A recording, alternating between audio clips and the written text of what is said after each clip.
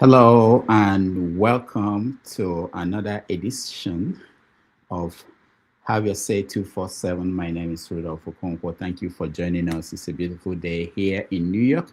It's raining a little bit, but it's still wonderful. Thank you so much for making it here for another interesting week.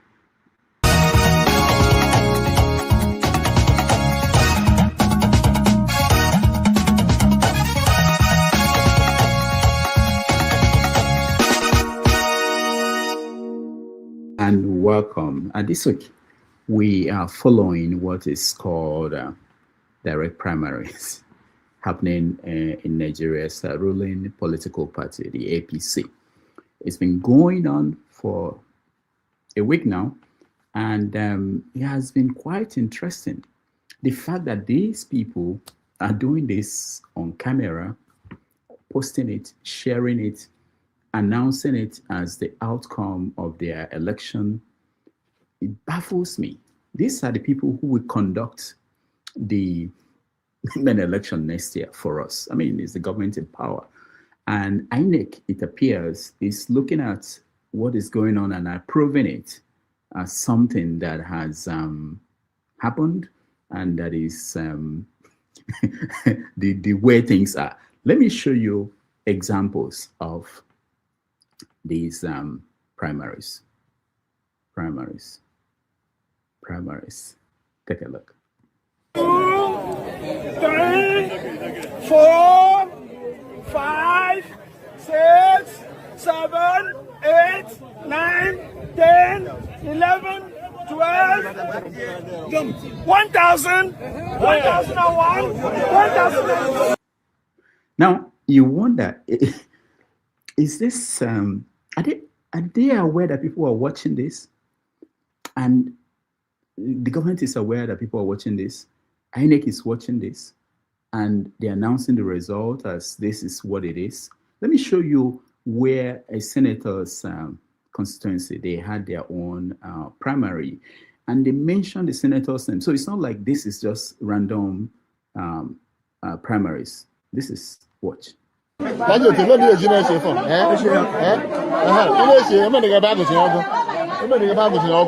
You move from. This is OUK primary in Okamo Road. Everything is going seamlessly. All these people are for OUK movement. 11, 12, 13, so interesting. 15, 16, 18, 100, this is lovely. 151, 152, 153, 154, 155, 156, 157, 200, 201, 202,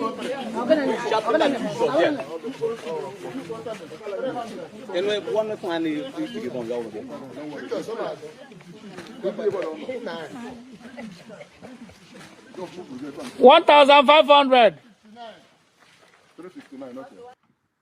That country is gone.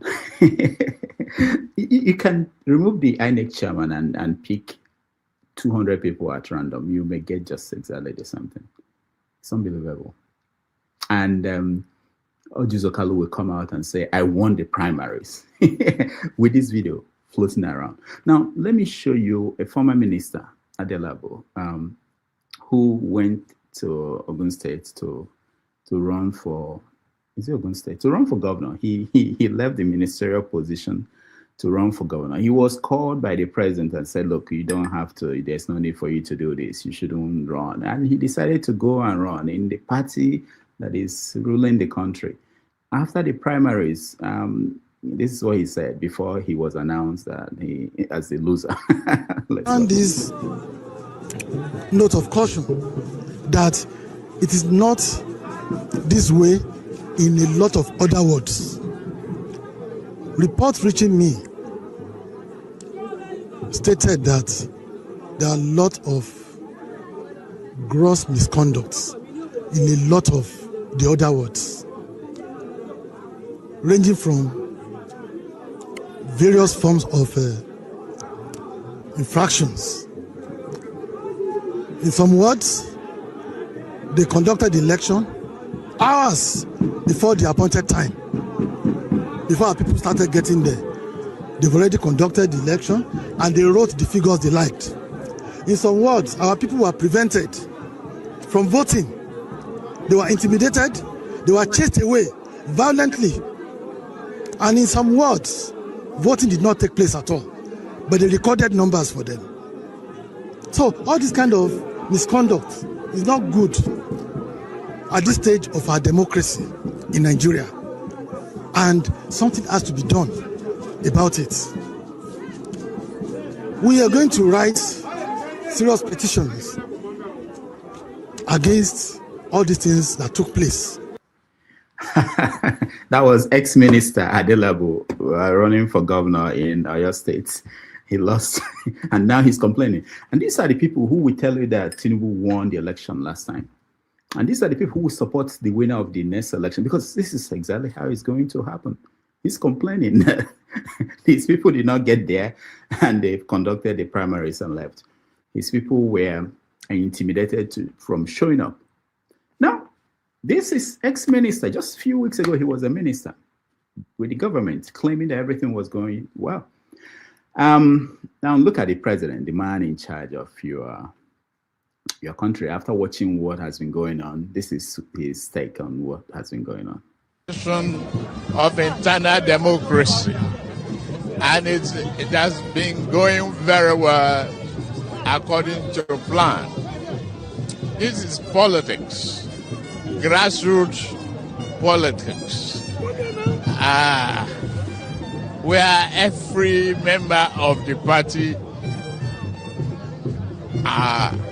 has a right to participate and be involved.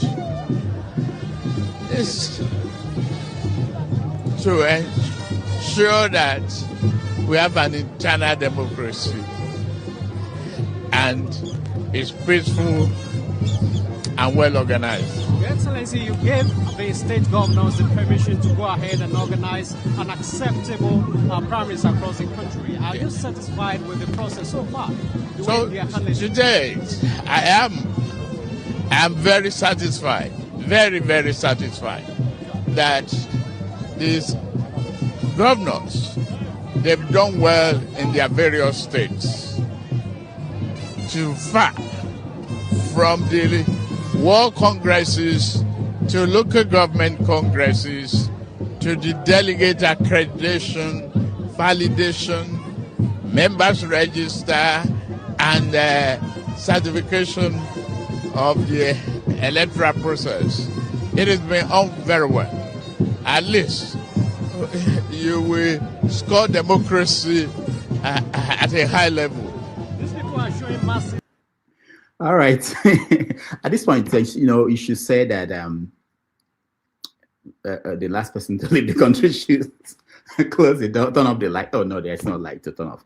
Close it down, close it down. It's not funny.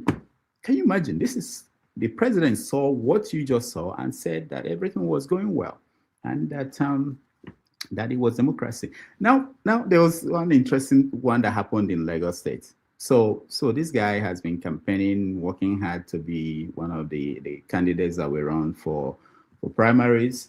And one day he got a call. Let him tell the story.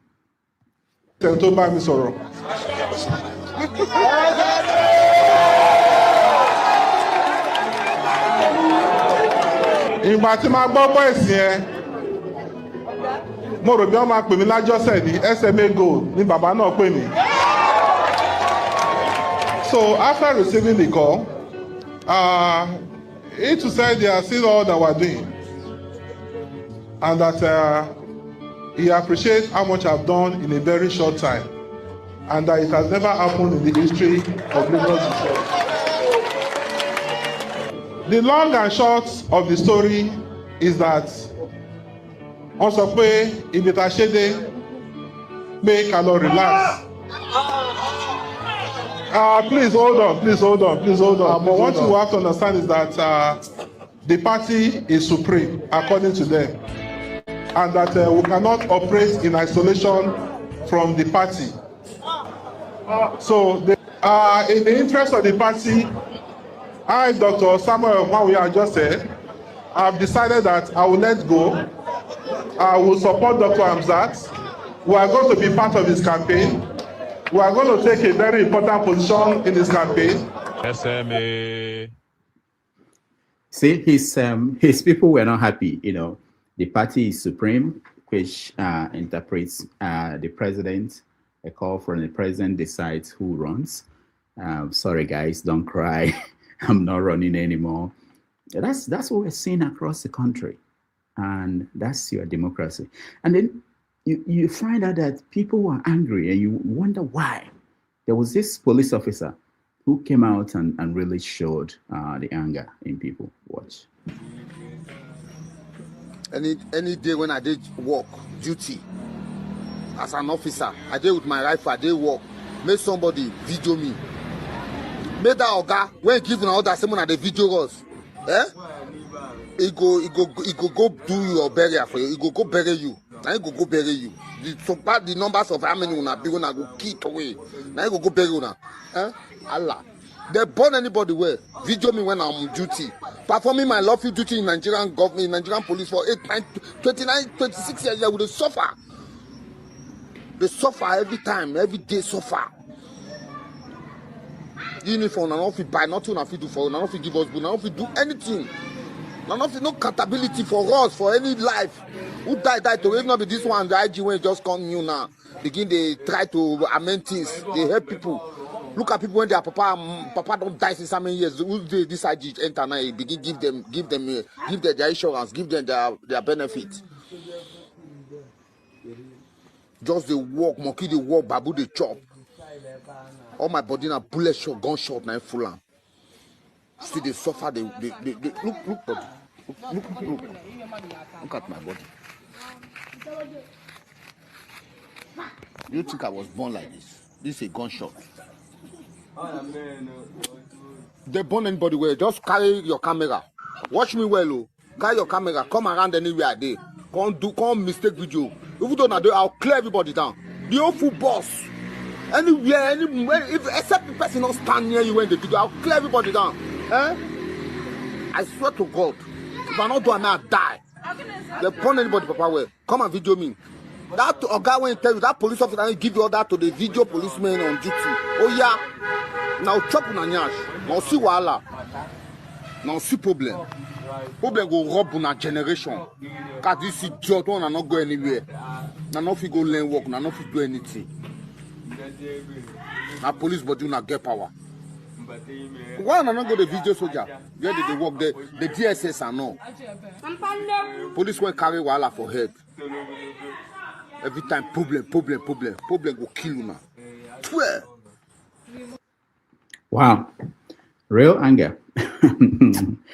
But also we need to look into beyond just frustration and everything. I heard that he made another video saying that he was frustrated. You know, I wanted to say I'm not a doctor, but this is beyond frustration. You know, there are people like this all over the country who are mad, angry, and ready to take extreme steps in wherever they are, whatever position. Let me talking about police. One more police video coming out from your hand, and you are the one that has seen people.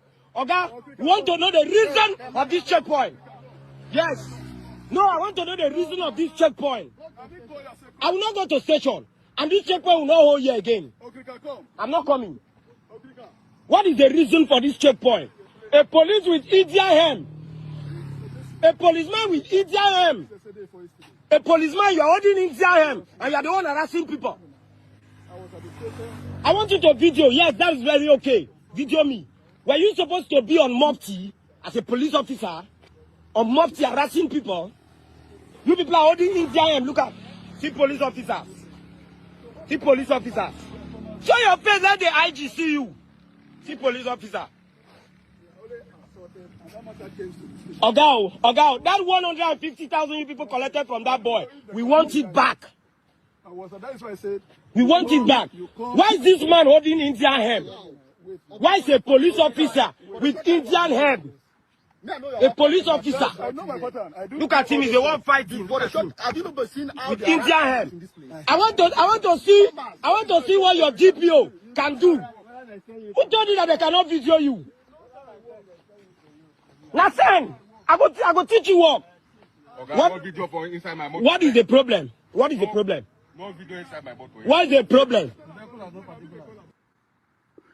All right. So you can see there is rising tension, and one day it may get to the point where it will be difficult to control between law enforcement, the government, and the people. And that's the state of the nation. I wish that things are easier in Nigeria the way it is in America, because America had a problem. It's just a problem America had recently. And our wonderful president here in the United States handled it. Donald Trump handled it very easily. I just wish that we will get to the point where Nigeria's problems will be handled the same way Trump handles problems in America. Let me show you. To our final broadcast, ladies and gentlemen.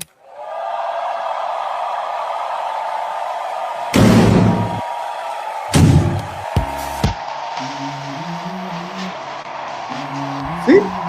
It's close. Very easy. Let's go. You wish I wake up to a little bit of we can do this in Nigeria. Everything will be easy. But Nigerian problems are intractable, unbelievable. And when you have people like Reno Mockery, because I have to end with that. Reno Mockery, Reno Mockery, going around supporting everything that is going on, praising the people who run a country like that. Because he was looking for something, he finally got something from the government, and he's doing clownish things just to praise the government. Let me show you. Let's end it there. This is for you. You, by the grace of God and the votes of the Nigerian people, you will govern until 2031. Wow. The ambassador. Case closed. Isn't that wonderful? It's wonderful. I hope you enjoy this. All right. I will see you. Take care.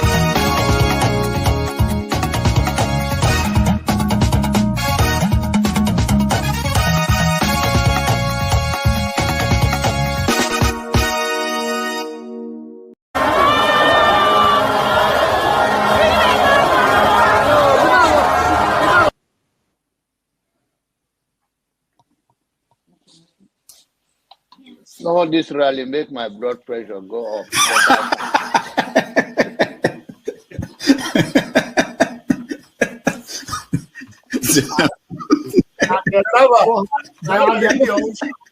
And the people who are asking a platform for him, who are supporting him. So you should get a filter sometimes. Filter your thoughts before you say. I'll continue to take blood pressure medication. Why are you getting high blood pressure, Jonava? Now, I'm not taking medication for myself. I'm taking it for people like some of you guys that after the January, February something, and then people like Soludo, that is a good spoiler. I thank God for his life. He's working for my. And I am ready to die defending Nigeria in whatever way. When it is God's time for us to go, it is you took my time to God. You are ready to defend Nigeria. I gave you I'm coming. Alexi, hold on. You already started. What I'm saying, defending Nigerians is this. I gave him my time and he's using it to defend No, sorry. I'm sorry. I hope that Nigeria wins. I'm never going to wish any president evil so that I can say I told you so. No, I won't wish them evil. I hope, you see, I'm not praying. There's no point. I can't pray for Nigeria to be fine. I only hope that Nigeria wins and Nigerians win. Because if you choose a dodgy doctor who has a dodgy record, who has, all sort of accusations leveled against him, to say this doctor, we think he's done this, or this doctor, this surgeon. Yes, he's a senior surgeon, he's the most whatever surgeon, but there are a lot of accusations leveled against him. If you choose him to operate on you, and you tell me to pray for you that it doesn't kill you surgery. What's the point? I can't pray. You might make it, you might not make it. My prayer won't change anything. So I hope Nigeria and Nigerians win during Tinubu's 4 years. Thank you. Thank you. Uncle, right? I have the right to address Showore the way I like. You don't know what Showore did to me. So learn to control your emotion, right? That's the only thing I'm going to tell you. But if you don't want to control your emotion and you insult me here, I'm going to insult you 100%. Okay. You understand? You cannot insult me on a normal ground. Fiscally, you can't insult me, right? I will treat you like a child. If you insult me physically, I will handle you like a child. I don't care your age. Do you understand? You are powerful over the camera, so you can say whatever you want to say, but you can't yet say it to me physically. You understand? I will handle you like a kid. I'm not joking. You understand? So learn to control your emotion. You understand? Okay. Please don't take him out. I also have a right to respond because he mentioned my name. There's no need to take him out. All you have to do is to meet them or something. And you're taking too long to manage them. Comment. What did you say? Comment. I know, but he mentioned my name, so I'm asking to respond to him. When he gets to your time, then you make a... No. He mentioned my name. If you want to make it rowdy, I will take you out. Take me out, you son of a bitch. Take me out. You think you're a big boy because you're moderating. Take him out, please. Hello, come on. Don't use such word now. Don't forget, that state is now an oil-producing state. So they now have derivation, if you are not aware. So if you want to speak for anybody, please do not defend a Kalata like a Yabelo. Please do not. Okay, let me respond to him. 1 second. Do not defend a Kalata like a Yabelo. Do not. All right, thank you, Mohammed. The people of that state. Can I respond to him? No. Then go to hell. Rudolph, go to hell. All right.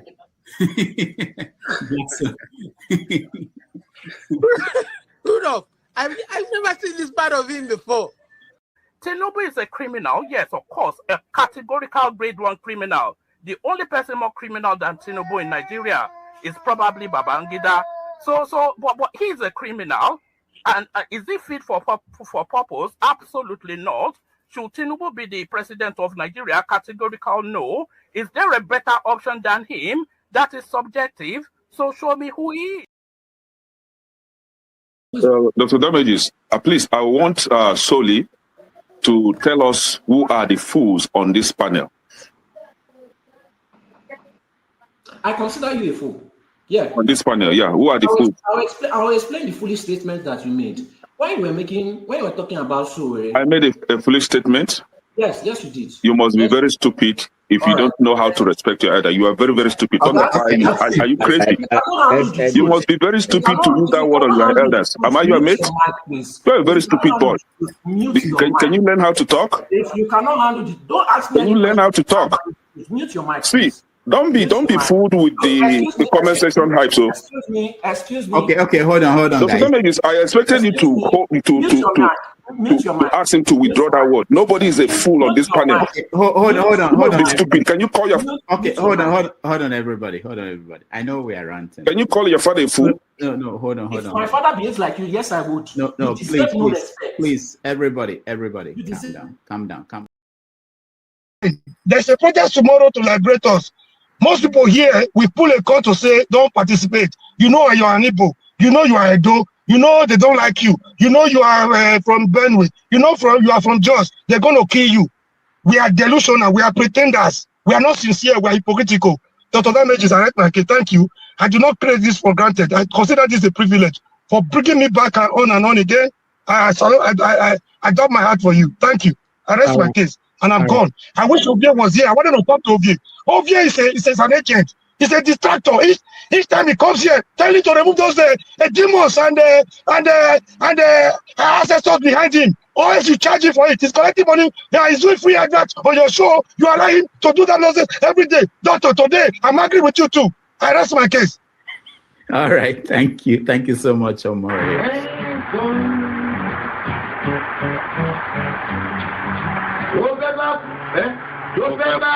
Tó fẹ́ kú torí ẹ̀ o.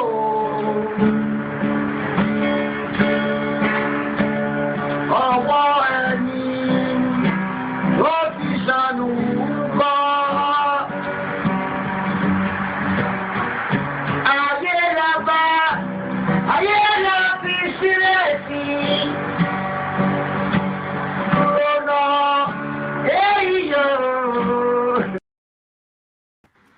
really want no one Akpabio and his friend organize rally in their constituencies. People know they bring change. Organized people do.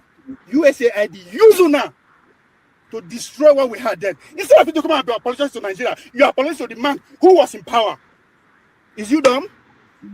Did they just say what you had then? What you had then was IPP and Abacha. You are dumb. You are a moron. You don't even collect good money. You don't collect good money.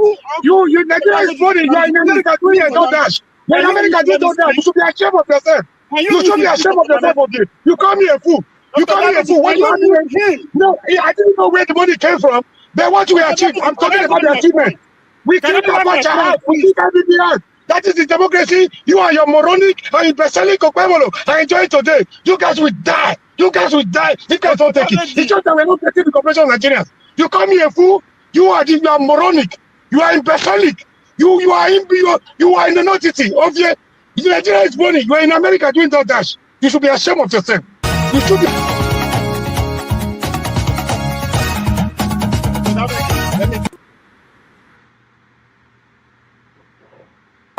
Thank you so much for watching. Thank you. Have you subscribed? Yes, you. Have you subscribed? You. Yeah, before you go, click. It's free. Click. Just that's it. Have you subscribed? You are laughing. Have you subscribed? Have you subscribed? Thank you. Thank you. Thank you. Hey, madam. Thank you so much. I can see you. We have to get to 100,000 subscribers. This by the end of the year. How are we going to do that if you don't subscribe? Yes, you. Yes, you're about to click off. Why? Have you subscribed? It's free. If you don't, ask your son, ask your daughter how to. Just one click. Thank you. Thank you. I see you. Aha. Thank you very much. Thank you very much. I'll see you tomorrow. All right.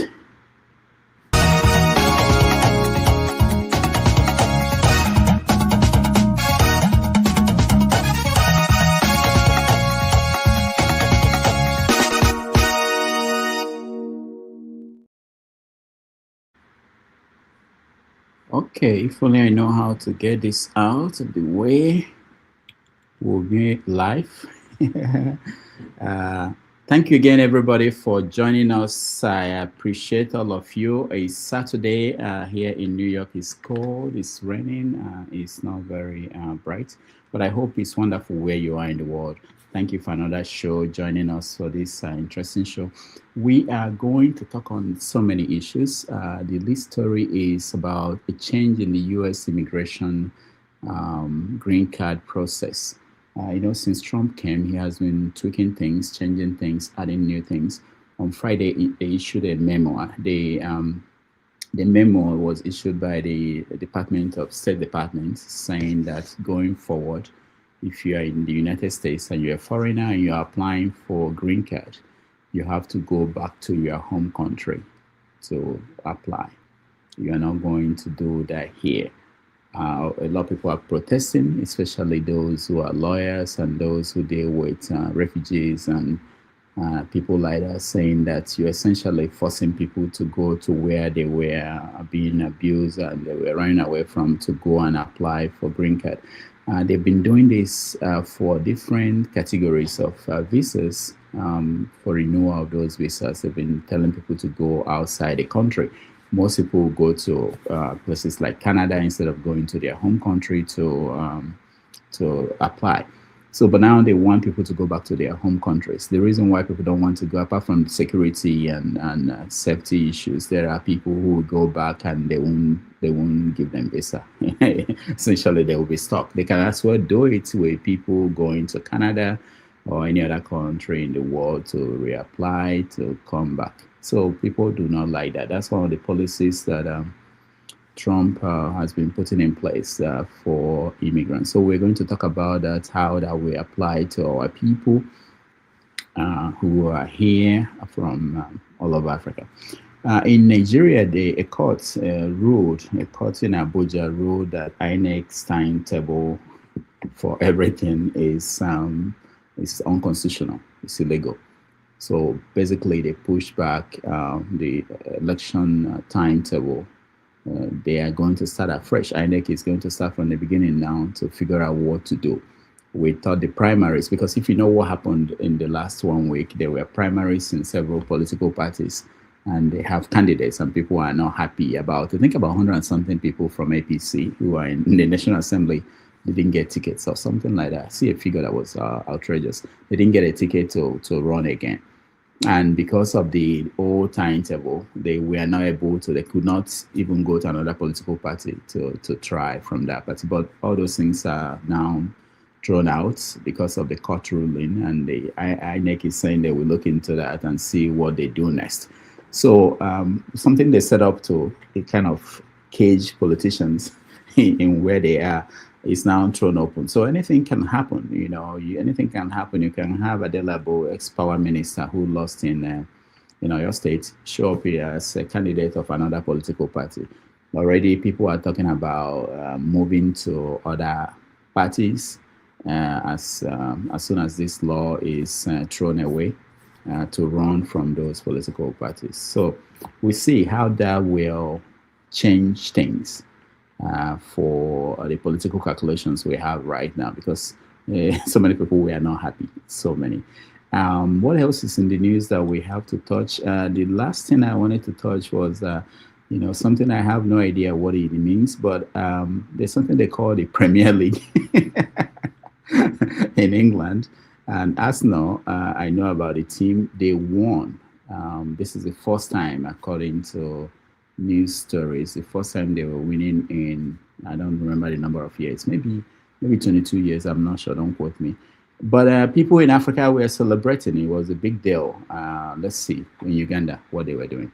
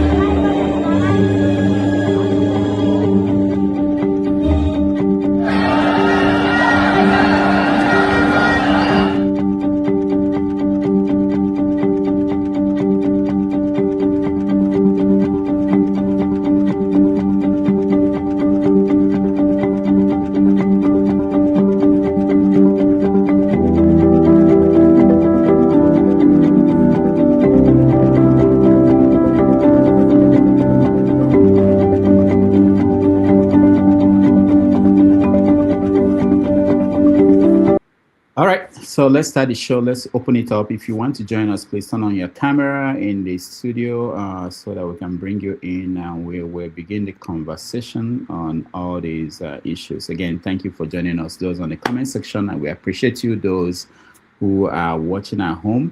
If you can, this is a good time to like the stream and share, and we appreciate all your comments, and thank you again. Let's go.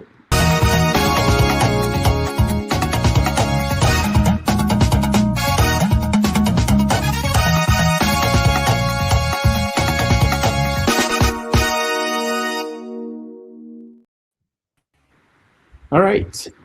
Femi, I greet you. Good morning, good afternoon. Yeah, how are you?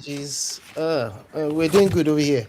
Unlike you, where you're suffering in silence with the weather, come enjoy some sunshine in Texas, so we can transport to California. I know you guys are enjoying, but by August, we will have a better weather than you. It's only for a short period. I remember the last time I was in Texas, it was in August. I almost went back to the plane. I said, "The pilot, don't go. I'm leaving. This too humid." No, doctor, you need to try Arizona. But like I said, it's one of the reasons why I left New York for you, especially because how, in addition, it's so expensive for no reason. But it's fine. We're doing well. Good morning, Mr. James. Yeah, that's good. Thank you so much for being here. Mr. James, how are you? Welcome. Yeah, thank you. Any story happening in your part of the world? Yeah, in Gambia, in Senegal. Oh, Senegal. Oh, yeah. Oh, yes. I just saw that story before I went on. I couldn't integrate it into what's Yeah, going on. the president sacked the prime minister for ideological and other reasons. I heard that there was something to do with money. What is the main story? I think from what I gather, since they formed the government, they've not been able to see a number of things from the same perspective. The IMF is giving them some very steep conditions to be satisfied because the previous government of Macky Sall borrowed some money from the IMF, which they've not paid. So as a country, they have to honor their debt obligations. And the way they are going about it, they could not see things from each other's perspective. And also the prime minister who has been sacked, he formed the party while the president was in detention. So the president, when he was released, he contested the election on the party's platform. Whenever there's any misunderstanding, he always threatened the president that he's going to pull his party on the government. I mean, they could not see things from each other's point of view. So the president had no option than to tell him to go. It's not a new thing. We also had it here in the Gambia some time ago. The president asked his vice to quit honorably. It also happened in South Africa between Jacob Zuma and Thabo Mbeki. Mbeki sacked Jacob Zuma, so it's not a new thing. So you think it's not going to escalate into more crisis in the country? No. Well, I cannot say because for now, I don't think there's any cause for serious alarm. But what I'm foreseeing is that the next general elections to be hotly contested. You think that the prime minister will run? Yes, it's likely to run. Because this region is south of Senegal, they call it Casamas region. They've been clamoring for independence from Senegal all along. So people thought that with the union, what's it called? What's the right English word? The forming a government, coming together to form a government. Yeah. Coming together to form a government will douse tension in the Casamas region of Senegal. But with what has happened now, anything can happen. No, sorry, let me just correct something right there. So the prime minister cannot actually run. It's not qualified. So it's qualified. You see, they formed the government together, just like Thabo Mbeki and I want to explain what happened. So the prime minister was actually the leader of the party. He was the one that the people wanted. That's what I said, yes. Yeah, let me just finish it. So he was supposed to actually contest. In people's opinion, he was supposed to be the president. But the former president jailed him. So that make him ineligible to run for the office of the president. The current president is very close to him. They are close friends. They work in the same organization. They've been friends for a long time. He now used that popularity, the opportunity to push him forward to contest for the president. The people now voted for him. So I think there is problem of ego. That was how the president now nominated you to be the prime minister. So I think in some way he's still having the feeling like I'm the boss, but he's trying not to. He's still seeing the president as his boy, basically. So this was the problem. So he was not obeying his structure. He want to do things in his own way. He doesn't understand the leadership structure now that has changed. The president is the president. It's just like the issue Goodluck had with James Ibori had with Goodluck Jonathan. The moment anybody become president, even if it's your last born at home, he has a lot of power.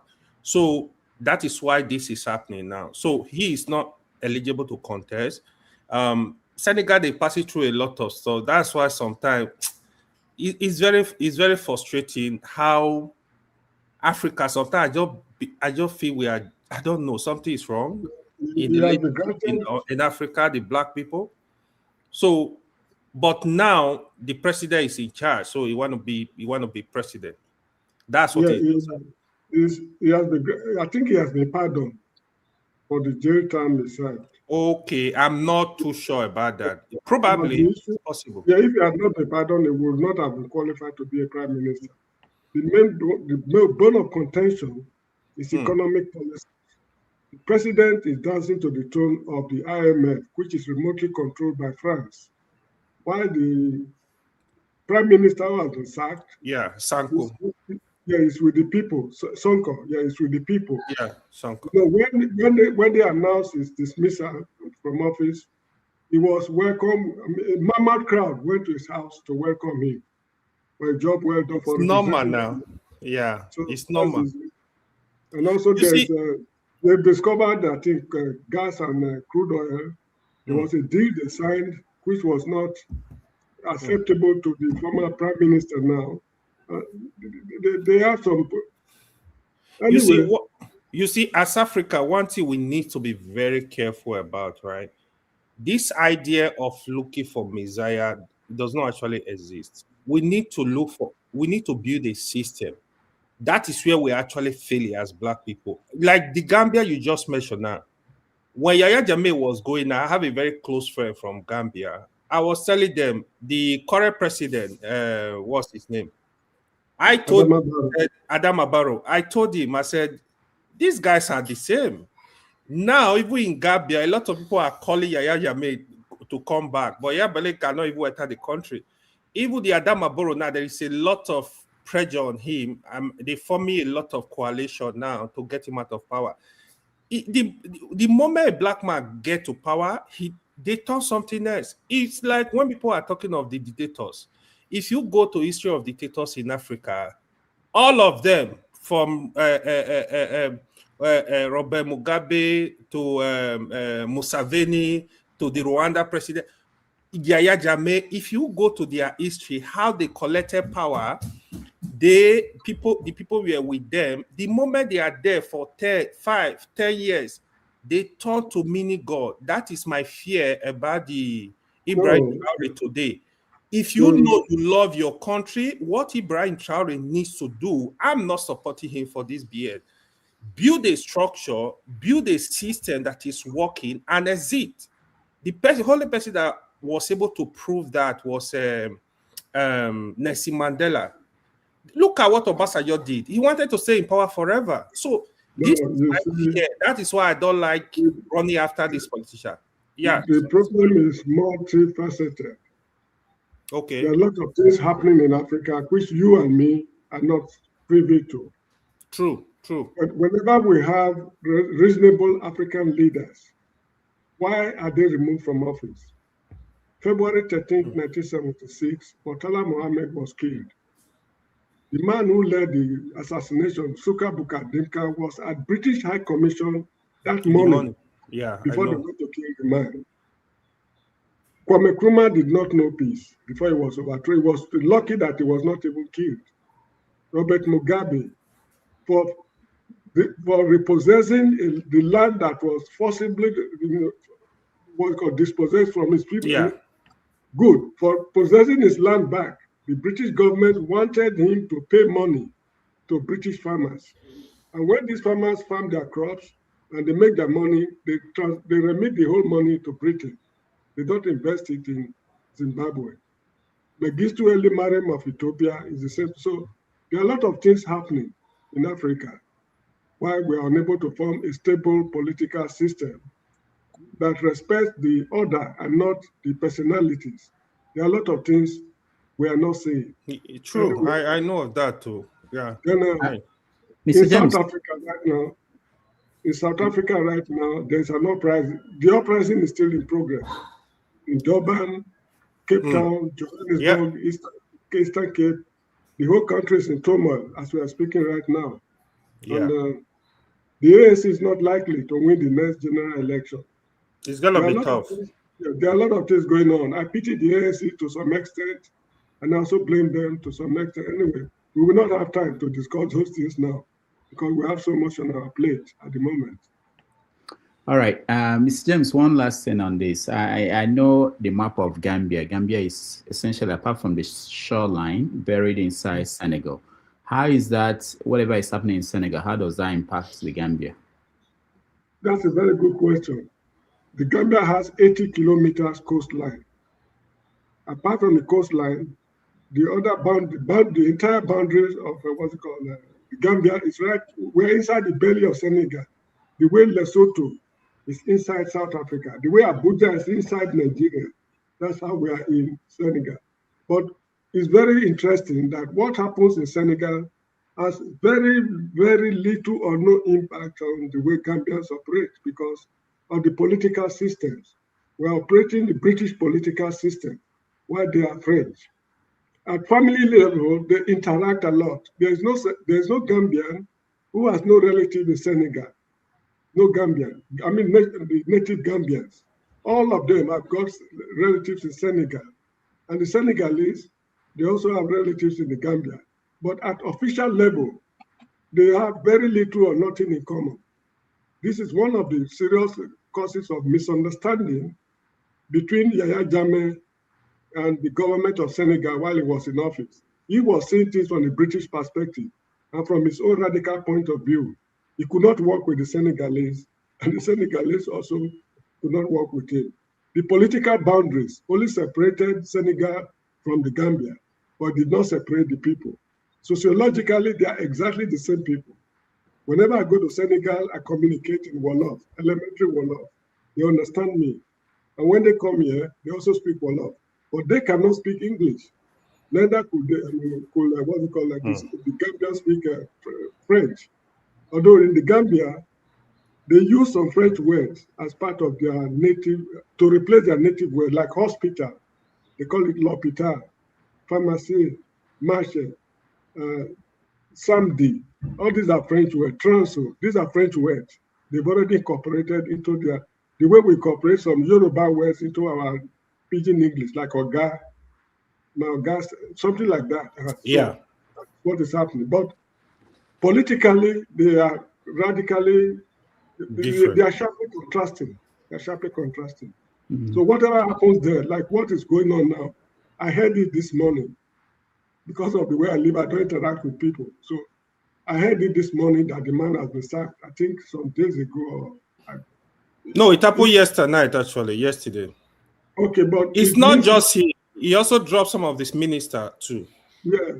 I think there was power sharing actually. So now he's trying to bring his whole people into the cabinet. Well, the issue is that I don't think he can deliver the goods.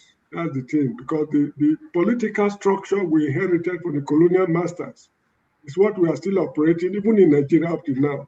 And that structure is not meant to develop African territories. 100%. Yes, it's not meant for Africa. We are securely tied to the West. So this is the main problem we are facing. What has really baffles me is how we adopt a political structure from the West without even touching it to suit our system. We just go ahead and just adopt the system and we just follow it like malus. So I don't know why we do that. I'm like, is it that we have to have our originality? It's just like me going to your house, see your settings, see the kind of how you set up your rooms. Probably you have children more than me. I will go to my house, I want to replicate the same thing. Like, you have to adjust a system to suit you. I agree with you. I don't even understand how we do it, man. If you look at the European legal system, in fact, the American democracy is not exactly the same as the British democracy. They have two houses of parliament. Britain has, I think, House of Lords or whatever. Their systems are different. And even their legal systems, this assumption of innocence before we found guilty is not applicable to the French people. I was told. Can you hear me, please? Yes. I heard you. Even Canada here, that bordered America, the system is different. Even Canada that border America, they don't use the same system. Things are different fundamentally. So it's just I don't know how we adopt all this system without looking at the other side. Anyway, this is one of the things the young Nigerians in particular, the young Nigerians in future should work. These are problems we've inherited from our ancestors. It is our duty to reform or to refine the system to suit our needs. They've done their part and they are gone. It's our duty to build on what they handed over to us. Thank you so much, Mr. James, and I appreciate that. Femi, so I mentioned some of the things in the news that we are following. I mentioned Arsenal, the win, which most people care about. I also talked about the primaries that happened. P2B got the ticket of NDC, and they essentially, I don't think he has any competitor, but that might change with this new law that just took place. The new ruling by the judge that is forcing INEC to open up everything. So somebody can decide to wake up tomorrow and go to NDC and say, I'm running for president, and they'll be forced to screen him. So the same thing with other parties. I think I've got the figure. I think it's about 70 people, 70 APC serving members in the National Assembly lost their tickets, including those that won as members of a Labour Party and switched to APC. Now they have opportunity. Before, the door was closed on everybody. Now with the new ruling by the judge, they can decide to join NDC or ADC or join PDP. So everything, we're back to the beginning.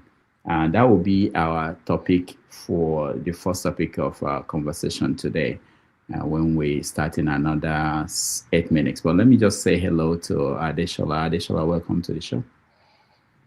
Good evening, everyone, or good morning, wherever you are. And nice to see everybody. Yeah. Adeshola, how are you today? Yeah, I'm good. Just back, and yeah. So said I should just join the crew and see what is on discussion today. Okay. Is there any story that you're watching? I mean, the stories that you laid down itself is what's talking about. It's just the beginning of what to come next year. It's not going to be funny at all. So we already know what we are getting anyway. So there's no point talking about it. So until it emerges in 2027. Yeah, I'm hearing from INEC official already said that they are going to review the judgment. Some people like Kulata are saying that that's not the interpretation of the ruling. Politicians are interpreting it that way. They are hoping that they have opportunities to move to other parties. INEC is saying that they are going to look into they always say that they want the certified copy of the ruling, and then they will decide what they will do, what they have to change. But obviously something has changed, and people are interested in knowing what to do, because most of these politicians are not going to just hand over, raise their hands and say we're done. We are not going to be part of this electoral process. And if there is a way for them, and nobody's appealing. I was thinking that people will say we're going to appeal this. We're going to stick with the timetable that INEC already issued. All right, we get to the conversation, and let me add to it, Rudolph. Yeah, go ahead.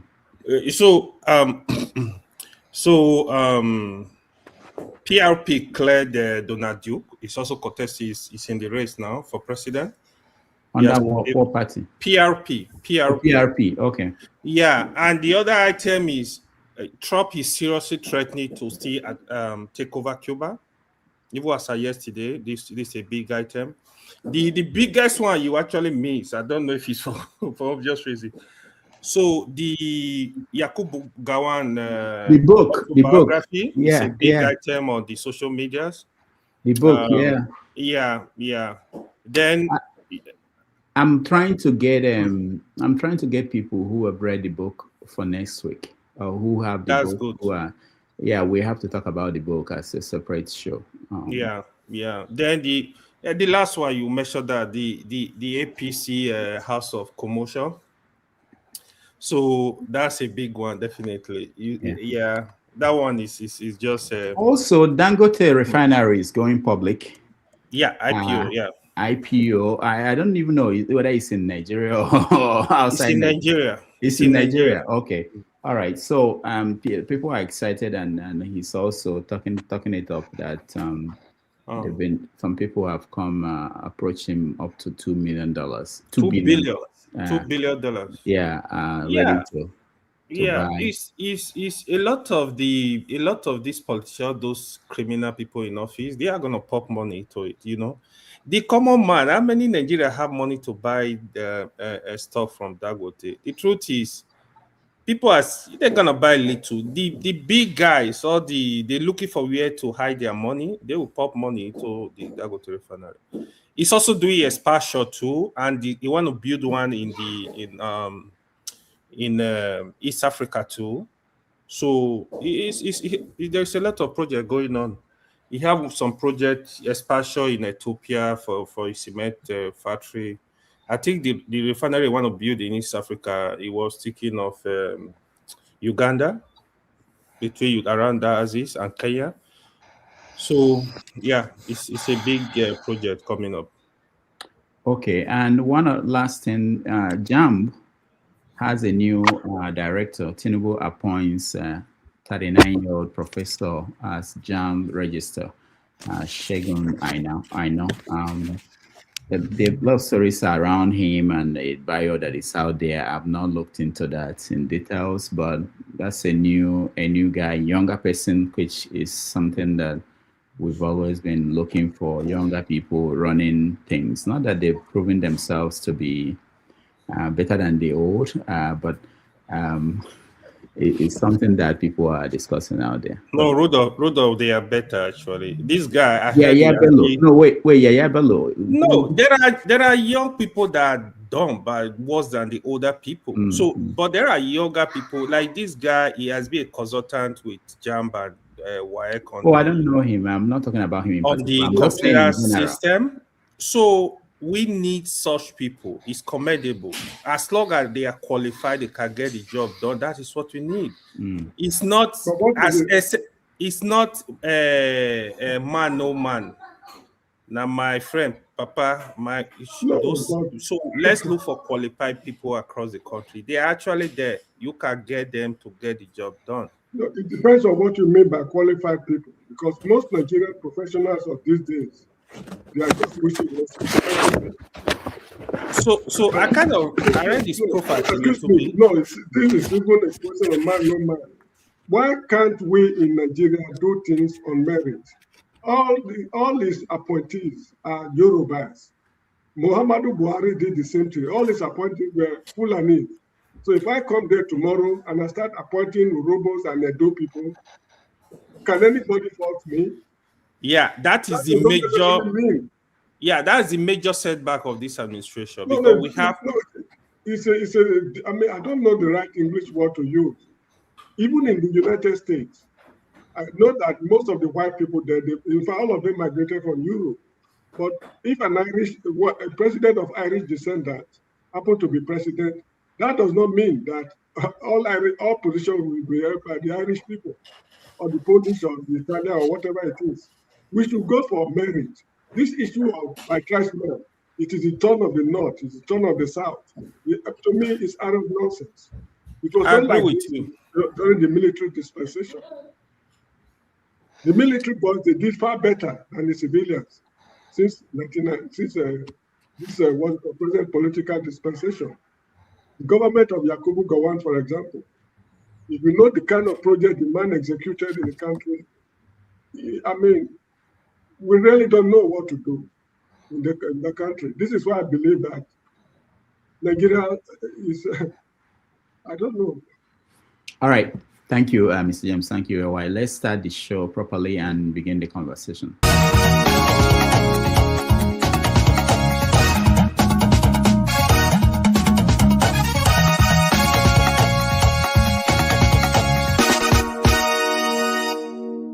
Give you money. So now you they pay to enter, you can't lose. Nobody send you. They don't pay you money. Man, let me tell you, as I did now, Tinubu no really trust me. As Igbo man where I be, they look me with one eye.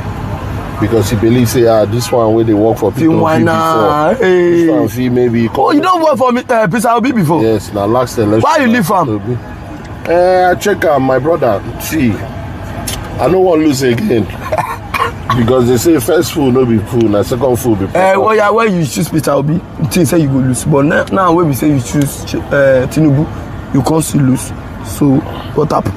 No be Tinubu lose now. I mean, you lose. Yes, now you don't mean anything. Okay. Peter Obi no lose. If you choose as he lose that one, he kill himself. No be in the one run again. I think you no be in the strong. You go win again. This one, Abi. You know if he win. How you know? See, please. You know if he win because he's not ready. The people who are more ready. It's Pella is now Anderson Cooper of Nigeria. Wonderful interview with Cubana chief priest. Let's look at this. Men are afraid of competition. Real men don't run away, don't walk away from a good fight. They don't. I'll give you an example. When I was at the NHIS, I was supposed to be there 5 years and do all this katakata. I did 3 years. Every day from day one to day whatever was one fight after the other, right? Petition, this is the house, and I stopped taking newspapers back home because I'll see my wife reading it and say, oh, today they said you stole 10 billion. And then I'll say, 10 billion? Oh, they don't know how to do calculation. No, I'll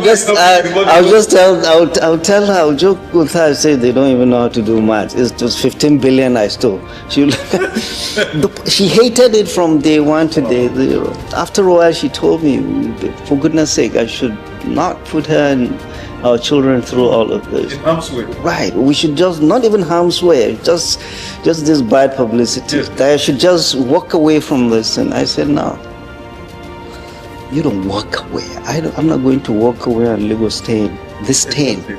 My family, you and my children. Real men stay and fight. And I'm still fighting it. You fight for what is right. So this is a leader, you're going to hand over a country of over 200 million that runs away when the party is rattling him. This is a country, you come, you will get blown from left, right, everywhere. Peter Obi has never had to work for his ticket. The Abga ticket he got was handed to him. So he ran, became a governor in Anambra State. The Labour Party ticket he got in 2022, he didn't go through primaries. It was handed to him. The vice presidential ticket was handed to him by Atiku. So he's not seen real intra-party competition. He's who I call, with all due respect, the spoiled child of Nigerian politics. Everything is being given to him. He can't stand the real fight where the big boys come into the ring. He can't. And Rabi Musa Konkoso has been a local hero. He is the alpha and omega there, whatever he said in Kano. That was then. The dynamics are changing. One last one. This is to satisfy that following the screening of the presidential aspirant of the Nigerian Democratic Congress, NDC, His Excellency, and being satisfied that he has complied with all the requirements of the Constitution of the party and all provisions of the Electoral Act and the Constitution of the Federal Republic of Nigeria 1999 as amended, dealing with eligibility to contest presidential election.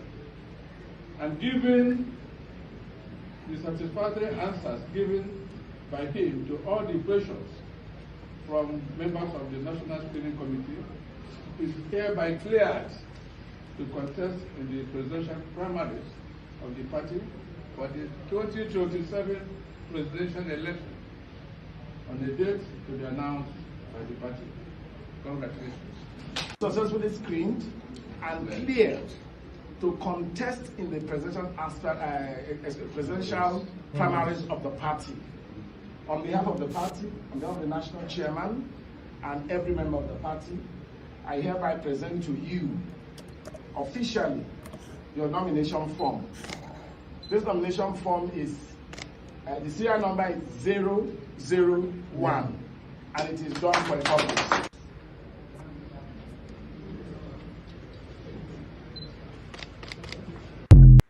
All right. So let's start. He got the 001 nomination form.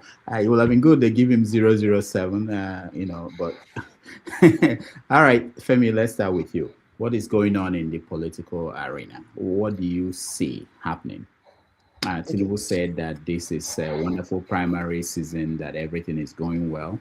Do you see INEC, if this is what they are giving us in their primaries, how do we have hope that the main election will be credible? A couple of seconds for me to be your co-uncle, since you refused to ask me what I also have seen. I'm sorry. Go ahead. Yeah, it's okay. You do it all the time, so it's fine. I forgive you. So the Ebola spread is becoming an issue. This is how COVID started suddenly. And I recall when I was in Queen's College, in the CUNY Queen's College, my previous life as a molecular biologist, the kind of things we were doing at that time gave me cause for concern. And that's why there continues to be a huge expenditure. A lot of people are not aware of this, not just in America, but in other parts of the world, on what is referred to as gain of function research for a lot of things that never existed before. But that's one. But it's because, just watch out, it's becoming a huge problem.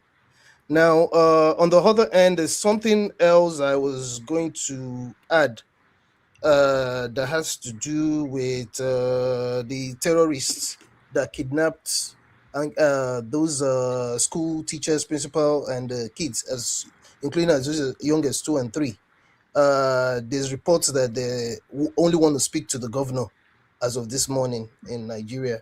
But to your point, and before Mr. James leaves, because just like him, this democracy and political things becoming really repugnant to me, But if I may add anything at all, I just want to say that to the point that Kulata made, just grazing through the report myself yesterday, I realized that the main theme had to do with the fact that submission of the primaries candidatures was moved from to sometime September. So obviously that opens up the door for people to keep defecting. By the time they make rounds on all the 19 political parties, maybe it will be down to waiting for the possibility that they may open up the space for someone else to come up with a new party. But again, like it's often said, the more things change, the more it remains the same. I really do not have any interest in it. I wish those are interested in the coming elections good luck, because nothing's going to change. We have to break everything down and start all over again. How that's going to happen is going to be down to the people. I don't have too much interest than to just continue laughing at everybody that thinks that we're actually going to be having real elections. Tinubu is already going to be your president, so you better start preparing now. All right, thank you, Femi. Mr. James. I don't think I have any. So that's a reasonable thing to say about the election, because I believe Nigeria is beyond redemption. Can you let me ask a question? So let me ask you, the primaries in the Gambia, do you watch it? Is there anything like what we are seeing in Nigeria? The way that votes are counted and is this similar? In the Gambia, they rig election before the election day. On the election day, it is impossible to rig elections. I mean, to rig what we call the elections. It's impossible. But before the election, a lot of things happen behind the scenes. But on election day, take it or leave it. It's impossible because of the system they are using. They don't use ballot papers. They use some tokens. It's difficult to explain. It might look primitive to most people outside the Gambia, but to them, it is it's foolproof. Let me put it that way, it's foolproof. They don't rig elections the way we do in Nigeria, but they influence the process before the election day. Okay. All right. So, just kindly let me ask a question. Anybody can answer it. Okay, go ahead. Is there any need for the election? That's the question. It's a waste of time and money and resources. There's no need. Let's just continue like this. No, we'll continue like this with, what do you mean? Who will be in charge of the country? There's no need for election. We just continue like this on the people are ready to step out and, take things. But I don't know. I mean, people have to come out and probably chase these people out. Everybody, every single one of them. Are you saying that it's not be down to us? You want the governors to stay in place, the senators to stay in place, and the No, president? there's no need now. We just waste money again, which we have been wasting. They've already amassed all the state I prefer votes. military rule. I prefer military rule. Just wasting our time. So let me play this again, just for those that just joined us.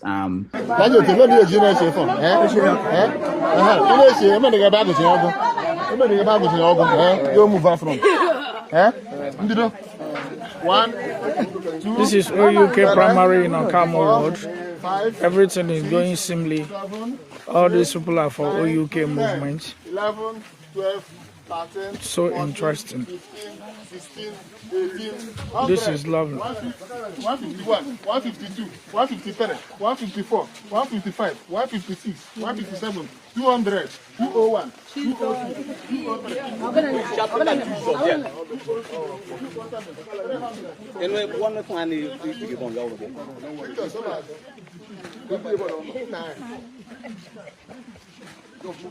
1,500.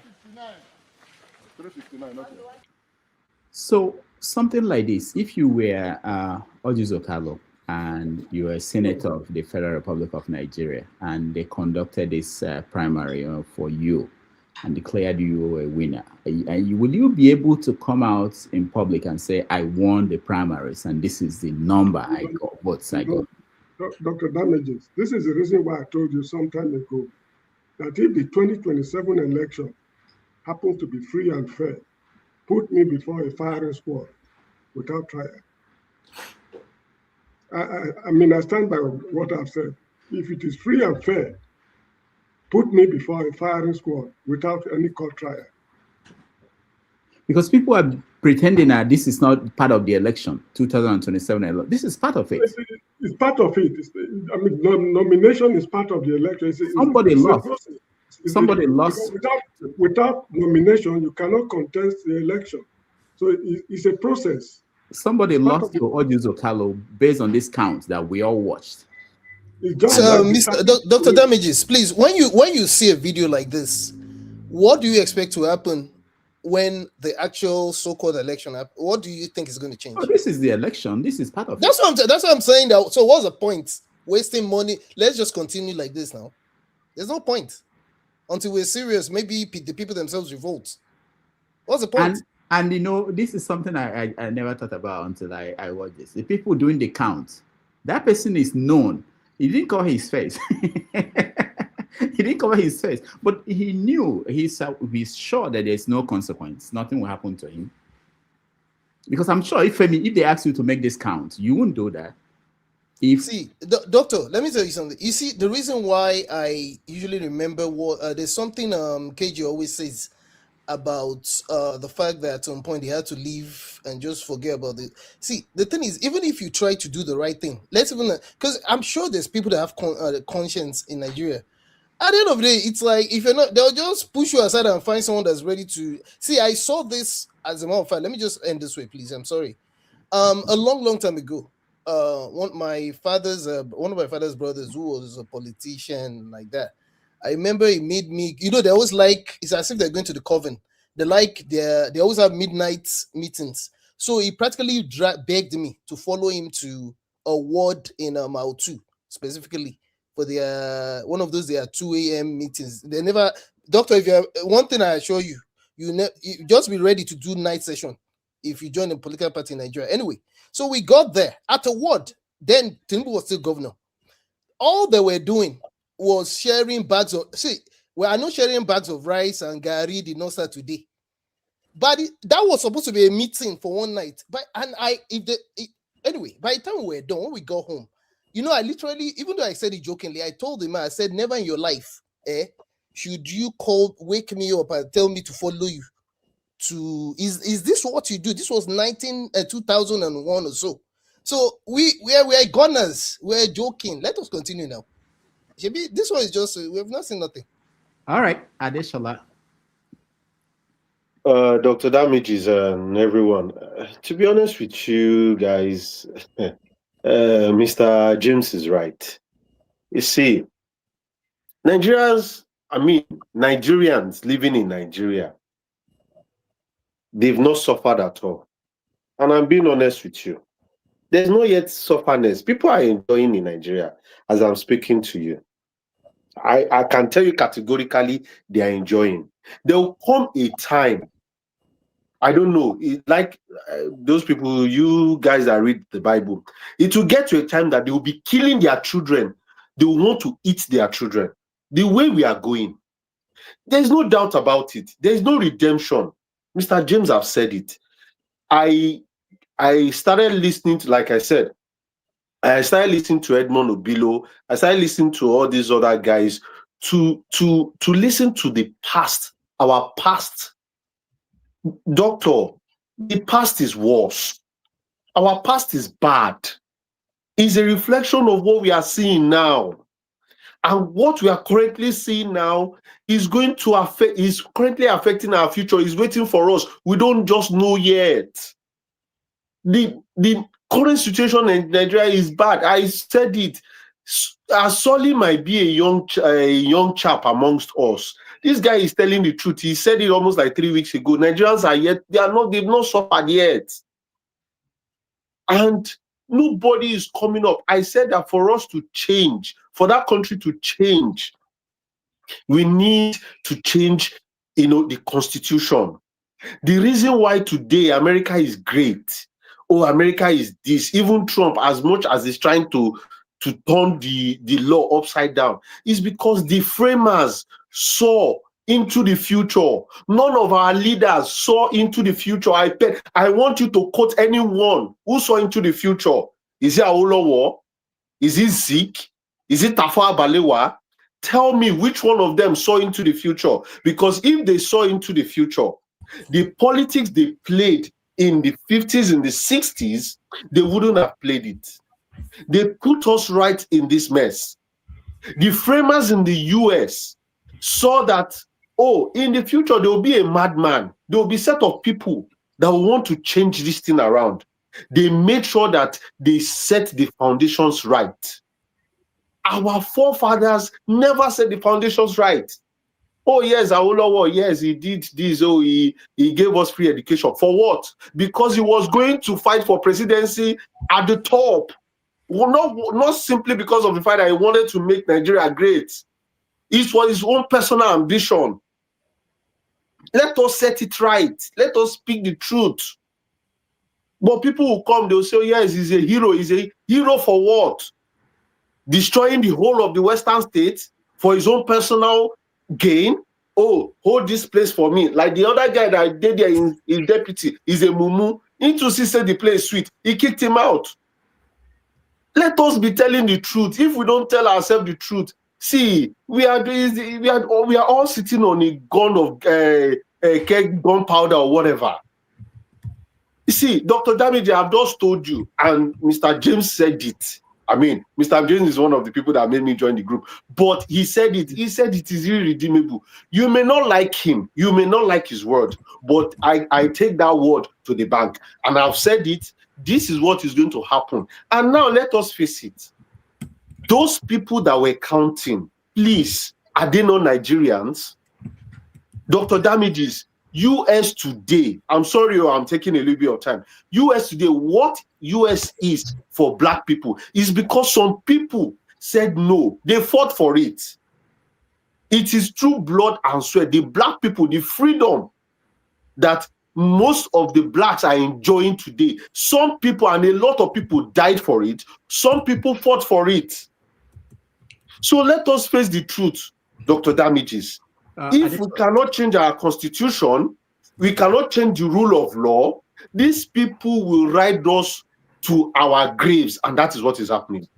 I yield at the moment. If you want to ask me a question, I will answer. I'll ask you a question because watching that video, I was thinking about kids who are probably 10, They have been introduced to a political system in Nigeria. They watch that count. When they get to 18, 20, what do you think they know as a foundation or background of our electoral process? That's what they know. That's how we do it. People don't think about this concept. But hold on, Adeshola. And I'm thinking when you are saying like what James said, that it's hopeless. And you mentioned Awolowo and the generation that framed the constitution and negotiated the independence and whatever they got right or wrong. What will we say? Your own generation, our own generation. What did we do? What did we negotiate? How did we move it further? In America here, they talk about coming up with a more perfect nation, moving forward, making it better every generation. What did our generation try to do? That's the question. It's not about throwing up our hands and saying that we can't do anything, we can't change it. Yeah, it's an easy way, but what did we do? How did we try? What are we going to say we did? Briefly, before I go to other people. Yeah, sincerely, yes, we are not doing enough, but part of our generation still fought for like NSAS, still fought for this confab in 2012 that Jonathan set up. It wasn't far-fetched. If that confab had come on board, sincerely, majority of these things will not happen. Yes, it will so happen, but some of them will more or less be jailed. So, see, like Justice Crack that we are talking about, he's still part of a way of fighting. But what happened to him? They called him in. They wanted to send the guy to prison. Even if but for his wife, we will not know wherever he is.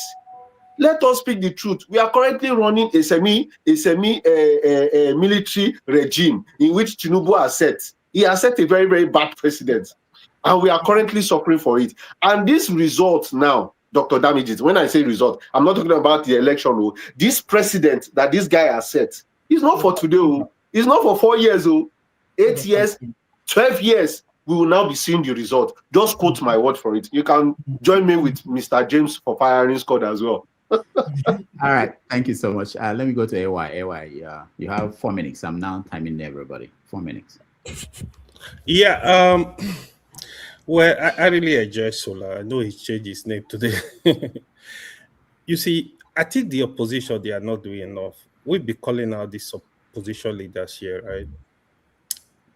When I look at the opposition leaders, you see they are all a bunch of greedy leaders. You will not take Tinubu out easily in that way. You see, the first thing the opposition is supposed to focus on before fighting for who is going to be presidential aspirant was to fight for electoral reform. Set your goals, fight for electoral reform. If the government are not ready to do that, then what you do, you boycott the election completely. This is the way to go. But they refuse to do that. So when you see them now, I was just telling you, Donald Duke he bought a form in PRP. He has been cleared. Amechi is there, Peter Obi is there, Ulo Jonathan is in question.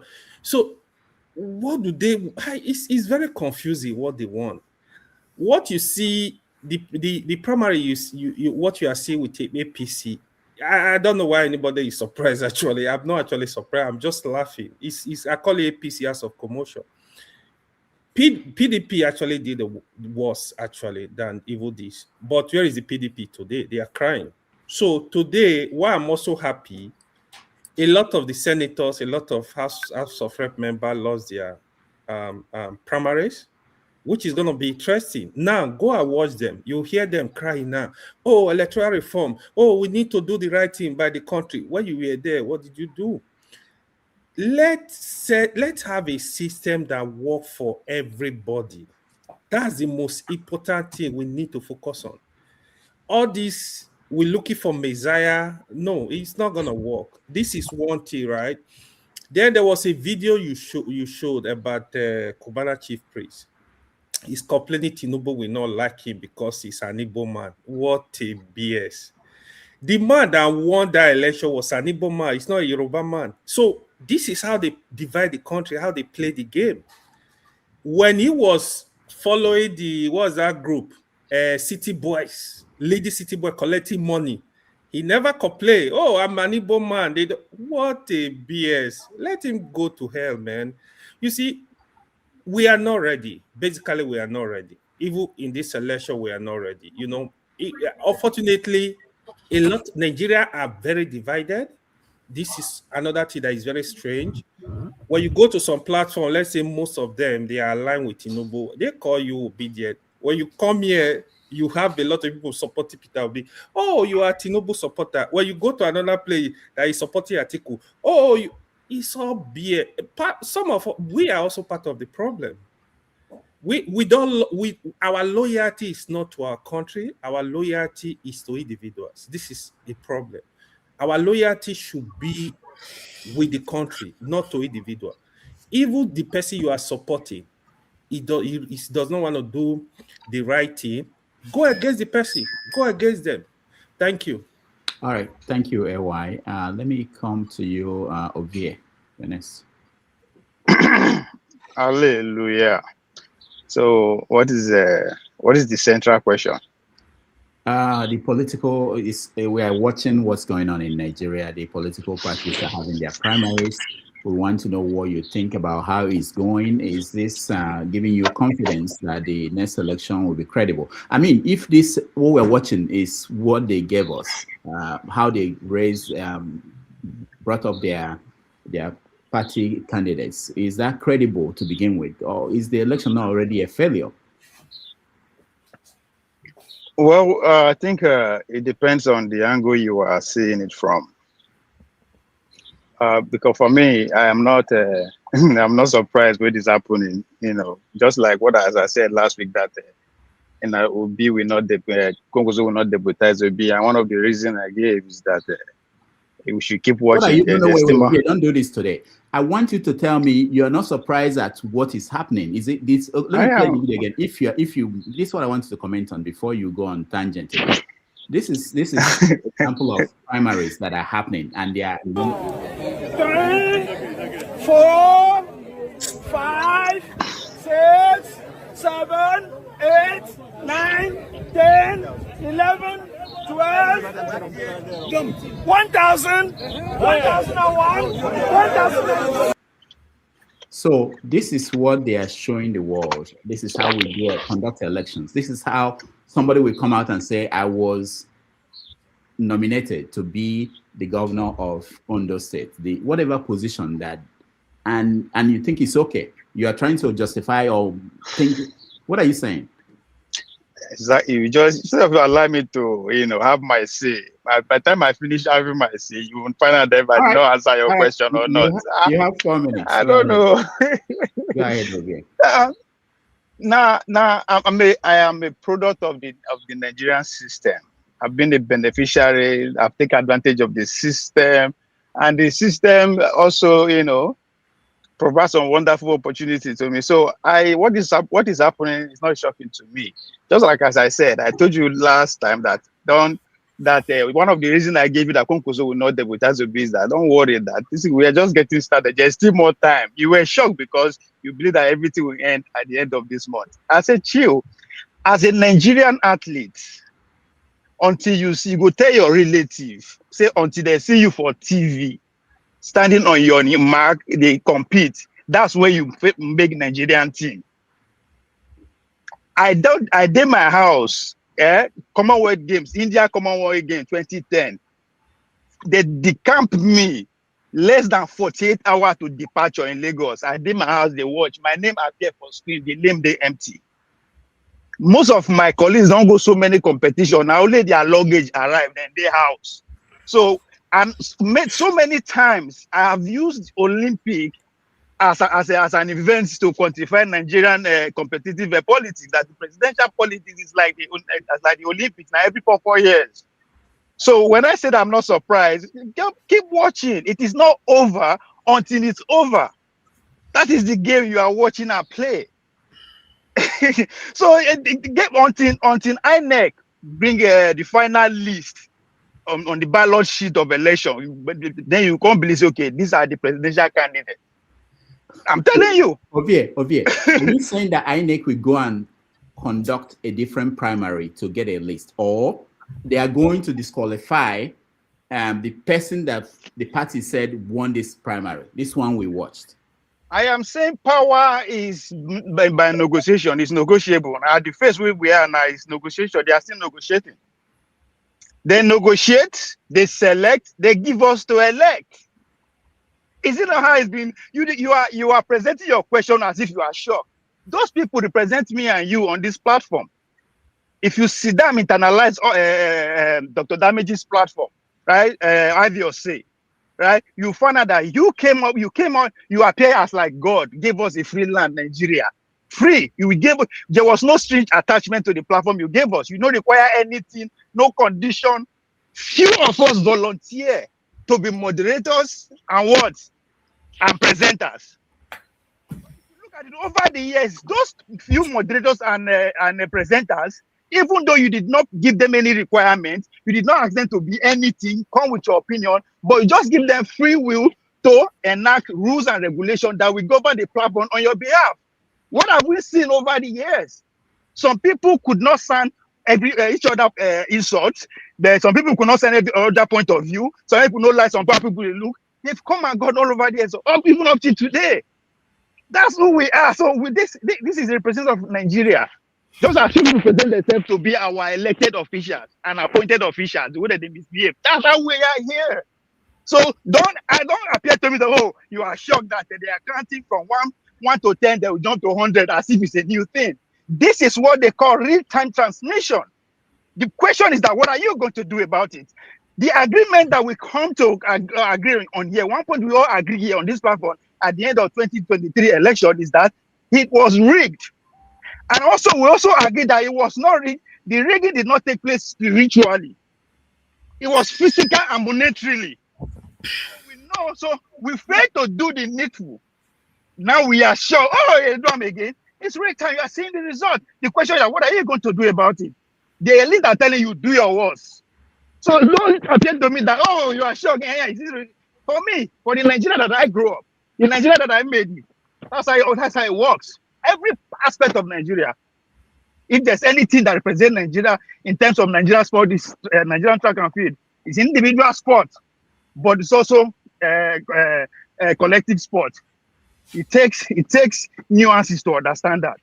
You have to train every day for a year for a split of seconds. So it takes a lot of mental work. Now, and again, politics it's not by intellectual definition. It is real. It is written in human blood on human flesh, not by ink on paper. That's the reality of politics. They are negotiating. It's not over yet. Okay, thank you, Ovie. Oti, welcome to the show. Hello, good evening, everyone. Yeah. Hi. I just all right. I came actually because I listened to James and then to Femi. I'm just wondering, these gentlemen they allow their negativity and pessimism to get the better of them. Look, it's nothing. It shouldn't be surprising what's happening. Even with the primaries we're talking about. To me, that is not. The main point is how do Nigerians and how do we respond to that? How do we react?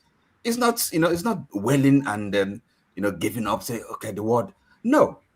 Okay, so because. Are you expecting, is either that these gentlemen and some of us here are not really realistic? We don't understand how things work. Those that are in power, are you expecting them to just, kind of sit down, sit quietly and not resist the change that Nigerians want? Okay, you're saying that Nigerians are not hungry enough yet. That what kind of logic is that? It doesn't make sense to me. This is a battle. This is a fight. Between light and darkness. That's what it is.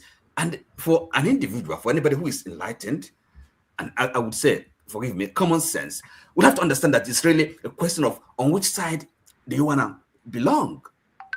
Okay, and it cannot also tell me that we don't see some Nigerians, a handful of them, trying to do the good thing, do the right thing, and therefore, what do people of conscience, you and I, if you come to this platform and then talk.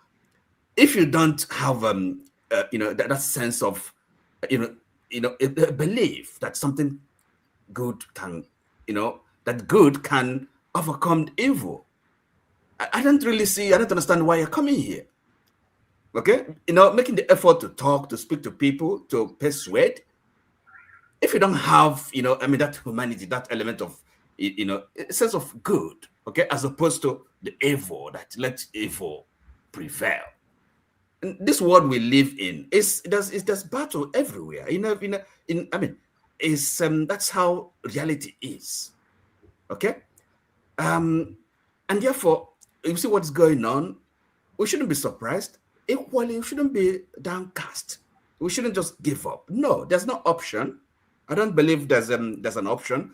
Not doing anything is not an option. So we have to see where, no matter how how dim or small that light, we just have to support it. Okay, people are, and then you talk about Nigeria new constitution. Okay, yes, change of the constitution, whatever the structure, but how is it going to come about? It is also going to be a fight, a battle.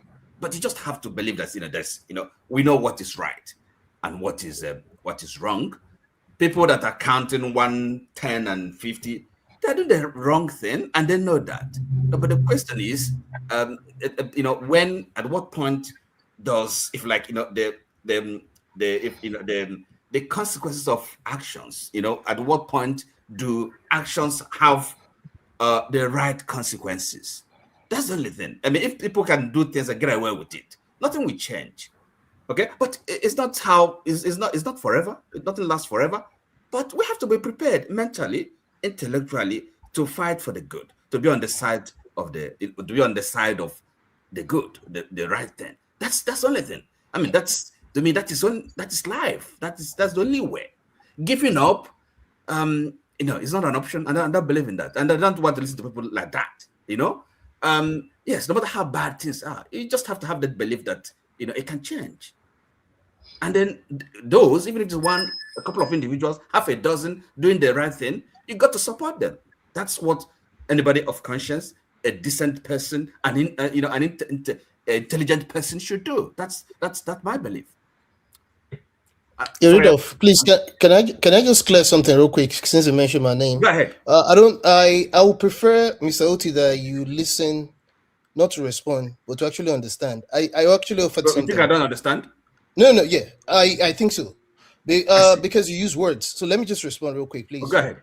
I mentioned specifically that I'm not even interested in we're wasting our time. I specifically said that, and I offered the fact that when Nigerians as themselves get serious, it's not the first time I'm mentioning this view. I offered it before. They need to come out and fight for it. There's been revolt. Other people fought, like you said, in other places. Nigerians need to come out. Otherwise, we're going to continue like this. What have you seen that's going to make anything change? We're going to come out and stop wasting our time with all this system that we have in place. It's not going to change, period. Okay, Oti, don't respond yet. Let's Adeshola has something to say too before. I want to ask Mr. Oti, the same on Femi.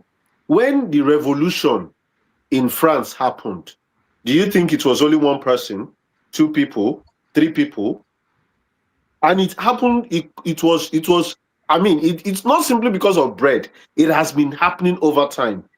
When the US, when the North and the South fought, a lot of people have been fighting people in the South.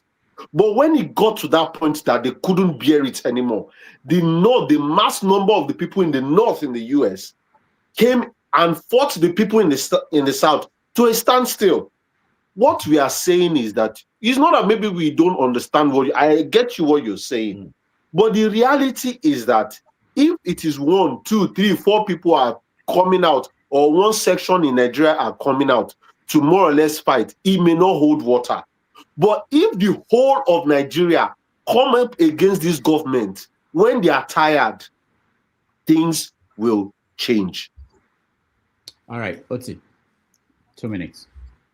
Well, okay, look, it's so is it just a question of matter of number, right? Okay, so now if it's number, the question is how do we then get that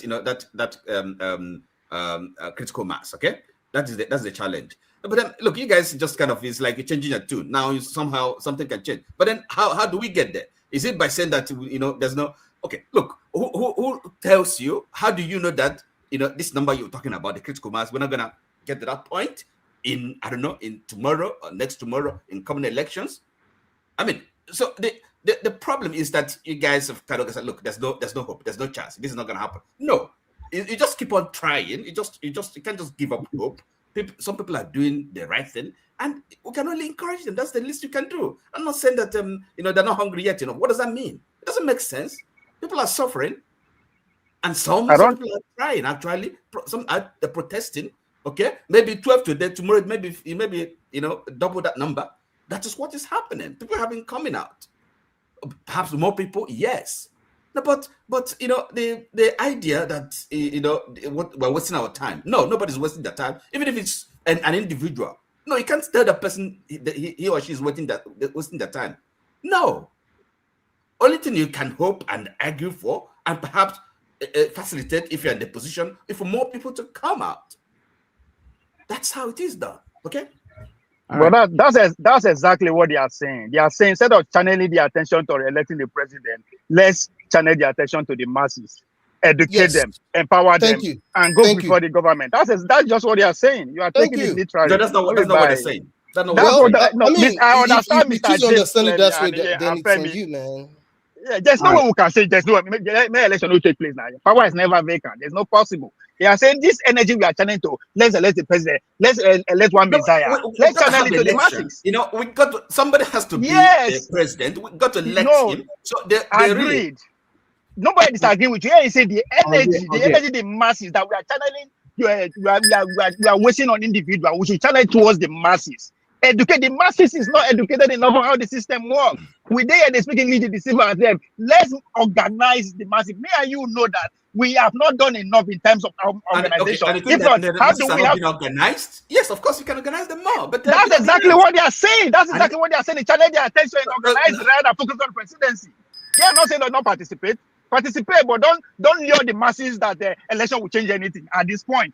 Instead, tell the masses the reality. That we are not. We don't have to. Thank you, guys. What will change things? We have to move. How do you explain that a country of 250 million, only 20% are participants? Why is it that when I how do you explain that? You unmute yourself, Ovie, mind yourself. Forefathers, go ahead. Greetings, Dr. Damages. Greetings to all the panelists. Greetings to the chat, and special greetings to the viewers at home. Yeah, this week has been quite traumatic in many ways, with the incident in Oyo State. And it's one of those tragic events that keeps occurring in Nigeria, and it just seems like everybody's used to it. And this morning I saw some message that made me annoyed and about these things, because I was talking to some Nigerians last week about these incidents that will keep occurring until you do something and have people to cut down the response time.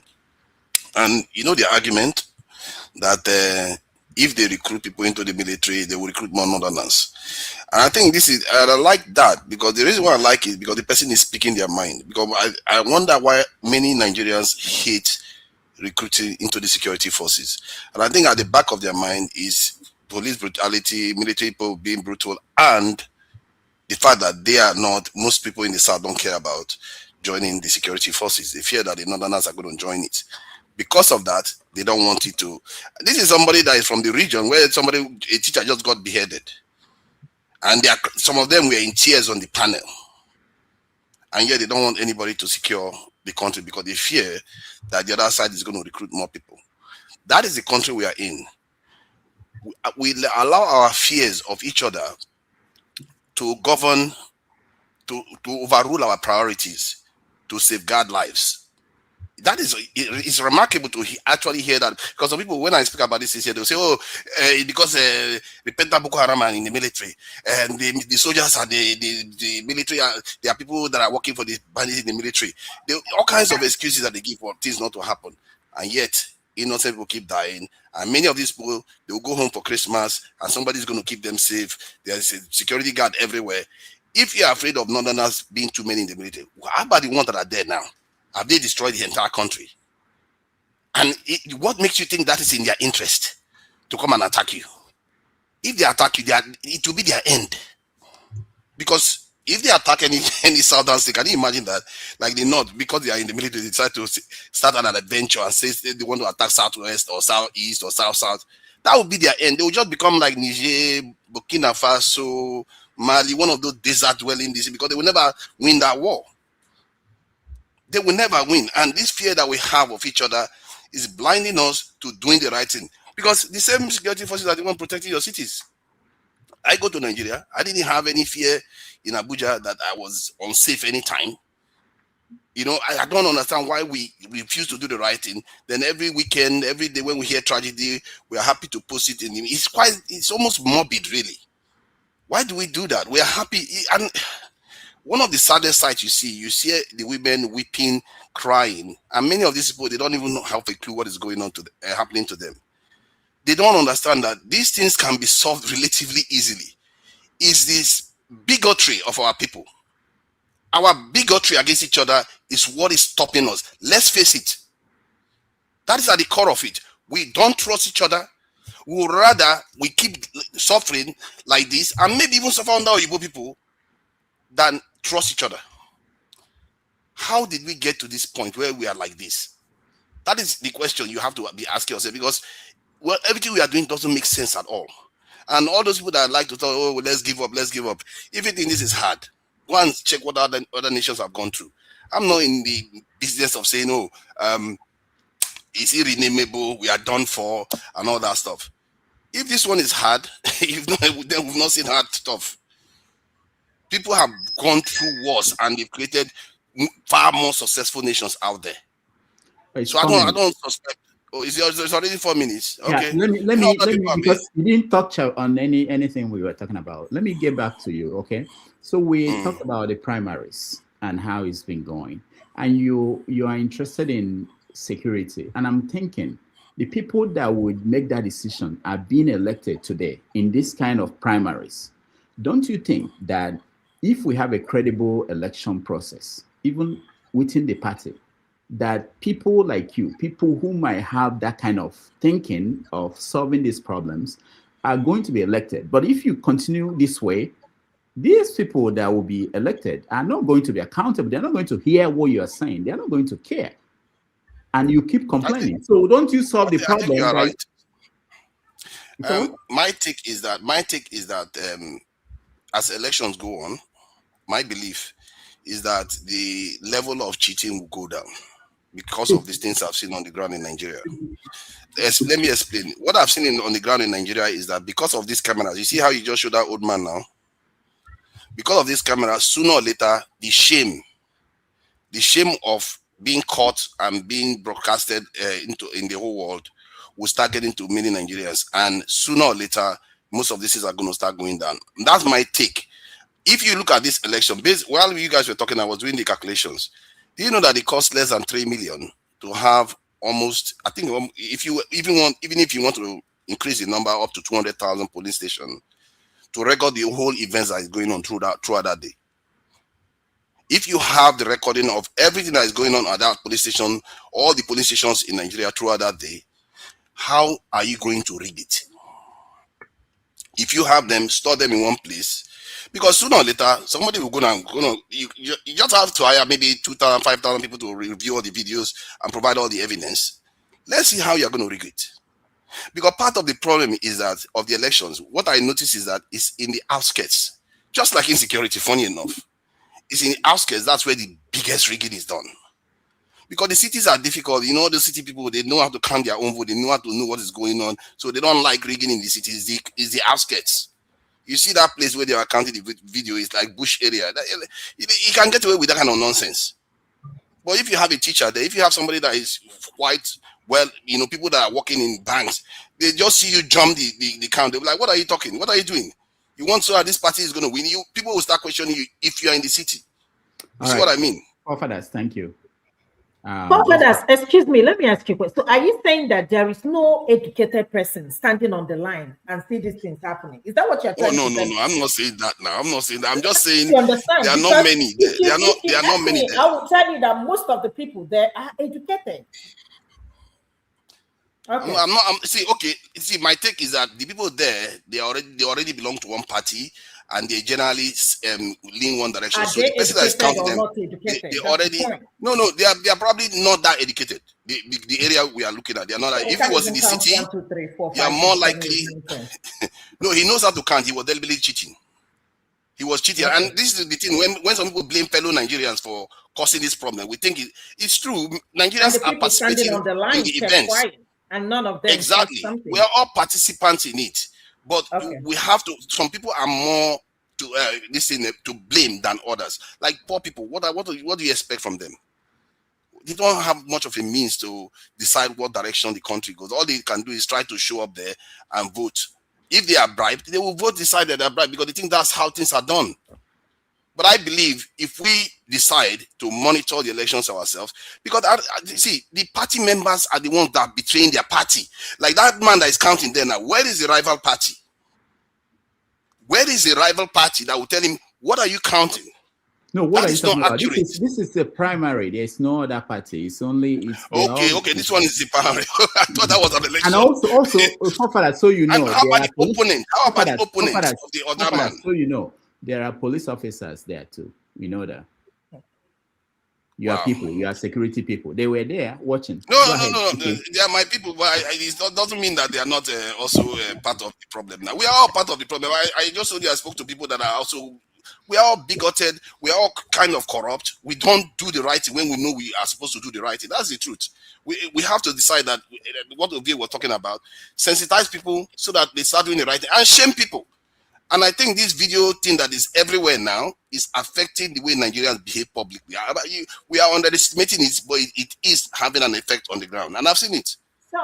So forefathers, let me get what you're saying. Are you saying that these things don't need to be reported so that people don't know, create awareness of what is happening in our country? Is that what you're trying to say? No, I'm saying it should be reported. About all these things, the beheading, the kidnapping, that people shouldn't talk about it on social media? No. No, it's the opposite. We should be talking about it and we should be demanding specific actions from the government, just like NSAS did. NSAS had specific demands and it was met. The problem with Nigeria is that when they are going on protests, they just make this thing, what they call it, vague demands that the government will say, okay, let me assemble the joint chiefs, and they'll just give them instruction and nobody will carry it out. But if you say you need certain outposts in all this in the outskirts, you need thousands of soldiers to spread all over the country, at least that one you have specific demands. That's what I believe. And if you don't do that, the leaders are not going to do the right thing by you, I must say, because they are all listening to foreigners. Foreigners are the one telling them the policies they have to pursue for their own country. Thank you. I will stop there. I've had more than enough time. Thank you. All right. Let's see if you welcome. Good afternoon. Good afternoon, everybody.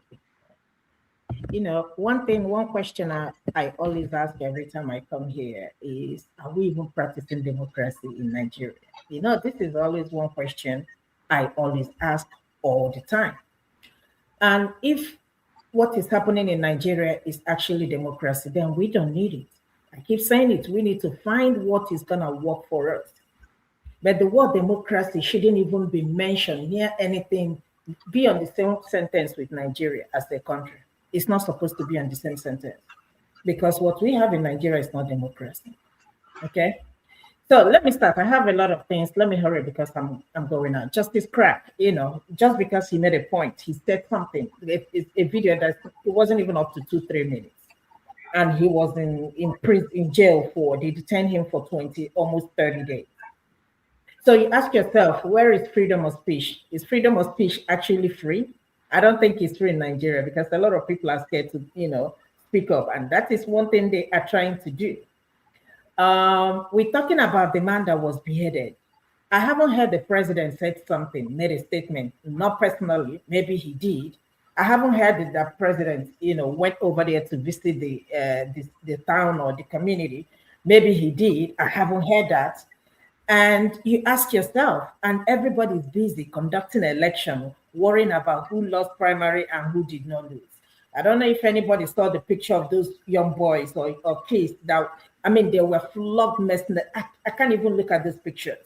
These are somebody's kids. It might not be yours. And these kids, they didn't do anything wrong. All they want to do is to learn. They went to school. The fact is that they are not even in a good environment or conducive environment. Upon that, the trauma these kids will sustain the rest of their life. And nothing was said. They've been there now going to 1 week, and somebody lost her husband. The president, the governor haven't even gone. And on a second thought, I said, anyway, the thing that happened in Jos, Tinubu only spent 10 minutes. He told you people there is no light, so he left. You ask yourself, the election that Wike conducted in Rivers State, in Abuja, not even in Port Harcourt, you ask yourself, is that really a democracy? Wike, you said you're in PDP, but the person you brought out to be the fear bearer is in APC. And that is that actually a democracy? Tinubu was asked a question in a conference that he attended last week. What is he gonna do in his second tenure? He said continue, because he doesn't have no answer. He doesn't have anything to tell us. He doesn't have no future. I agree with what my brother and Femi and I didn't listen to Pa James and AY. I agree with you guys. My brother Adeshola, I agree with you guys. We haven't suffered enough. We are just beginning. We haven't even done introduction. And just like my brother said, if this thing continues, that is how it's gonna, continue. It's not gonna stop, and it's gonna get worse. Are we talking about Atiku that is contesting, but now Atiku is on bed rest? Election haven't even started. Oga is sick. He must be president by fire or by coup. And Nigerians, we all have people who are supporting him. The problem is that, like my brother said, that we are not yet ready. We are so much divided.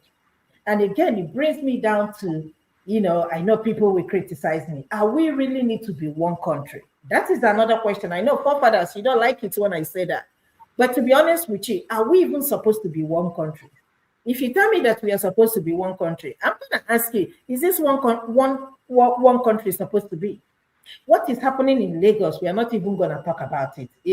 Is that supposed to be a democracy? Uzodinma is the governor. Now he's contesting, he wants to be in the Senate and possibly, be a Senate president. I've never heard, somebody told me it's legal that, you be in power and then contest for another election. I thought you have to resign to contest. And the person said it's okay. That is if you forgot your friend, this thief, the Kogi former governor. I'm coming there. I okay. Finished. I was coming there. And that is okay. Is that democracy? You're talking about Yaya Bello. Are you talking about Okowa? And they're going to all be in the Senate. But you're going to imprison somebody who might have stolen maybe 1 crate of egg because they are hungry. But you will welcome your politicians that have stolen billions from the government, from the masses, and you welcome them into their political parties, and their sins will be forgotten or forgiven. Is that actually a democracy? What they are doing to El-Rufai, I'm not a fan of El-Rufai, but is that actually a democracy? Because all I see that they're doing to El-Rufai, so that he doesn't come out to support anybody in this election. They just want to make sure they useless him so that he doesn't participate in this election. And I keep saying it. Let me tell you, Tinubu, if you are listening, this election would have been your election to be. You could have easily win this election without all the shenanigans going on. Why? Because if you had done something in the first tenure, trust me, it takes a little things to get Nigerians on your side. The electricity you did not give. We're not even talking about water, because the water, everybody is digging borehole. Again, we're not even talking about what is going to happen in 10, 20, 40 years to come with all these boreholes that's being dug in Nigeria. Nobody's talking about that. But Tinubu, none of the things you say you're going to do, I can't even categorically sit down here and say, this is what you have done. I've asked you people so many times, can somebody tell me what Tinubu has done in the first term? Imagine if Tinubu has done something. Trust me, we will all be here, be praising him. All this money that he is spending, he will not be spending it. David Umahi will not be threatening people. If you don't support Tinubu in the second tenure, he's going to withdraw your allocation. Is that actually a democracy? If Tinubu, like Cubana Chief Priest said, Tinubu has 31 governors, fine, or 33 governors. How many governors he had? He only had 33 votes. I don't know why Tinubu is afraid of all these things, but these are the things he could easily have taken care of this first tenure. And then second tenure, he will be doing all the shenanigans. Nobody will bother. We'll be like, okay, after this thing. But don't be surprised. Don't be surprised. I was having a conversation with my friend this morning. I say, you know what? I support Tinubu and I support him. I support him. Why? Because we haven't suffered enough. I want him now, and I'm rooting for Tinubu. I want him to win second tenure.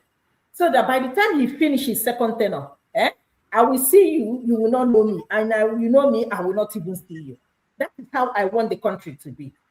Because you see people hailing the president, saying, I stand with Tinubu, just because of 1,000 naira. I don't know if anybody saw the women complaining about 1,000 naira that was given to them in the north to vote. Is this an election? If this is how we're going to conduct an election today, just know, mind you, how 2027 election is going to be. And that's already set a precedent for Tinubu to win the election, whether you like it or not. Because he's going to head to Supreme Court. Once he gets to Supreme Court, they're going to announce him the result. We move. Nigerians, we haven't suffered enough. Yeah, but I support Tinubu. Tinubu will win second term. All right. Thank you, Ife. Tomorrow on 90 Minutes Africa, we are going to welcome Dr. Wumi Akintoye. He's a historian, grandson of Deji of Akure, not the current one, the one that was there from 1885. So he's going to join us, and we are going to talk about what happened in Oyo State with the teachers and the students that were kidnapped. It's close to his heart, and he will analyze that as a historian and what could be done about that. We're going to take a break. When we come back, we will take the conversation further. I know that if he mentioned the situation with Imo State Governor, who is a governor and is already running for Senate. Bello just gave. He said that when he wins, he will deal with corruption in Nigeria. And some editors wrote that and published it in a newspaper. It's good I'm not a reporter anymore. You go to an assignment and you interview somebody and they talk to you, and after talking to you, you think about what to write based on everything they say. I think at this point, if I should be a reporter that way, I will just come back and tell them I didn't see them. The man didn't speak to me because I don't know how an editor will just publish that. But anyway, so we take a break. When we come back, we'll continue the conversation with. Sorry, Dr. Dameji. So that's why I was kind of shocked why you were surprised of seeing waiting with that small boy with their interview Bikubana. Right? Those are the future. They are appealing to the younger generation. And the future be that guy will go make presidential candidate interview more than our platform here. Yeah. That guy really shocked me because he's even smarter than Obi Kubana. Because he kept pressing on him like he was really shocked. So let me give it to you. I give it to Pella. I'm not a fan of his. I will never be. But I think in that conversation, he is very smart. I will give it to him. So, Dr. Damage, if you want to get more subscribers, get the boy here, interview and grab his followers. He was our own Anderson Cooper. All right, let's take a break. Yes.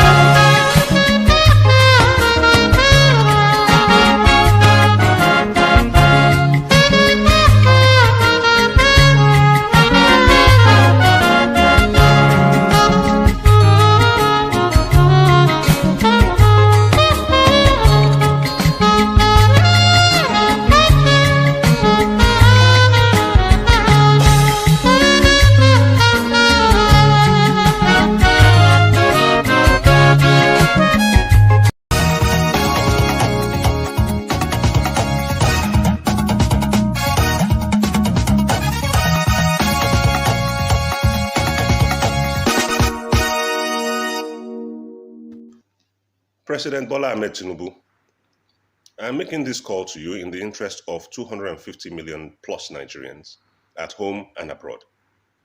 It is clear to me and to millions of others that the demands of the office of the President of the Federal Republic of Nigeria have overwhelmed you completely. You have no idea what to do.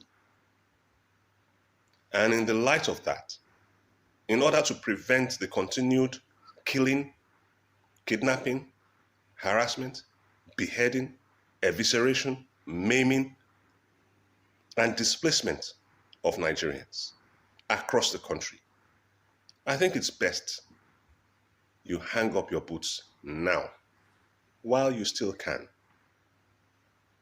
Take your party, take your vice president, your senate president, all of you, leave. Leave and let's get to restructuring and fixing Nigeria from the mess that you have created over the last decade or so. This thing started in 2012, I remember. And you fought and fought and fought, got your friend Buhari into office. He completely destroyed the country.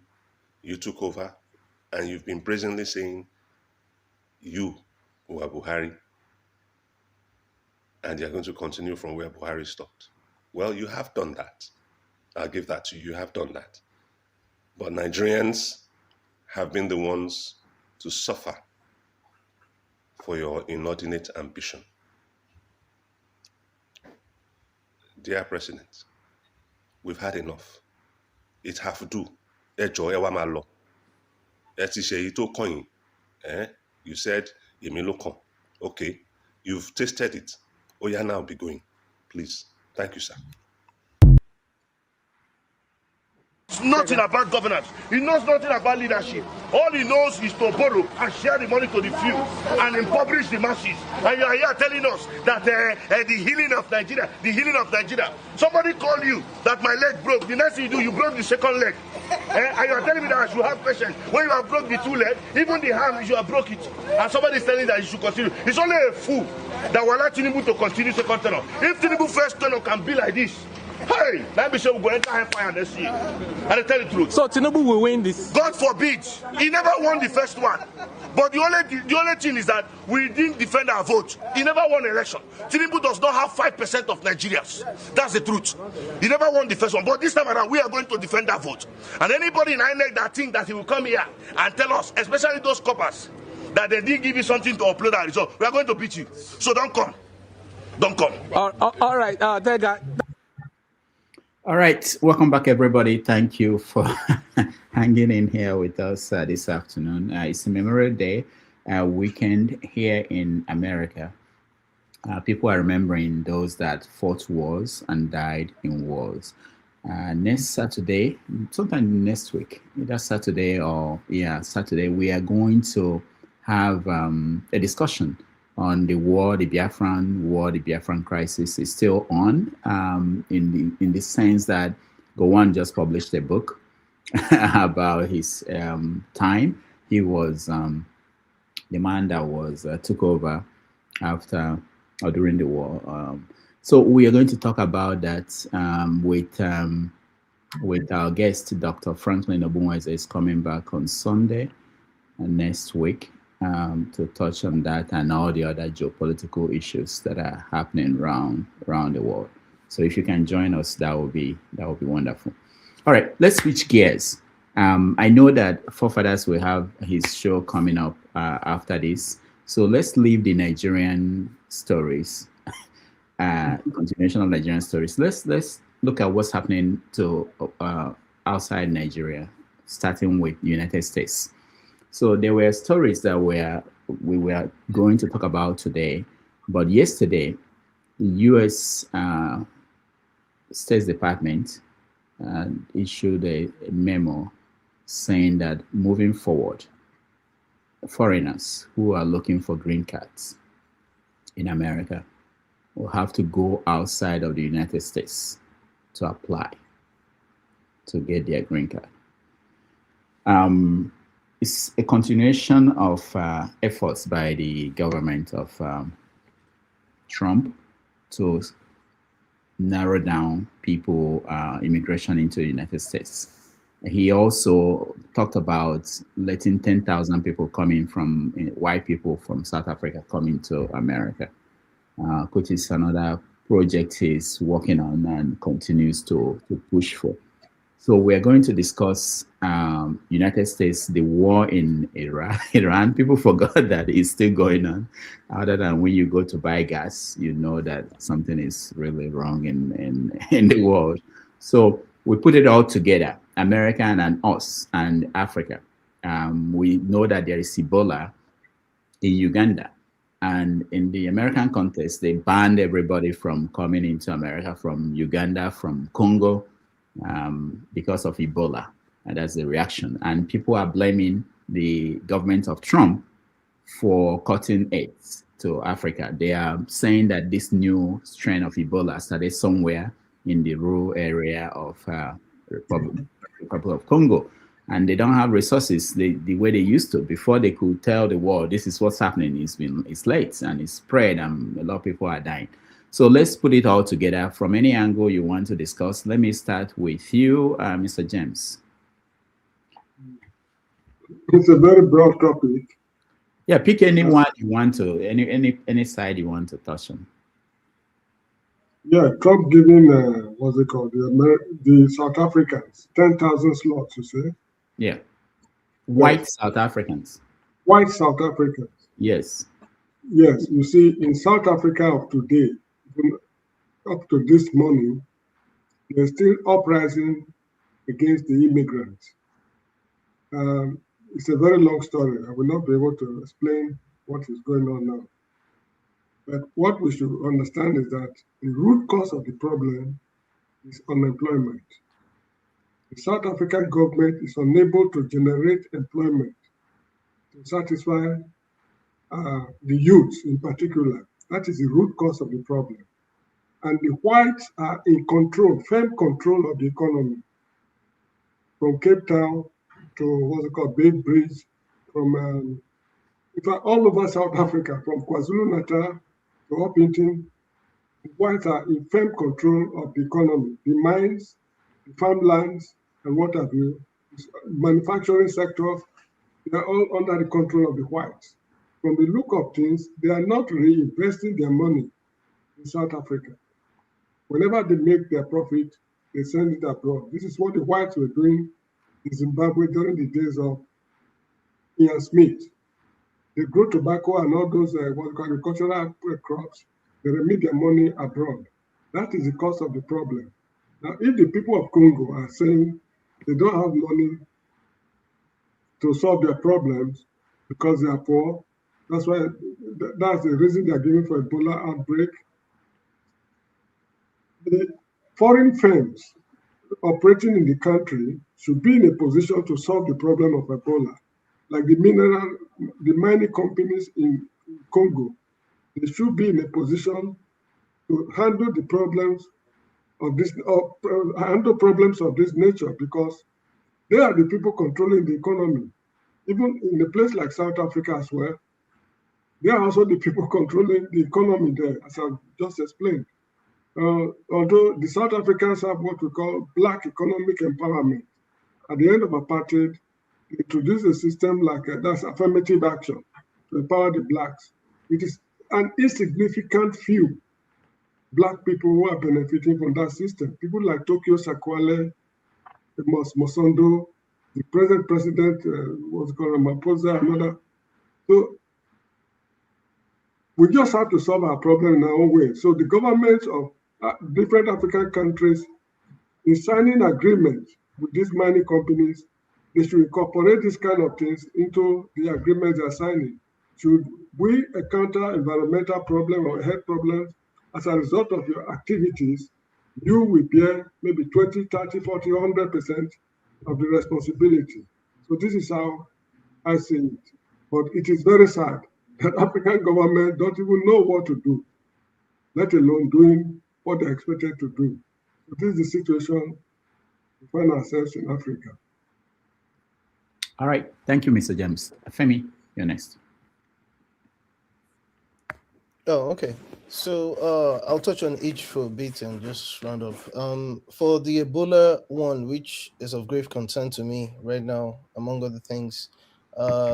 Again, my fear is I know there was a report about how even the courts by Trump, as much as I don't subscribe to all these foreign interventions, if you will, except where absolutely necessary without it meaning that there's some underhand dealings going on with them wanting something in return, then I'll support such. But anyways, there's this pattern that I'm seeing with the way COVID first started in early December 2019. And it just points to the fact that, like I mentioned earlier, that to me the way it looks, it just reminds me again of when I worked in the lab and the kind of thing that I told you were. I mean, doctor, you're in New York, so you know how the CUNY system is. So when I was working in the lab and the kind of thing that I told you they were doing, there's this idea of a biosafety level 4 in quotes. It's called compartment for things like this. My face is good if this thing goes beyond what the way I'm looking at it, if it goes beyond what the way it's developing. I'm not a doomsday sayer, but it's going to be worse than COVID simply because of the symptoms that comes with it.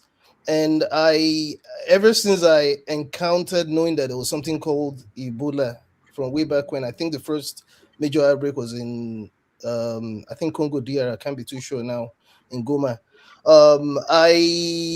I've seen the pattern develop over time till we got to 2014, 2016, when we had the worst of it all. And it's just the symptom and the fact that you would not, it's very, very easy. It's practically, maybe it's a power slightly worse than COVID, the way it can be transmitted as well. And just the fact that it's all about blood gushing out. I don't even I want to describe this thing, but that's on one hand. And as for, there was something I still wanted to mention regarding, there was something forefathers mentioned regarding these elections and not giving up. It's not even a matter of giving up. My thing is, even when you look at in the institutions, we don't even have the institutions in place. I'm not a believer because, first of all, we continue to moan over how it shouldn't be the president making certain decisions like electing the INEC chairman.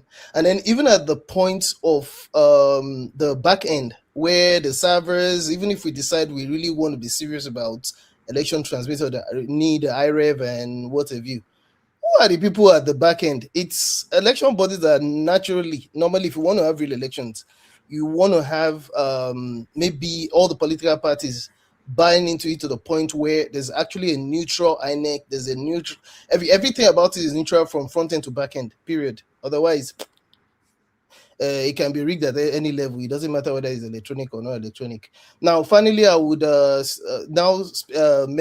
say my piece as regards the lull in the war, because again, to your point, I didn't think the war stopped at any given point in time, even though they were supposed to be some ceasefire of sorts.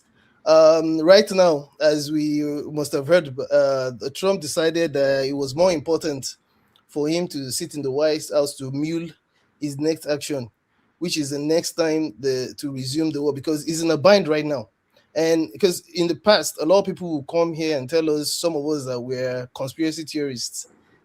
We know where we got our own news. So it's not from CNN and Fox and NBC and CBS.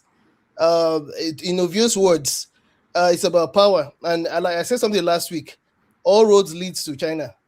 Israel has its own agenda. America has its own agenda.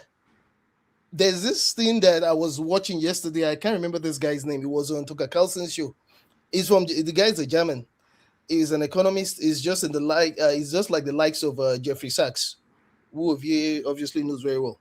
He says something. There's this thing that we've mentioned before, that history has a way of is it mimicking the current situation, right? He actually described something that happened when power was transitioning from Germany, or prior to and when power was transitioning from Germany to Britain, in between and around the time when you had the First World War, and then in between that towards the Second World War. The same pattern is developing now, and it has to do with that Belt and Roads initiative that a lot of us probably know about now. The same thing. He said it was the same exact thing that Germany was trying to do then. As a matter of fact, when you look at a lot, because often I ask myself, what is the reason for all of these wars? It goes beyond even Trump. It's not about, again, it's not about Trump. It's about certain people like a certain Doug Macmillan who mentioned something. What does Chase Bank CEO or president have to do with commenting on the war?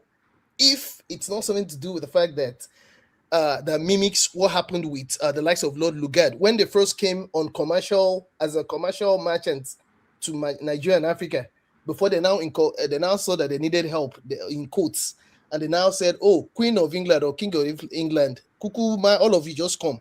The same thing is repeating itself now, and because the China is already becoming the rising power.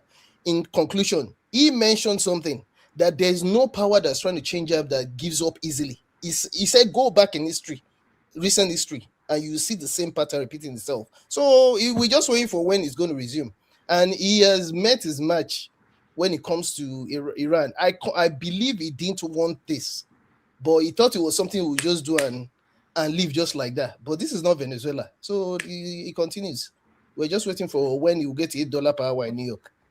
All right, thank you. Gas price. Femi, the guy name is Richard Weiner. So it's London economist. Yeah, I didn't know you watched him. Yeah, right. All right, thank you, Femi. Additionally, while you comment, I just want to point out that Ebola risk so far spreading to 10 countries in Africa. The countries are Rwanda, Kenya, Tanzania, Angola, Burundi, Central African Republic, the Republic of Congo, Ethiopia, South Sudan, Zambia. They are the countries that are at risk. So the African Center for Disease Control just said that these countries should be watchful, that they need about $340 million. Rudolph, please let me just mention something to you. I did my part of my, what's it called? What do we call that thing? We call it internship in the US, right? In NIMA, Nigerian Institute for Medical Research in Yaba, and then in Lutz, right? There's something I noticed. Again, this is part of why I say we're not serious. You remember you know about Lassa fever, right? Mm-hmm. There's a city in Jos and Plateau around Jos called Lassa. That's why it's named. You see that Lassa and this Ebola, they're relatives. And the way we continue to undo even Lassa, if we're not careful, because Nigeria, we like to ask God for everything, even though Mugabe told us a long time ago that we stop bothering the man, that he has other things to do. Femi, God forbid. Femi, God forbid.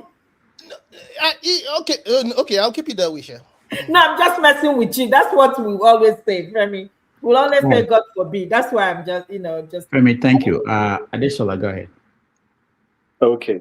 When it comes to Dr. Rudolph, I want you to, those 10 countries that you've mentioned that have related cases with Ebola, the region where these things are happening, I bet if you Google it, almost 7 out of the 10 has resources to do with anything to do with lithium, battery, and all of those things.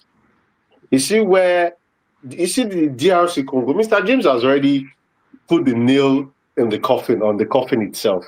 Because when they said it came out, I Googled it, the region, it housed almost like, if not 30 or 40% of the lithium deposits in the whole world.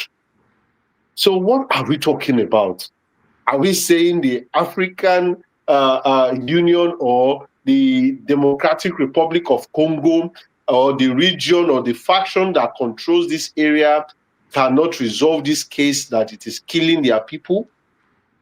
We need to wake up and more or less look at what is going on. The people controlling this place, they know exactly what is going on. The place is full of deposits of minerals that the West are using. So are you saying a virus or whatever that is causing people to die cannot be tamed?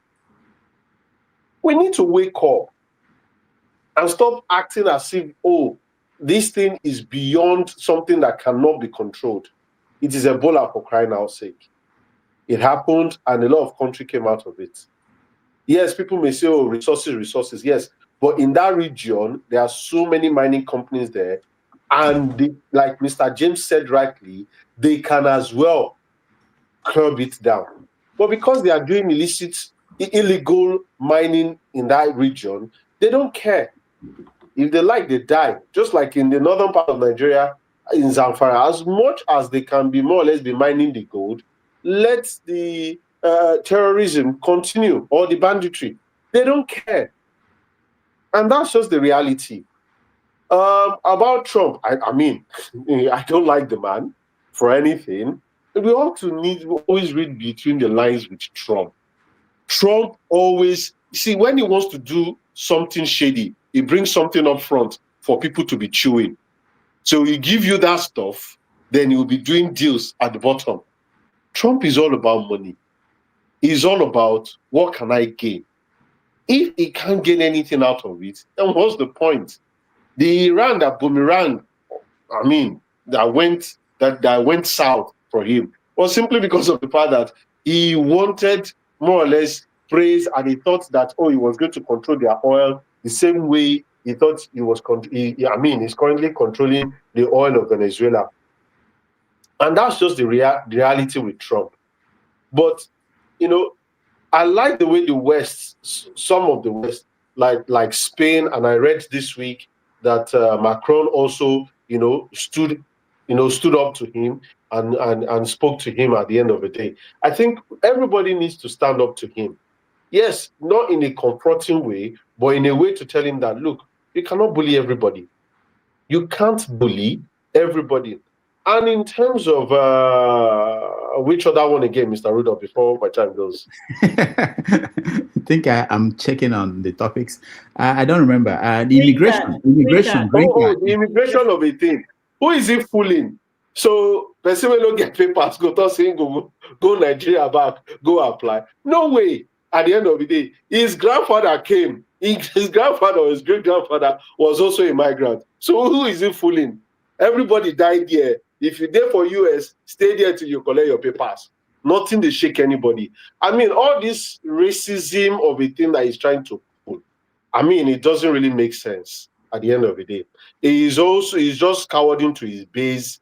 And I just think that everybody should. And that's the reason why I don't pity some people that voted for him, because they knew that this is the kind of man they are voting for. So if they are now crying foul, like the Hispanics and the Latinos that all voted for him, now they are now crying foul that, oh, more or less he's getting rid of them. No, you knew what you were voting for before you said he was a messiah. So now that he's more or less pushing you out, why are you crying? The only problem is that I have with Democrats is these guys are a bunch of fools. They don't have anybody to stand up against to him, and I don't know what is going to happen.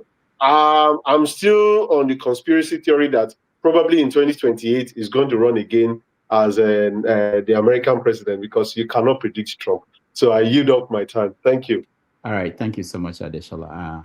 Let me just point out for those who are having understanding, the green card thing. It's already in place for people who have visas like H1 visa, H2, they go outside the country. The only thing is that people decide not to go far. If you're from India, you're not going to go to India to go and renew your visa. You go to Canada just in case they don't let you come back. But in terms of whether they can implement it, they are already doing it in several situations. So they will implement that. Oti, you're next. Oh, hi. Yes, Rudolph, I mean, your questions that they're not focused enough for me. But is it I'll kind of draw, there's a thread, kind of around the various topics. And even Femi, to some extent, hinted at it. And this is it. Now, we have wars, including, you mentioned the Biafran War, okay? Immigration, unemployment, and, even disease, So really, what's going on? Imperialism, colonialism, slavery. What is it? What is going on? It's just one thing: capitalism. Okay. So that is the now immigration. The politics of it. The thing is this: Well, you may call them racist, or you think they don't know what it doesn't make sense as the last speaker said. It makes perfect sense for them, because I mean, you want them to be minority in that, in their so-called country, or where they have dominance. It is something that's in the UK here or in another country. So it's sensible for them. I don't think if I were them, I would love to be a minority in a country where my fatherland. So I don't think it's something I would entertain. So that is what is going on with that immigration politics and politics. So the thing is, the West, the people we call the West. So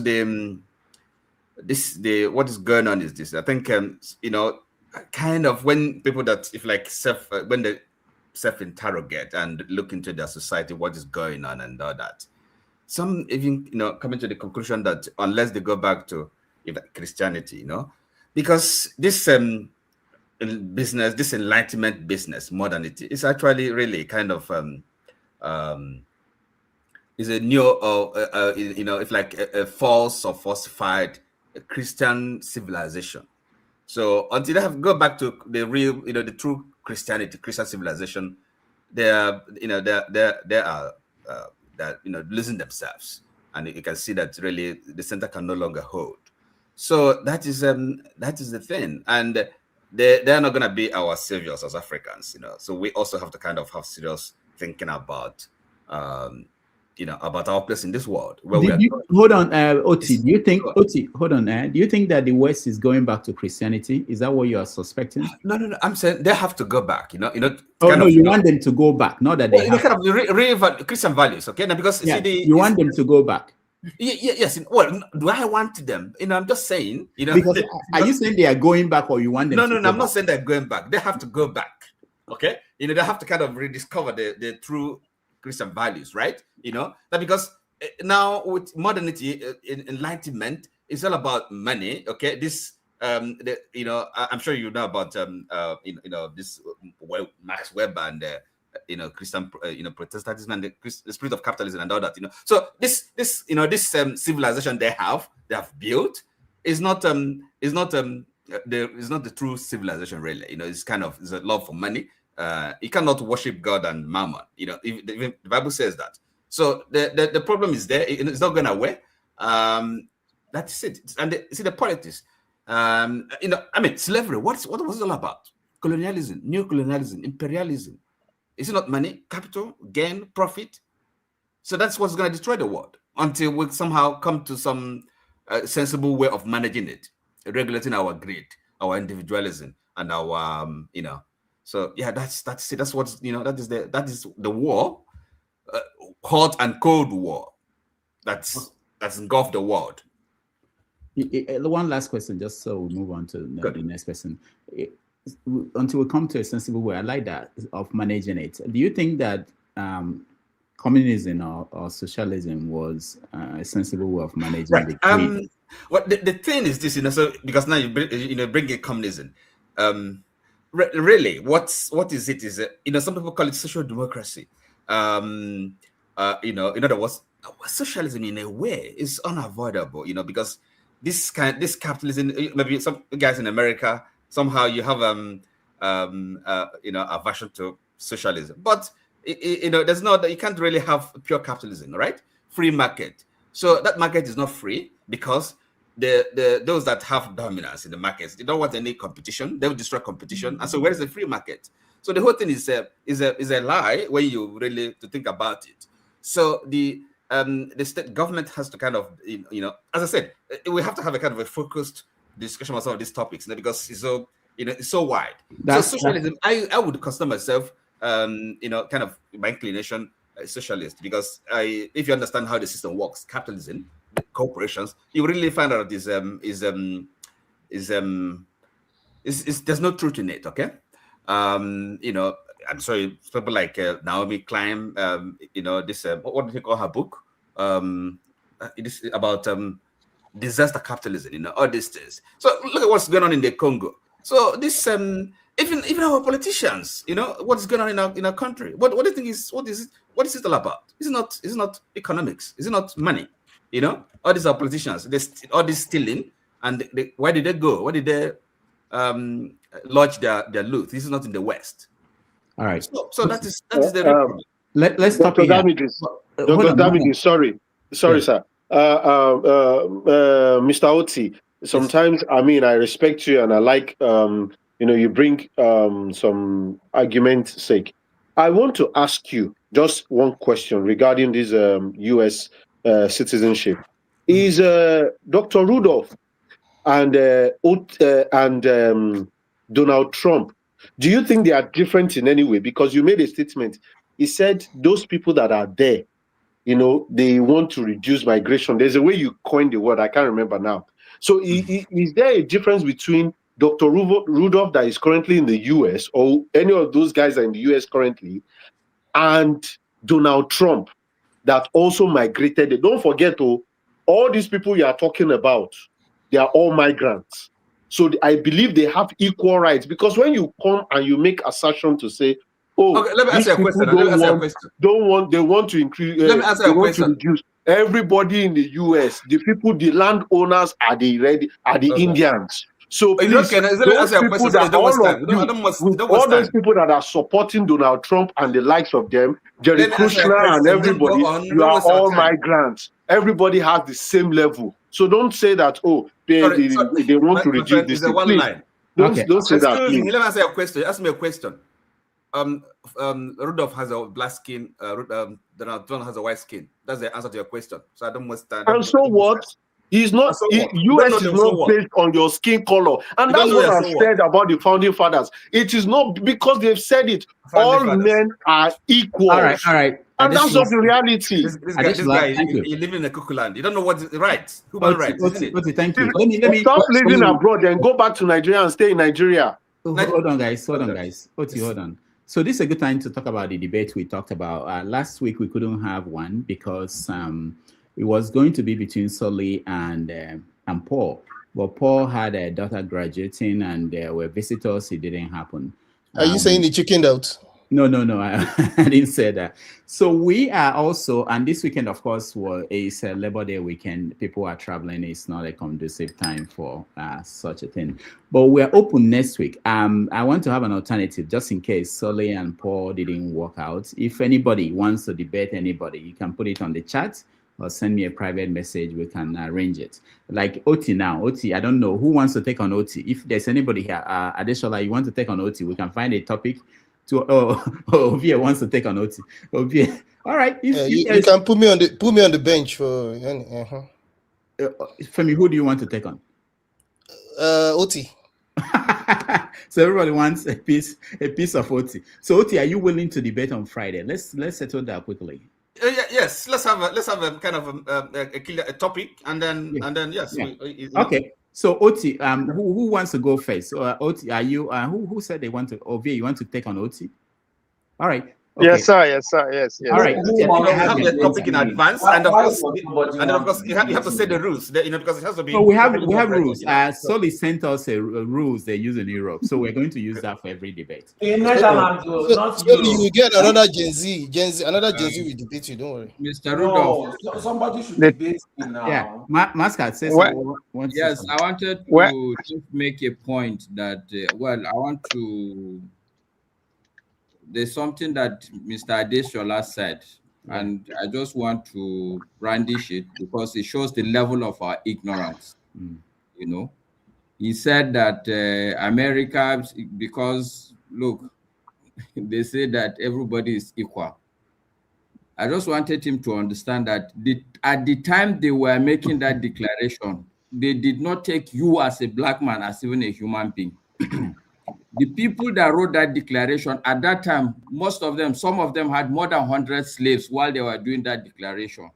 So please, let's stop thinking that, because these people write something on paper, it includes us. No.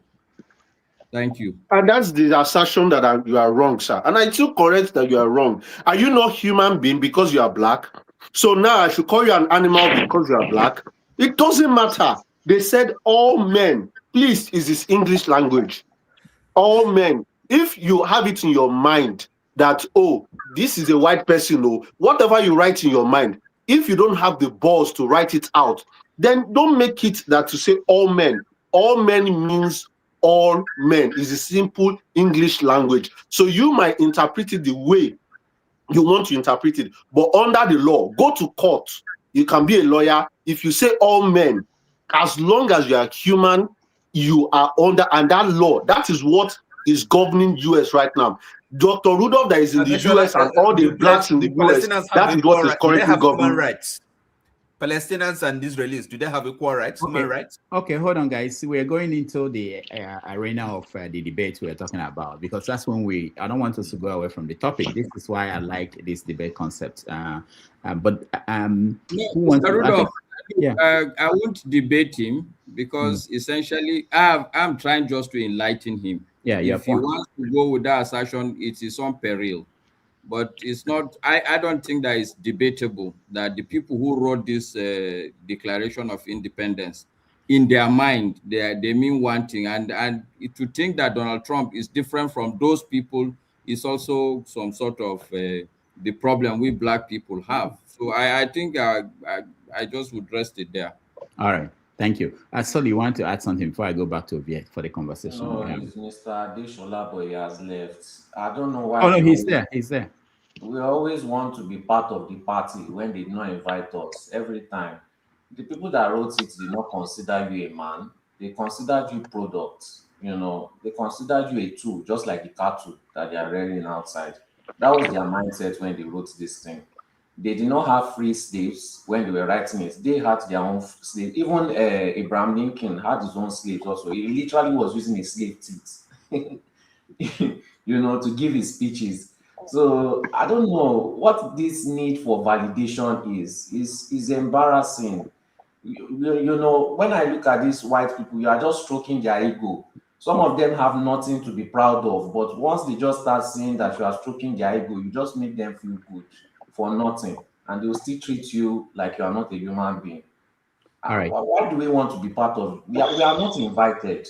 What is the need for this validation every time? Thank you, Sully. Let me just mention that Jide wants to debate somebody. So, forefathers, you want to debate Jide? I want to arrange this privately. I will do that outside. I have your number. So anybody who volunteers, we can do Mr. Rudolph, that debate, Jide and Keche will be a good debate, because they are the opposing. All right. I will see if KJ is interested. Yeah. Well, we have to have one soon, as soon as possible. So, all right. So we go back to. But please, who wants to debate me now? Paul has not given up. It's just that today is a holiday. I couldn't reach him. But I'll find you somebody. Mr. Rudolph, I can debate solely if he's up for it, because I think some of his positions are up for debate. Honestly. Okay. Yes. So in that case, Max, I have your number. I can arrange that. If Paul is not available, I will figure that out by tomorrow. If Paul is not available next Friday, I will have you go on with Sully. All right. Thank you, Mr. Rudolph. All right. So Ovie, we are still talking about several stories where you can pick on any of the topics. You know, the green card thing in America and Trump's transformation, the Iraq war, the Ebola, especially the angle of Ebola, where we are talking about American resources that were cut off and the implication. Now we have almost 200 people died, and it's spreading faster than anybody could have imagined. And people are beginning to panic. Initially, the medical people were telling us that you don't have to worry, it's not as bad as COVID, but now it's looking like something that may be serious. All right, and there's no vaccine for that. Yeah, before you start my time, I would like to say a few things. I think I'm inspired, mesmerized by the conversation I had, this few 5 minutes, started with you and OT. If there's anything that is clear in the conversation between you and OT, my brother, the other, my Olushola coming with the immigration perspective, and Maska coming in, if there's anything, it gives credence to the point I'm trying to make that if you don't understand First World War, you literally don't understand. It's very hard for you to grasp what is going on, because from the perspective that you guys are having the conversation from, these are dated back to 1777 documents, right? Olushola come out to say that those people said by immigrants, and Masca had come in to counter it that yes, at the declaration of those words, you as a black man, you are not regarded as a free human being. These are 1770, early 1800 conversation, which cumulated to be based on you guys are looking at the economic factor, the damage and OT, you know. It goes back to the Communist Manifesto that came out in 1840. So these are the conversations that it largely led to the First World War, set up the Second World War, and we are still having them again at this point. So when I'm saying all this, it's not that I'm saying I go at the smoke. It's just that we human beings are storytellers. Everything rhyme, as they say. Anyway, on immigration, and I think again, I've said it here time and time again, that we immigrants who live in America, we should make one document as our daily Bible. We should replace it our Bible or Quran, and that document is Project 2025. But again, people they take me serious. I think my European brothers too, they should embrace the national security strategy as their daily Bible. If you pay attention to the chapter that talked about the immigration on Project 2025, you will see that it is a comprehensive conservative policy blueprint published by Heritage Foundation, outlined a dramatic restructuring of the U.S. immigration system rather than just focusing on border security.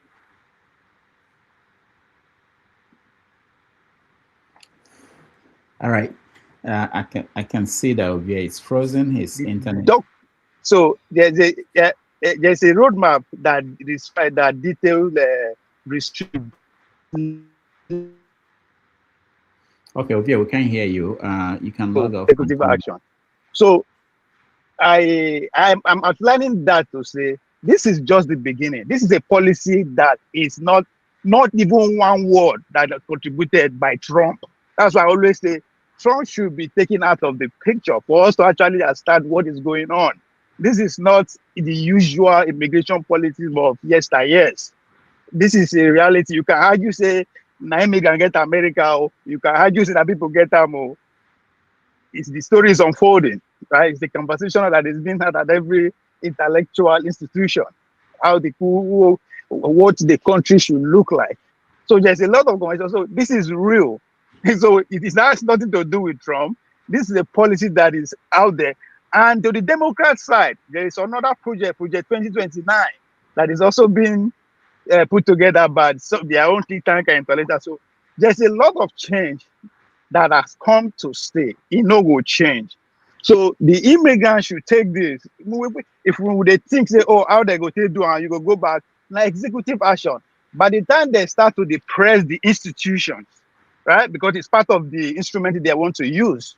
The sanctuary states, the university, by the time they begin to actually go after the strange land, it's happening already. Right?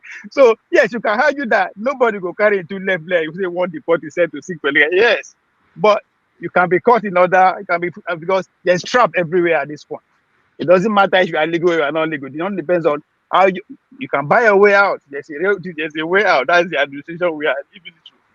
But the point I'm trying to make here is that we should take those policies serious. We should not see them through the lens of Trump. Last week, everybody we do at the America, they complain, say, oh, Trump is failing. His rating is falling because he concentrates on what is restructuring of the international institution. Now he don't come focus on the domestic policy now. Maybe one can argue now because of the midterm election. Now everybody is going up in flame. But the point I'm trying to make is that embrace Project 2025. And there's also a way out. You buy your way out. But yeah, you go to change the system. Oh, the next 10 to 20 years will decide the fate of how the country is going to go forward. By the time you don't fight, but it's an internal fight that is going on, right? Civil war should be expected at any level. It can happen too. But as an immigrant, it doesn't matter if they don't board you for years. Say you get documents. The times are up. I'm not saying everybody is going to get affected, but I'm just saying that they say our people say who they inside bush, they dust in head. Now until you come out before you go clean your head. So stay low or be like me. All right, Ovie, thank you. Ife, Yanis. Wow, immigration is one of the reasons why I voted against Trump in the last election. And unfortunately, it's going to affect me. When I say it's going to affect me, it's going to affect my family in one way. Okay. On the other hand, if you look at it on the other hand, you might not like Trump, but I think he's, trying to defend his country, this country, whether you like him or not, honestly speaking. If you live in this country and see or witness what has been going on in this country, I might a little bit agree with Trump. I know a lot of people tell me, why not come back to Nigeria? Why not come back to Nigeria? Yes, you might see me in Nigeria. Don't be surprised if that happens. So let me make it clear to you. When the hospital I'm currently working at, when the CEO came in newly, the first thing he did, he created a forum and said, as CEO. And let me tell you something, because that hospital or this hospital is predominantly foreign. All the questions they were asking this man were just immigration questions. And the man, being who he is, he will always direct them to immigration. The reason why I'm asking you is that we, even in this country, the so-called Americans, they want us to leave. It's just that they don't have the power or the nerve to say that. Most of them want us to leave. And I will give you an example. And this is one thing I keep telling us, we foreigners. Sometimes, let me give you an example. Me working so hard, do I like my job? Yes. There was a job I wasn't before. I didn't like the job, but I was just there because of the benefits that I'm getting from the insurance is good and all the stuff.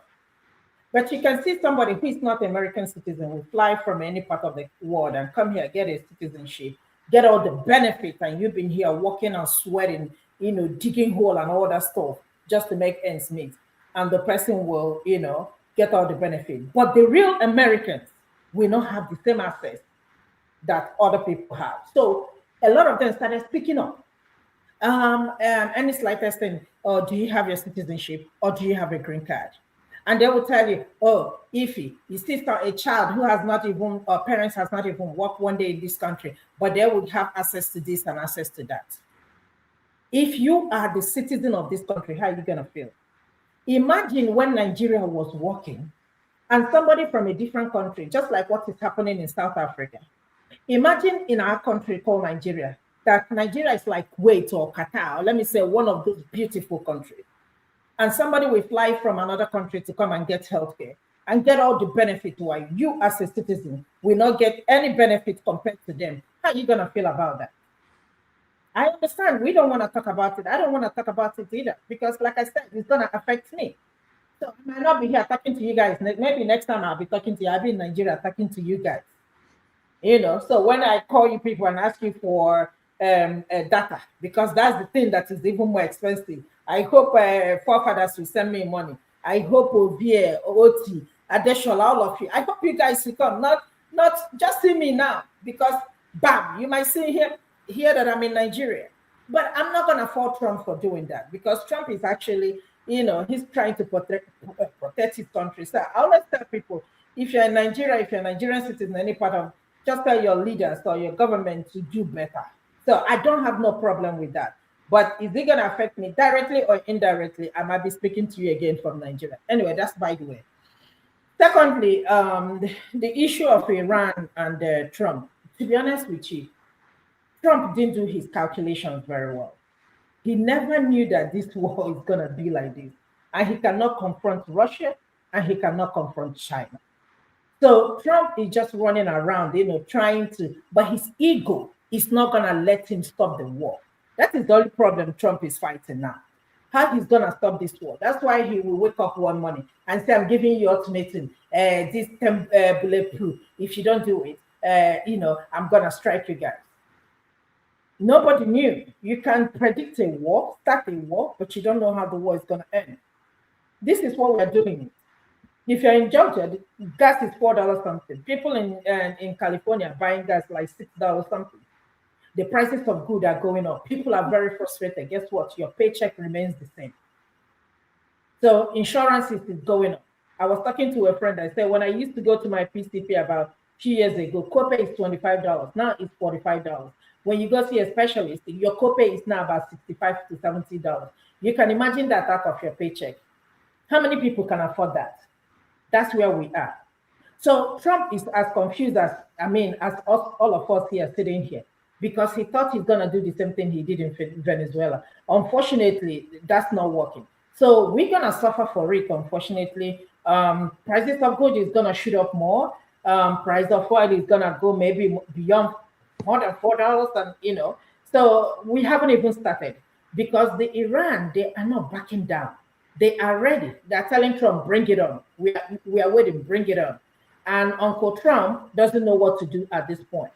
So, like I said earlier, for those of you who I might not see again, if you see me in Nigeria, just say hi. Papudok, if I call you to send me money for data, all of you here, including Ovie, you can shoot me your number, so that when I call you from Nigeria, it's me. But on a good note, I want to say bye-bye. I'm going out. I wish you guys all the same. Take care. All right. Thank you, Ife. Let's go to forefathers, and then slowly we end this topic. All right. Forefathers. Yeah, sorry. What is the precise topic regarding the visa stuff? It's one of them, but I touched on a few things. We put it together so that you can weigh in on anyone that you're interested in. Okay, thank you. Regarding the visa issue, I guess the West is looking to reduce, almost all of them actually, they are looking to reduce immigration and people coming to their country because they fear serious demographic repercussions. I also think that it's because they also realize that they may not need people anymore. Graduates in the West are in big trouble as it stands because the work environment is changing rapidly with AI taking over a lot of roles, and graduates are being squeezed. You can see why they will find it difficult to be even contemplating having more people coming to the country. And the question will soon arise when AI starts doing 60-70% of the jobs out there. What the people will be doing when that happens, when the rich people don't need you to generate their wealth anymore, because this cycle of people buying stuff and enriching the wealthy, when they don't need people to do that anymore, what do they do with people? That is the question that society will have to answer soon. And if they don't need their own people, you can see why they won't need us. And all this talk of white people dying out because their population is declining, people are not reading the rules very well, because their population is not dying out, for one. They still outnumber their population in 1960. The population they had in 1960, the one they have today is higher than the one they had in 1960. So I don't know why people think they are dying. Not to mention the fact that the people are going to be living longer and longer with the advent of key therapies that can extend life significantly. There are people that are born today that will live 120 years. Imagine if they live 120 years, what technology will be available then? So you can see, if this population in the UK or in the West, they may not die off for a very long time. People just assume that they're going to die off. They're not.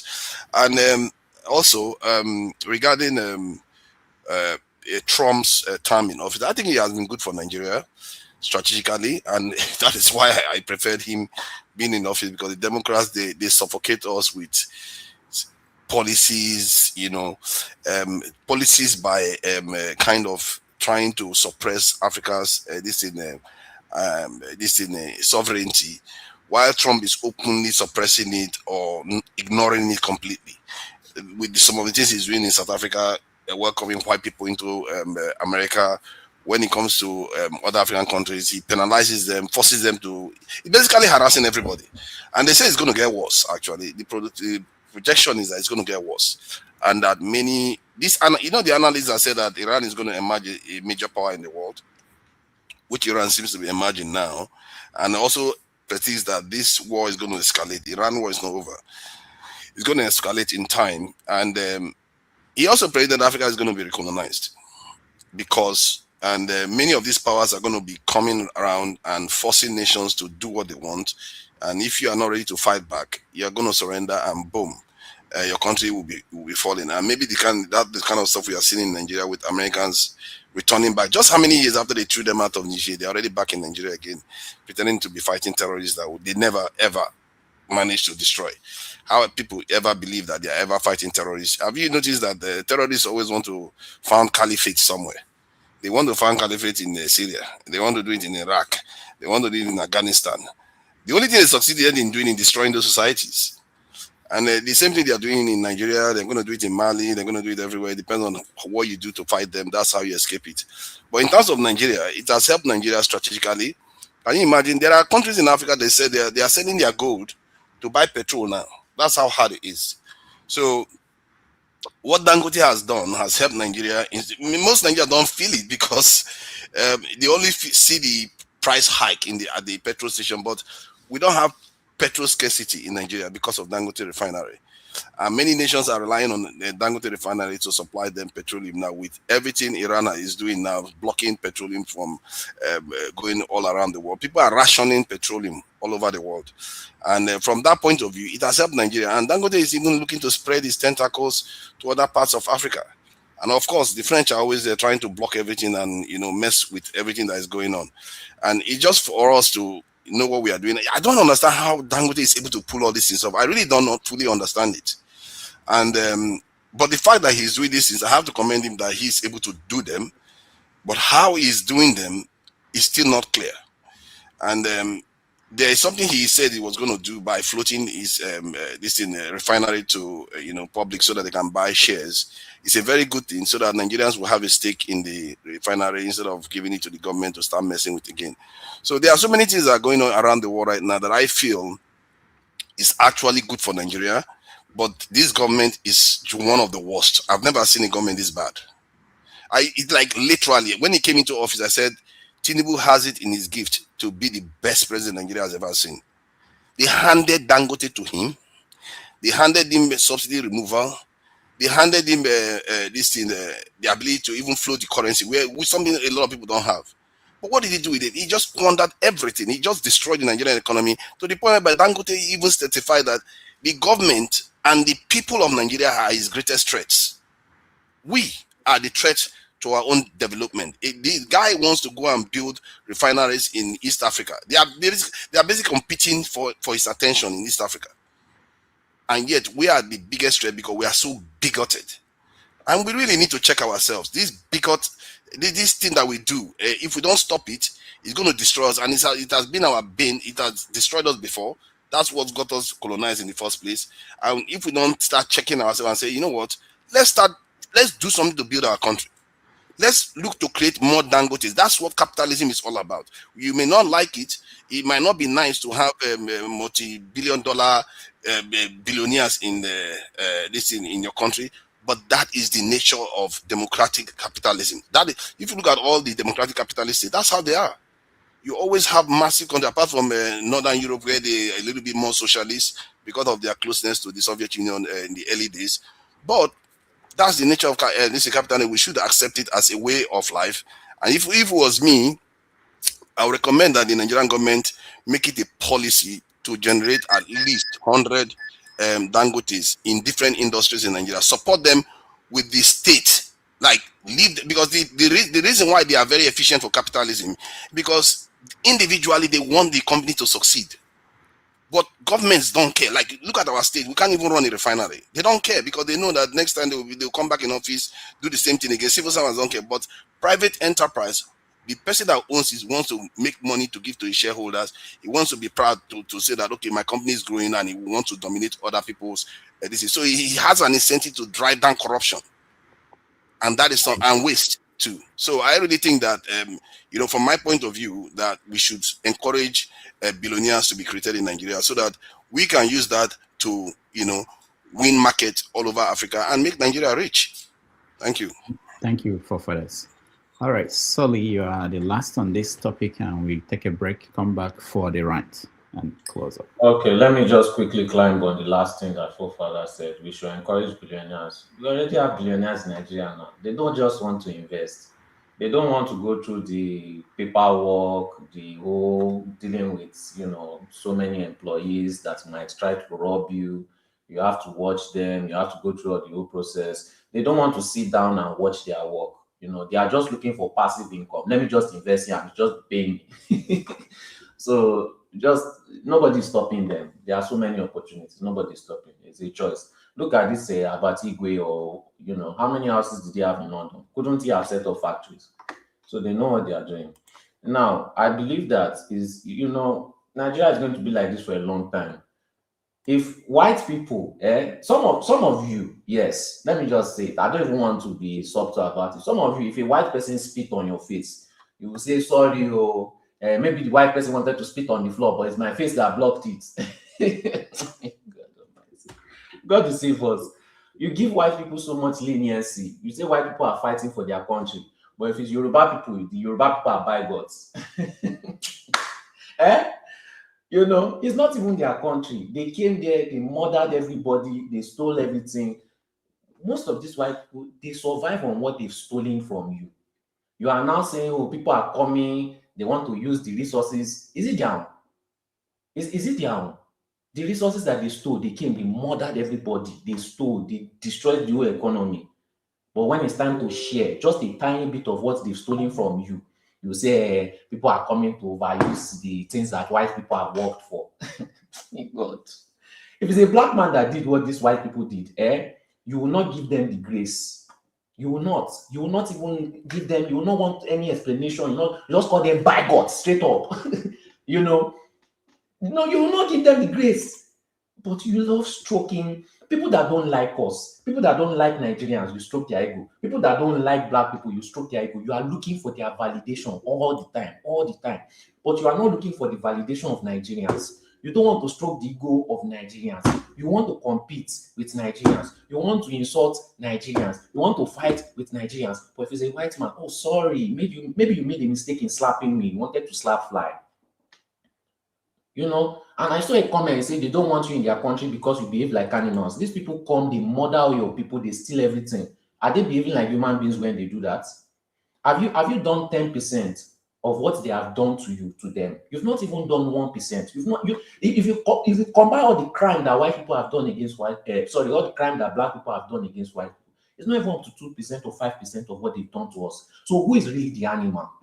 Who is the animal? So quick to just castigate yourself, put yourself on the ground, and you now wonder why white people treat you like shit. They are learning from you. So you say Trump is fighting from his country. That's not his country. He's an immigrant. But when Yoruba people are fighting for Lagos, they are bigots. His wife too is an immigrant.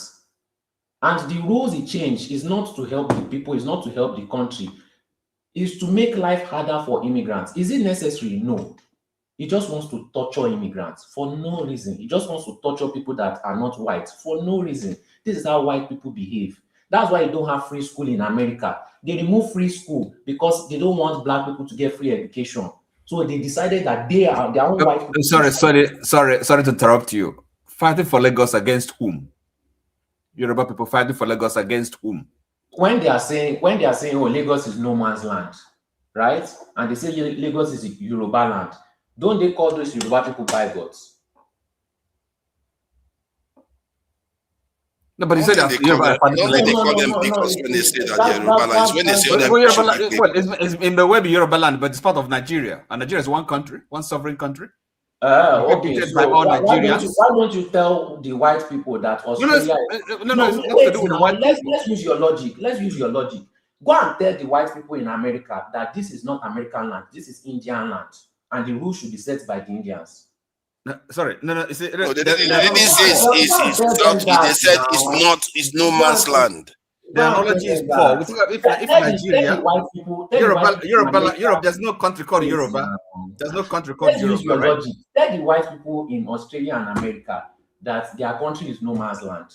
No, but you can't equate the situation to the Yoruba on Yoruba land. Continue. Yoruba is not a country. Yoruba, you may have a Yoruba land. You know what I mean. You know what I mean, right? But because it's black people that are doing it. No. I'm saying that you're wrong. You misconceive it. You are using my time now. Yeah, let me just, finish. But Solly, just to clarify things, where the stuff gets a little bit, where people will refer to some these people that advocate such views as bigots, is when they say it's Yoruba land, you people don't belong here, or you should leave this in Lagos. That's when people get cross, or say you are not allowed to even advocate like somebody that was born there. That is where the issue is. It's obviously a Yoruba territory. Nobody will say who will say that Lagos is not part of the Yoruba territory. It's the Yoruba territory. That's where the issue is coming from. Now let me show you why there's hypocrisy. You don't see Yoruba people on the streets beating up anybody that is not Yoruba. You don't see Yoruba people on the streets lynching anybody that is not Yoruba. You don't see Yoruba people on the streets unaliving, stabbing people that are not Yoruba. What you see are APC members who have a motive and something to benefit that do these actions. The average Yoruba man does not do all these actions you complain about, but the average white man will lynch you. The average white man will beat you and your family. They will burn your house while you are still inside the house. Even right now. Yeah, but no, to be fair though, even those white men are associated with an organization. No, I think we are painting the wrong picture here. Those white people are associated with an organization, either the police or KKK or something. Just like you said, APC Yoruba people are actually attacking Southeasterners. No, I have to say this because you can't just paint a parallel history here. Because I was on this platform when they were attacking Igbo people during the election. I saw it happen, and we saw this in Igbo Basics.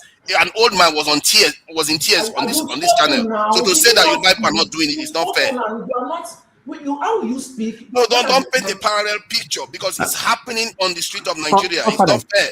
Forefathers, okay. What I encourage is to allow the person to finish, and then you can rebut. I gave you the chance to speak. If you know that you wanted to see all these things, you should have said it. Okay, it's okay. Sorry. You can't be waiting for me to respond. Then you start shifting the goalpost every time. Make your point. Let me respond. If I defeat your point, I've defeated your point. If you want to make another point, you make another point. Every time I speak, you are shifting the goalpost. And what pains me the most is you don't do this to white people. You allow whatever their bullshit. Their police is lynching you. Their own police, their own military is lynching you, burning you in your own house, stabbing you. In Europe, in UK, they are stabbing. Even in Ireland, their police are killing you. Why don't you argue with them? Why? Why are you arguing with me? Are my people killing you? Do our police kill you? Do we burn down your house? Do you see the average Yoruba person? You are talking about Agbero stocks, people that are political tools, as if you don't have it in your region. You act like you don't have it in your region, but you do. So why are you trying to act innocent? Why? What are you gaining from being mischievous? Is it because they are black? Because I know you will never do this to a white person. I'm sure you will not.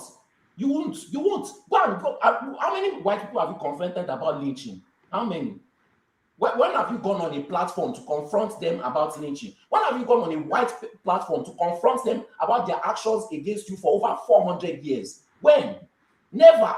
But I've done it on this platform. So but if it's a black man, let me be manipulative, let me be mischievous, let me all these things for what? You like to punch down. I've never ever seen any of it's rare for me to see a Nigerian punch up. Rare, very rare. Me, when I want to go, I punch up. When I want to have kids, I pity so many black people. I don't take them to court, but you know how many white people I take that? I make sure that they pay my money. I make sure that if I can affect them in any way, I take it up to them. Acting, man, just stroking this white people's ego. You don't confront them like this. You don't challenge them like this. And you are grasping at straws just to make it. Leave these old people, Solly. Calm down. Leave these old people. Calm down. It annoys me now because they don't. I agree with you. It's annoying.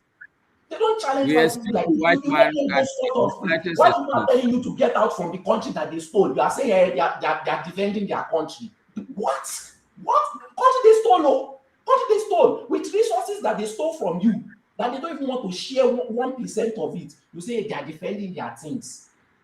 You know, they remove free school because they don't want you to have it. They remove free healthcare because they let their people die just because they don't want you to have free healthcare.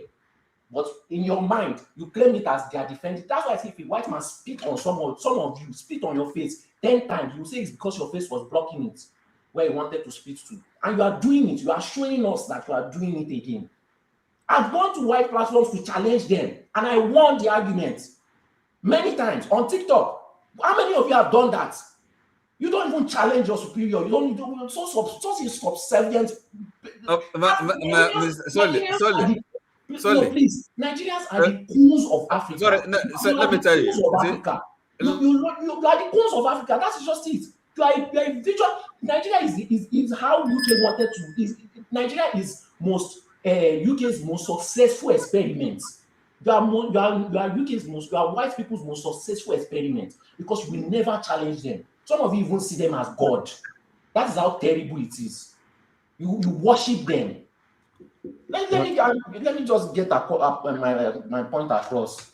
So they are very greedy, they are very stingy, they do so much shit to you. They would rather destroy their own life just so that you will not enjoy anything, but you will be there to defend them. You are ready to fight me for them.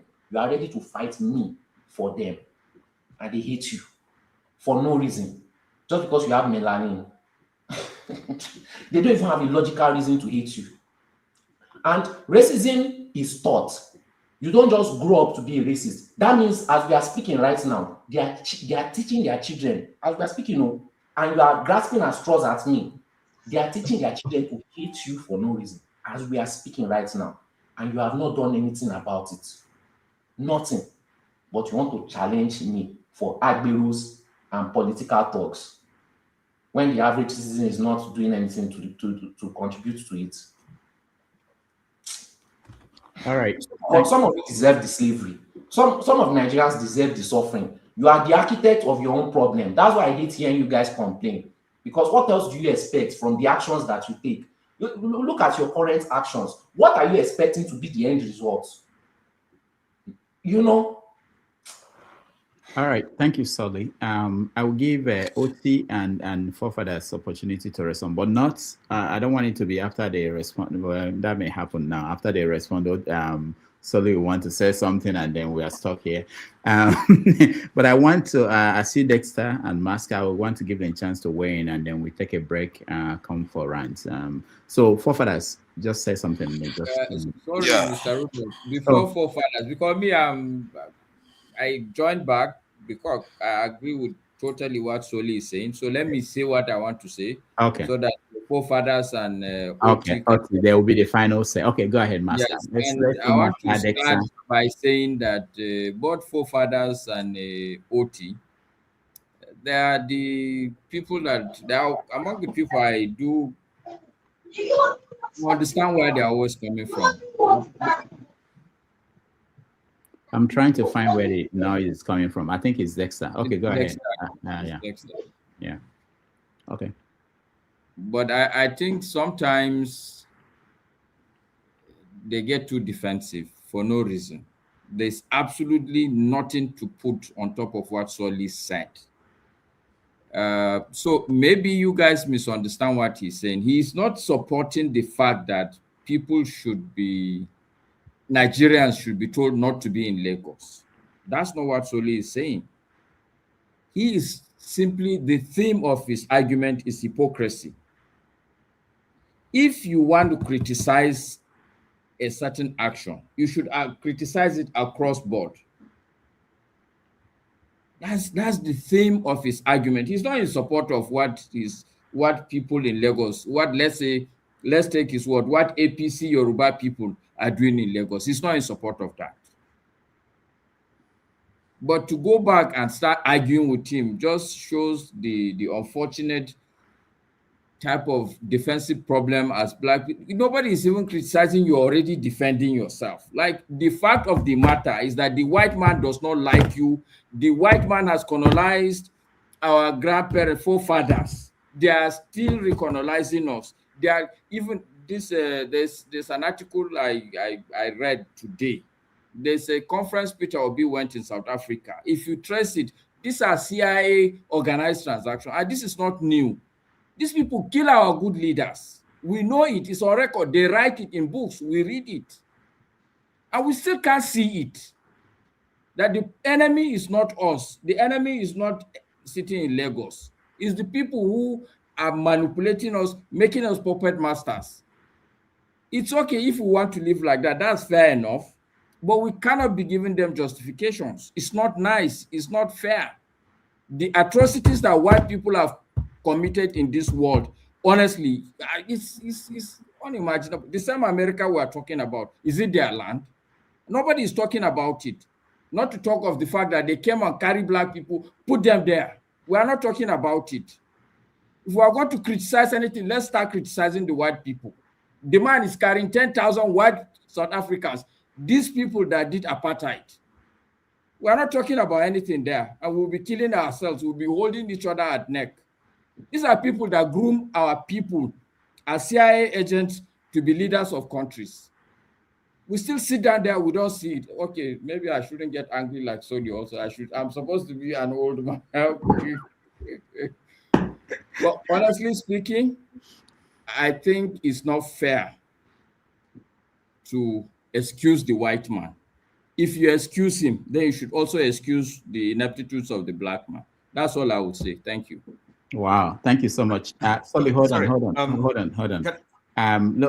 Before you speak, Oti, let me get Dexter so that we can round it up. Okay, Dexter, go ahead. I thought I was supposed to respond. How is no, yeah, hold on. I don't even want to respond. I just want to give information.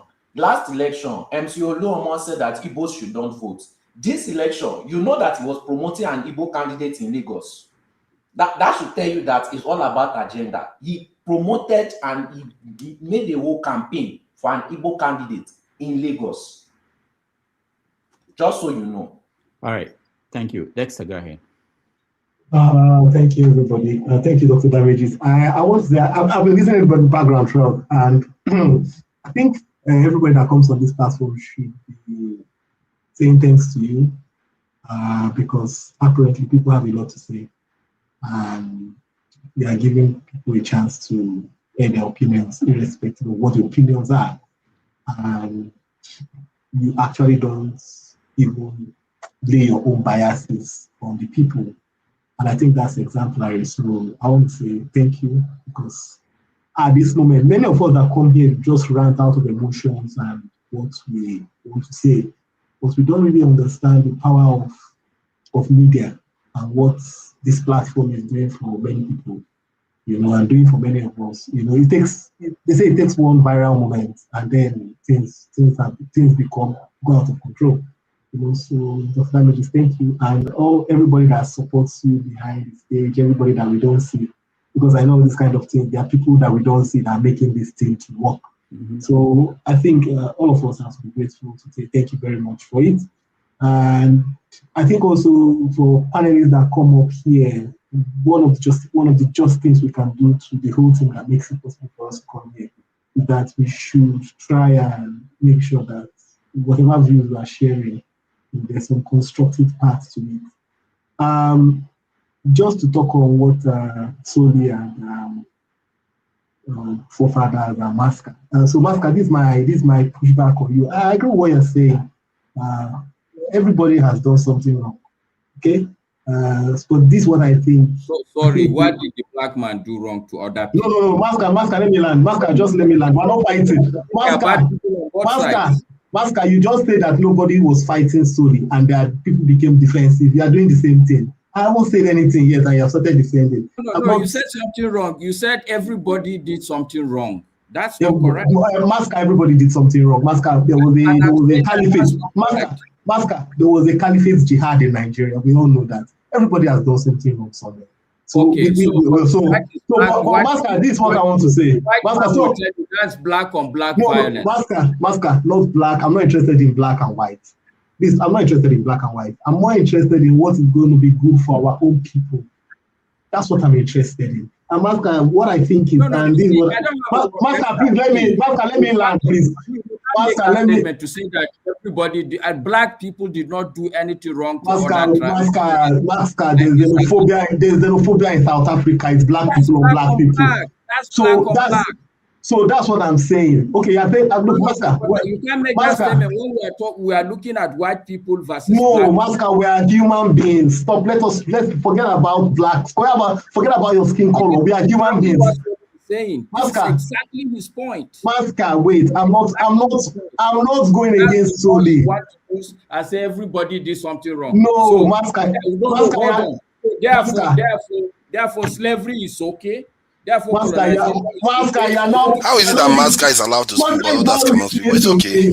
Masker, why are you getting angry? You're doing the same thing you accuse forefathers and this person. I haven't even said anything, and you're attacking me. Said something wrong. No, I didn't say. Masker, you have to listen and get the context. Masker, can we let Dexter finish? So this is what I'm saying. First of all, we are human beings. First of all, let's stop separating ourselves by the color of our skin. Number two, talk about Nigeria. I agree. What Soli is saying is absolutely true. Soli, what I'm going to say is that for you to bring justice, it has to start at home. Okay? I agree. You can talk about the white people. They've done a whole kind of bullshit. I agree. But we have to start from home. The reason is this. We don't start making justice applicable in our own houses, in our own home, then we will not have the power to fight the one outside. While we are focusing on why people did that, our country is slipping into the abyss. And whether you like it or not, it doesn't benefit us, it benefits the adversary.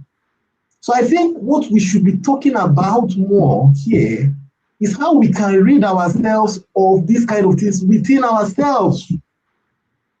I'm not a big fan, but I like something Amechi said. Look, when you talk about Nigerians, people are talking about, I'm from this region. Oh, I'm Hausa, I'm Fulani, I'm Igbo, I'm Yoruba. They are not even saying they're Nigerian citizens. Does it not show that we are missing something?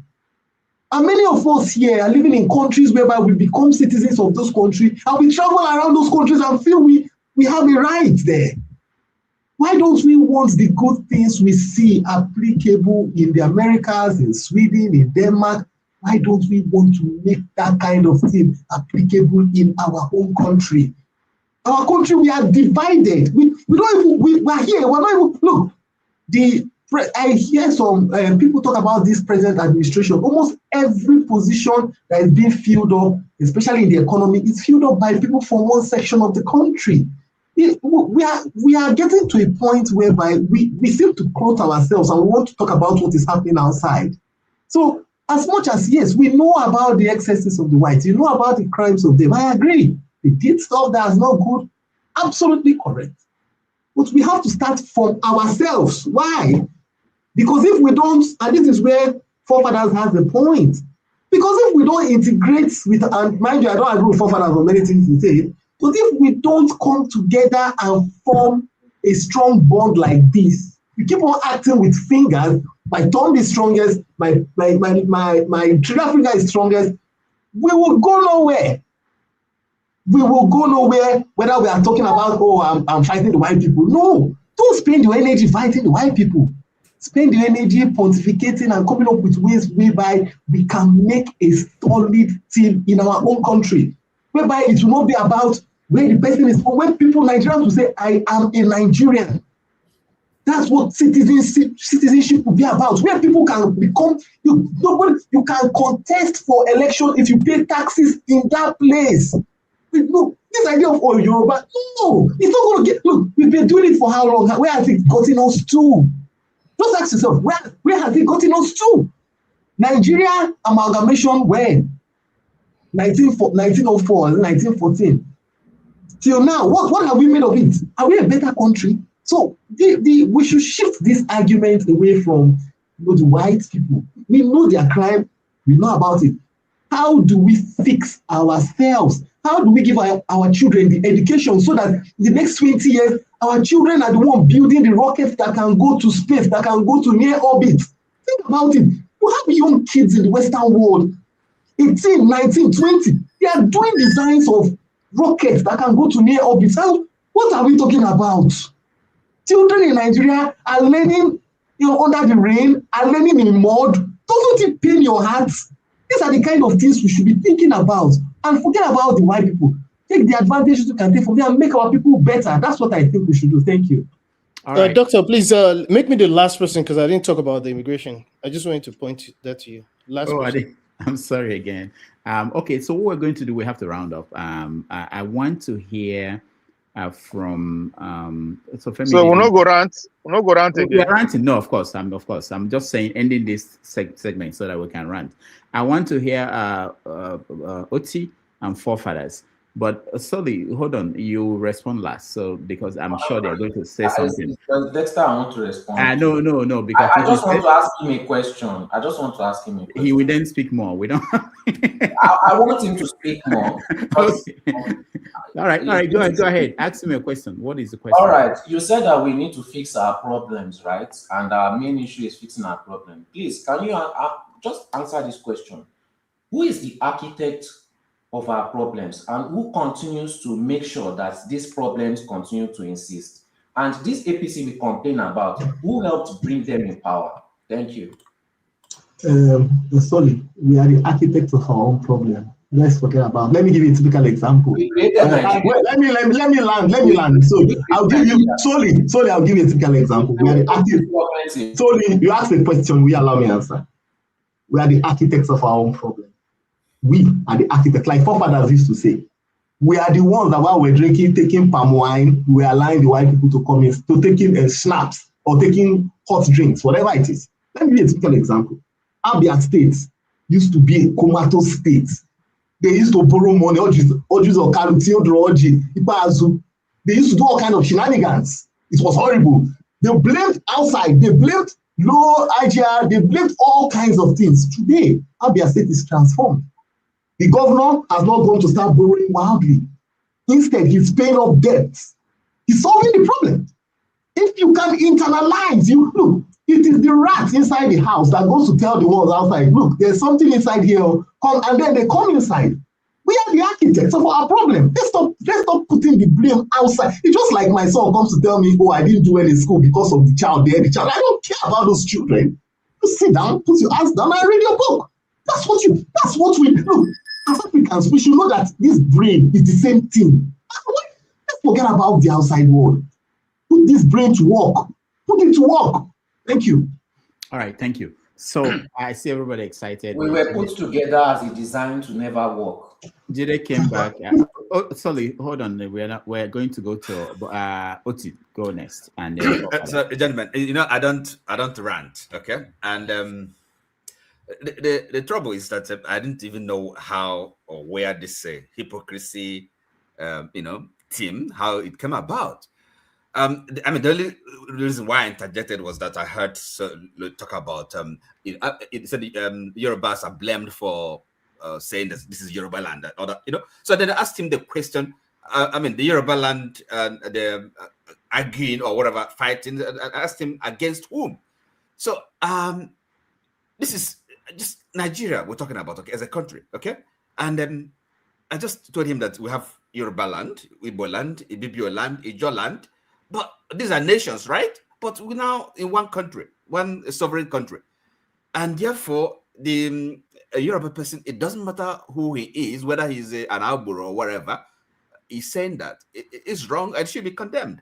And by the way, saying that it is a APC talks, that is not quite correct, because how about the politicians, that instigate these people, that instrumentalize the talks?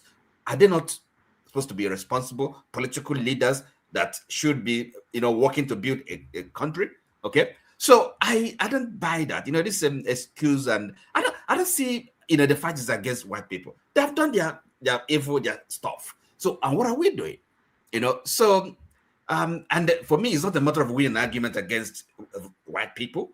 And at least as a people, as a country, as people, one people, right? I'm talking about Nigerians now.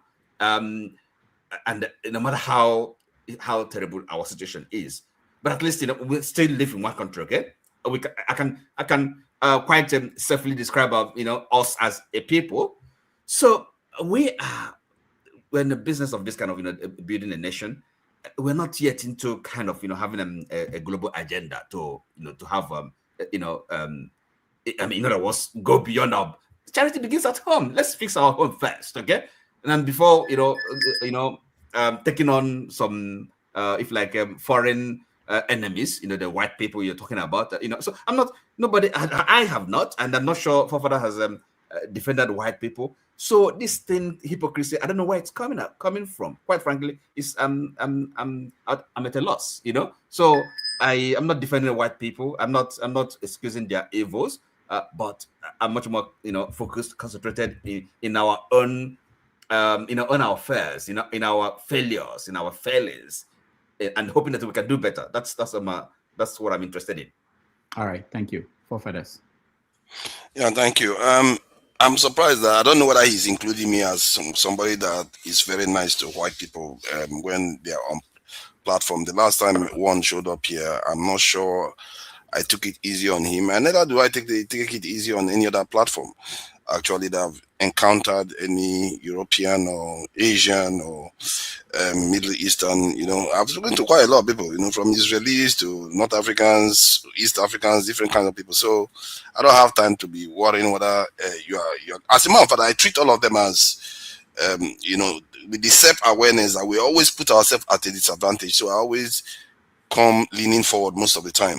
Sometimes maybe undeserving, sometimes I'm a little bit too hard on some of them. But that said, what you said were specifics, and I thought I needed to correct them. When you were saying that because some people say Lagos is Yoruba, that's why some people are calling the people that say those things bigots. That is not where it stops. And then you went on to also say APC people are the ones doing it, as if because it's an institution that is doing it, is of less significance in terms of being discriminatory against people of the same country. Because even in other countries, it's mostly done through institutions. And if you look at what is happening in South Africa now, Dudula, it's through an institution that was organizing it, and police were around there allowing it to happen. And are you waiting until it gets worse before you see it as a danger? Because I was here on the platform then, I was saying, why is it that this is happening and Nigerians are not coming out and saying, Nigerian elders, Wole Soyinka, all of them, they are not coming out and saying, no, this is not how we behave. This is Nigeria. Yes, this area is a Lagos area, but remember, this is a capital city. They are not saying Ibadan is no man's land. Nobody said Ogun is no man's land. This is a common sense stuff. Some of the stuff we argue about sometimes, and that's why I don't get into the debate of, oh, this place is Yoruba or this place is no man's land, because that one is a benign argument. It's when they start threatening people. They were threatening non-Yoruba people in Lagos. There was a lot of tension in Lagos during that period. When a lot of Southeasterners were saying they should stop going to Lagos, they should go to Southeast to go and build. For you to say, like, that is something that is equivalent to what Americans are doing, personally, the way I look at it is that both of them are supposed to be condemned outright. And this thing that we do sometimes where we say, oh, you are harder on this side than the other side. That is true. Many of our people, they do that a lot, but it's not uniform, because some people on this platform now are sympathetic to Europeans, while others are not. For you to just say it's general, like me, now, I'm not very sympathetic to them, even if I understand why they do what they do. So, but for you to say specifically that, oh, it's only APC people, or are we seeing people on the street getting attacked? Yeah, we've seen people getting attacked. People have died. I've been on this platform. They've announced that people have died. There was a market that was burnt, the way the security guard was killed. There was another one where people were attacked. They were rushing them to the hospital. They were even videoing it live during the election period. In Lagos, there were places where at schools, they were discriminating against Igbo people, even at schools, outside Lagos. So let's not pretend as if these things are not problematic in Nigeria. And when people condemn it, I think it's right that they do that. And if you want to compare it to other regions of Nigeria, have you seen other regions where they attack other non, let's say in the southeast, they attack Yoruba people? Or the south, they attack Yoruba people, or I know in the north, sometimes you can see sometimes they go after the southeasterners in the north too, which is not something that we should tolerate. So that's the point I was trying to highlight, that you can't just say, oh, when some Lagosians say Lagos is Yoruba, that is the reason why people are against them. Personally, I don't think people will get crossed if you say that. I don't think it's a big deal to say. If some people in Kanu say Kanu is for Kanu people, I don't think a lot of Southeasterners will be concerned, even if they have a lot of Southeasterners there. It's when they start attacking them, pressuring them, telling them not to vote, telling them not to exercise their right. That's where the issue is. And to say that I'm sympathetic to Europeans, I don't know. Maybe if you need to go and check some of my videos, you find out that I'm not sympathetic to them at all. All right.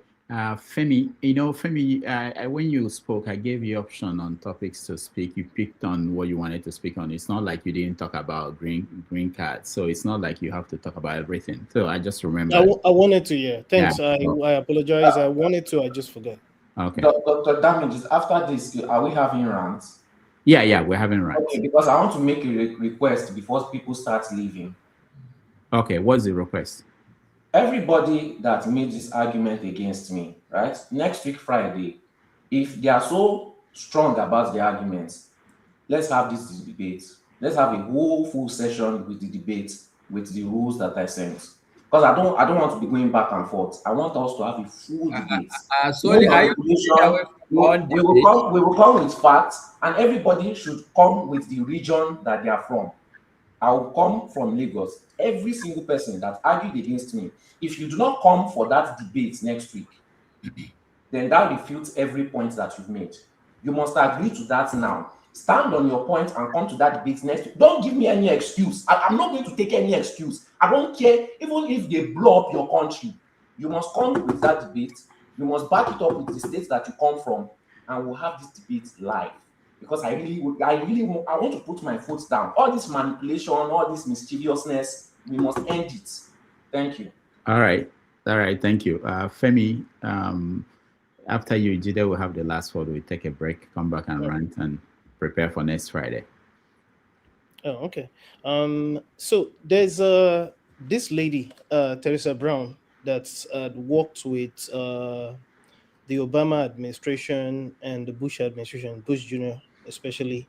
And he typically, whenever he's interviewed about this issue of immigration, I think he's a lawyer as well. He typically refers to the fact that across party lines, just like a lot of things, especially things that have to do with international geopolitics and what have you, it's a uniparty system. So let's nobody deceive you. The Democrats, on one hand, will use it as a way of trying to curry votes when it comes to blacks and Mexicans and what have you. And then, Republicans will do what the Republicans do, which is an example of what Trump is doing. It's something that's been happening forever. So it's not a Trump thing, like a lot of us keep mentioning. But that said, on one hand, it's understandable when you look at it from the purview of a certain Vusi Tembekwayo, the guy that's usually one of the keynote speakers at this Platform Nigeria event that Pastor Poju usually organizes every year. The platform. And I was listening to something that he said on his own YouTube platform this morning when he was trying to conceptualize and just make one understand fully from his own angle what's going on in South Africa as an example. And he sent me thinking about even what's happening generally just all over the world, even in certain parts of Africa, even in Ghana today, in Togo, when it comes to Nigerians having to leave and what have you. A lot of things are interconnected, and it continues to be so.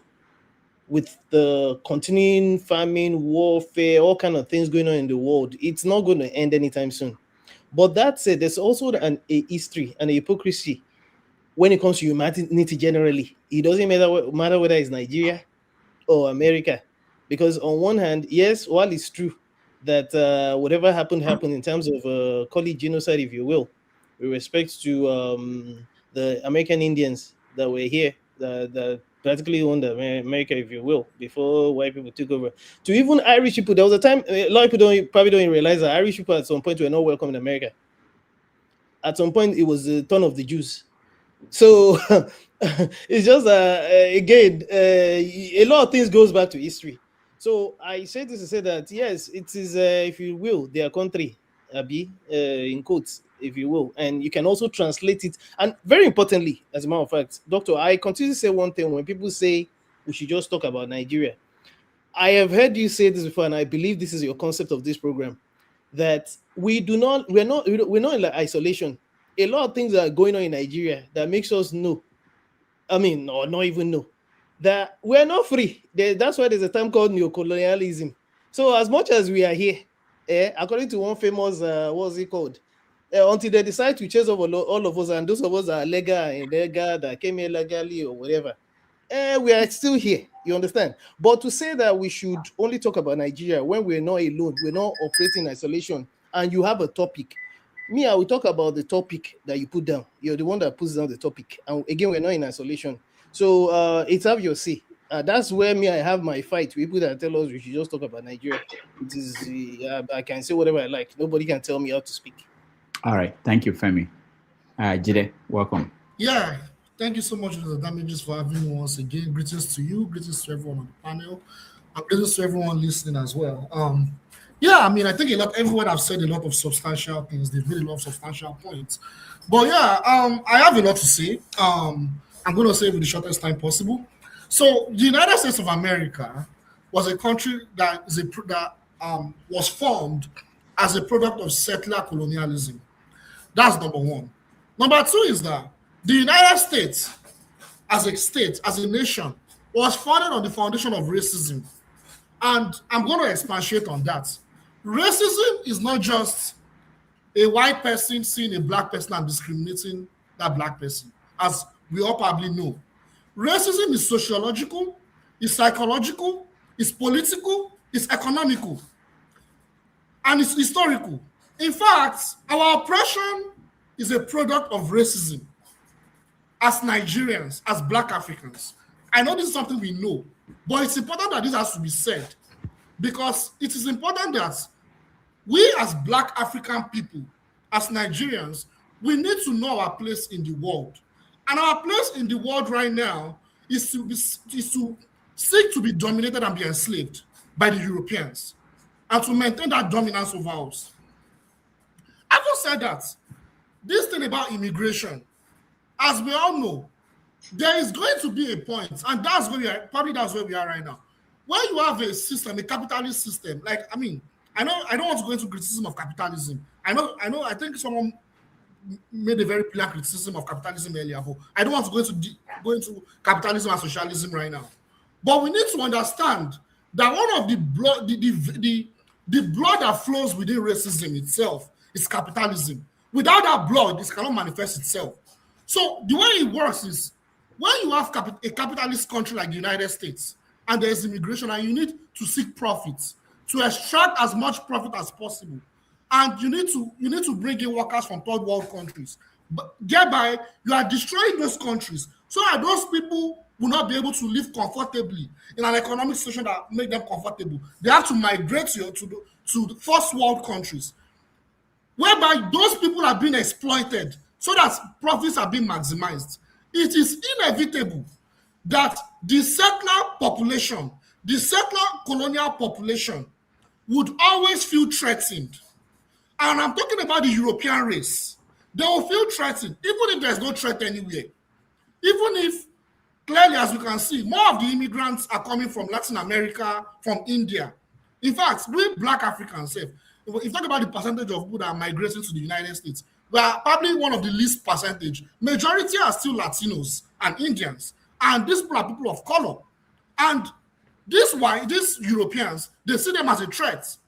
It's inevitable because, like I said, racism itself, it is also sociological. So when you have a group of people that are coming in, they are doing well, and the billionaires, the capitalists, they are still making a lot of money and they're thriving. What the capitalists would do is they would what?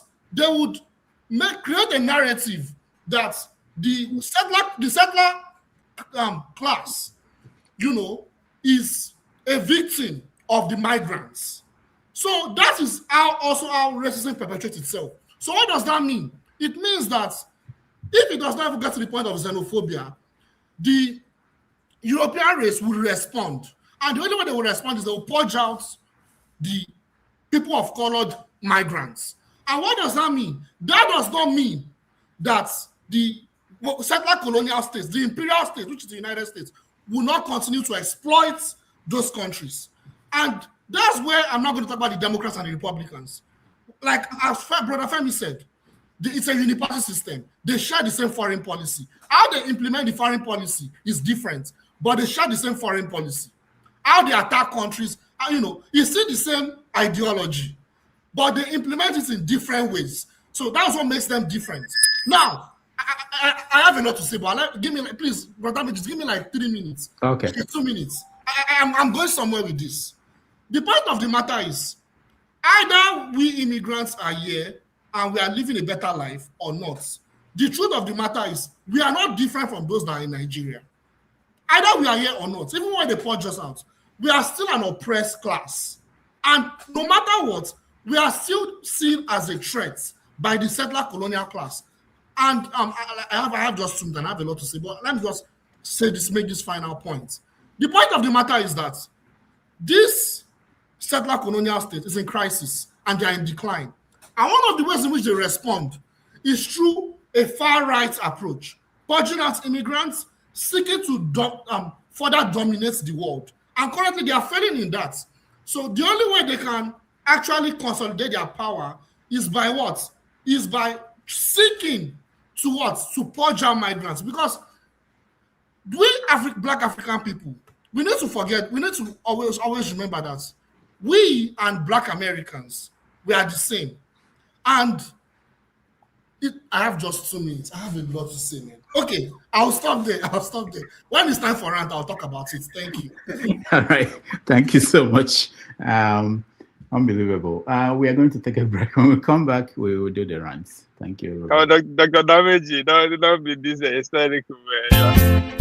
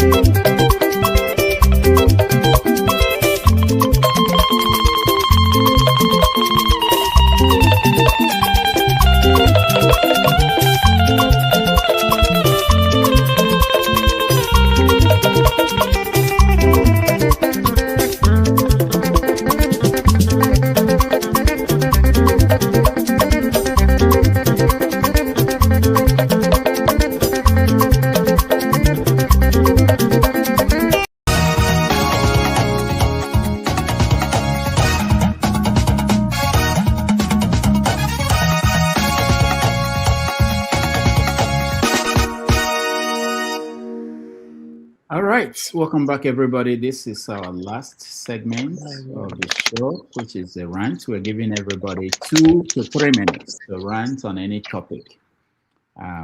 We used to give maybe today we can also give another book out to. I think we still have some to the best person that performed in the rant. People, I don't know how many moderators we have on the comment section. Adama and Tope, if you guys can help, anybody can vote the best rant, 2 to 3 on any topic. Let me start with who hasn't spoken in the recent time. Let's see. Yeah, I'll start with you. Just like that. Okay.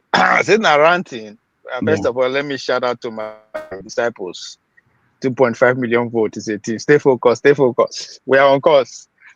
Now, as earlier said, there is a code that says the clue to what a man can do is what a man has already done. 2027 election. I challenge anybody to disagree with me that it's not going to be rigged. That's one. I challenge anybody to disagree with me that the rigging is not going to be spiritual, but financially and physically, a human being they will use. And we don't know this thing almost 4 years ago. The question remains that, what are you going to do about it? You guys requested for this time, but they show now real time. What are you going to do about it? If you look at all the presidential candidates, unless you deceive yourself, that's why I always compare to the Olympic sport as a 400-meter runner.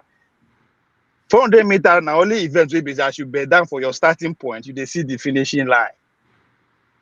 Means that the day you cast your vote or the day you are voted for, you know another election will take place in 4 years' time. No be juju. That one there is not even conspiracy. It's sure say it could happen. But just because you see your finish line doesn't make you just get up at the shot of a gun and you are a winner. No, you still have to go round. That means you have to go around the field to finish. Means you have to start all over again to do the work from day 1, 2023, 2024, 2025. You have to do the work all over again. But most importantly, now how you see that race now matters. Some people see it as 200 meters in 400. They are right. The first 100 meters, the first 200 meters, that now one. Then the first start of 200 meters to finish that now second. But there's another people that see it as 200 meters in 400 meters. That require hard work. That require you working hard to get it. That means your starting point to the first 300 to the first 300 meters is your first 100 meters, 200 meters. Now to cut it short here, among these candidates, some of them are just happy to be part of the competition.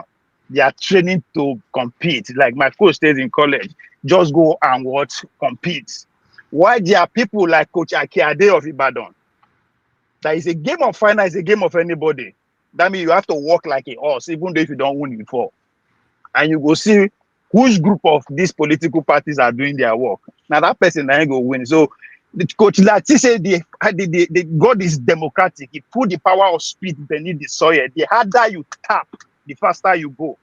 In this scenario, the people at the speed that God put beneath the earth, how much of those people can you let to the polling booth now go give you win?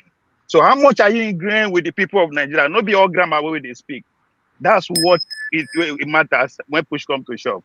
So we can argue and cause of ourselves all we want. The reality is that they will read the election and what are you going to do about it? Not we, because there's no we. What are you going to do about it?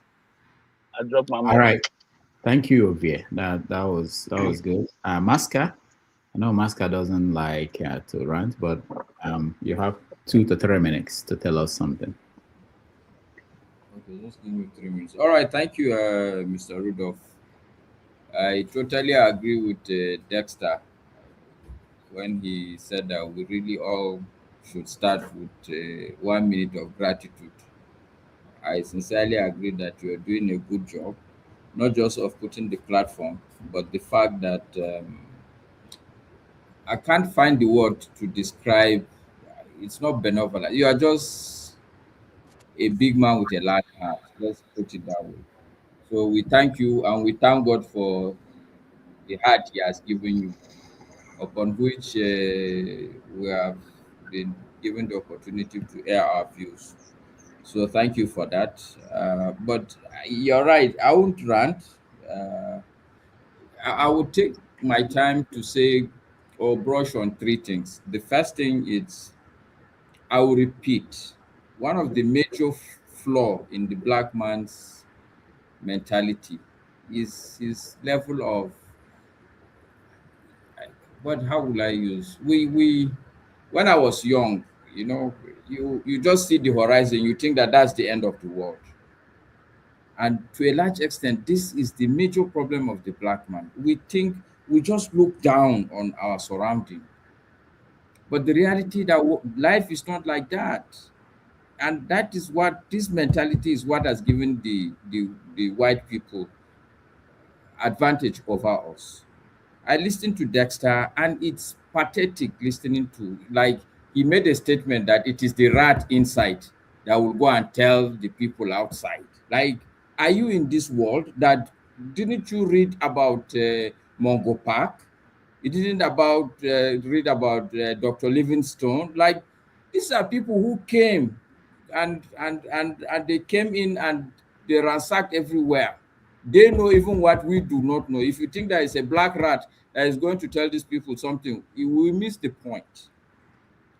All I am always trying to say is I have no grudge against a white man, because look, it's not like people sit down and every white man sat inside one room and they had a plan.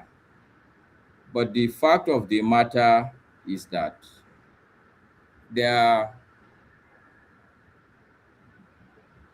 is the word I think is dialectic. There is a constant battle, even though it is not physical like that. But humanity is in a constant battle for resources. And you have a race that is always, or because already it has advantage, it's always looking for how to fiddle with our realities. And unfortunately, we don't get to see it. And again, what really makes me sometimes angry is that almost there's nothing I will say on this platform that I did not see it in print. I will not say anything from the top of my head. Everything I say is something I've followed line by line. Line by line. Somebody wrote it, I'm most likely a white man.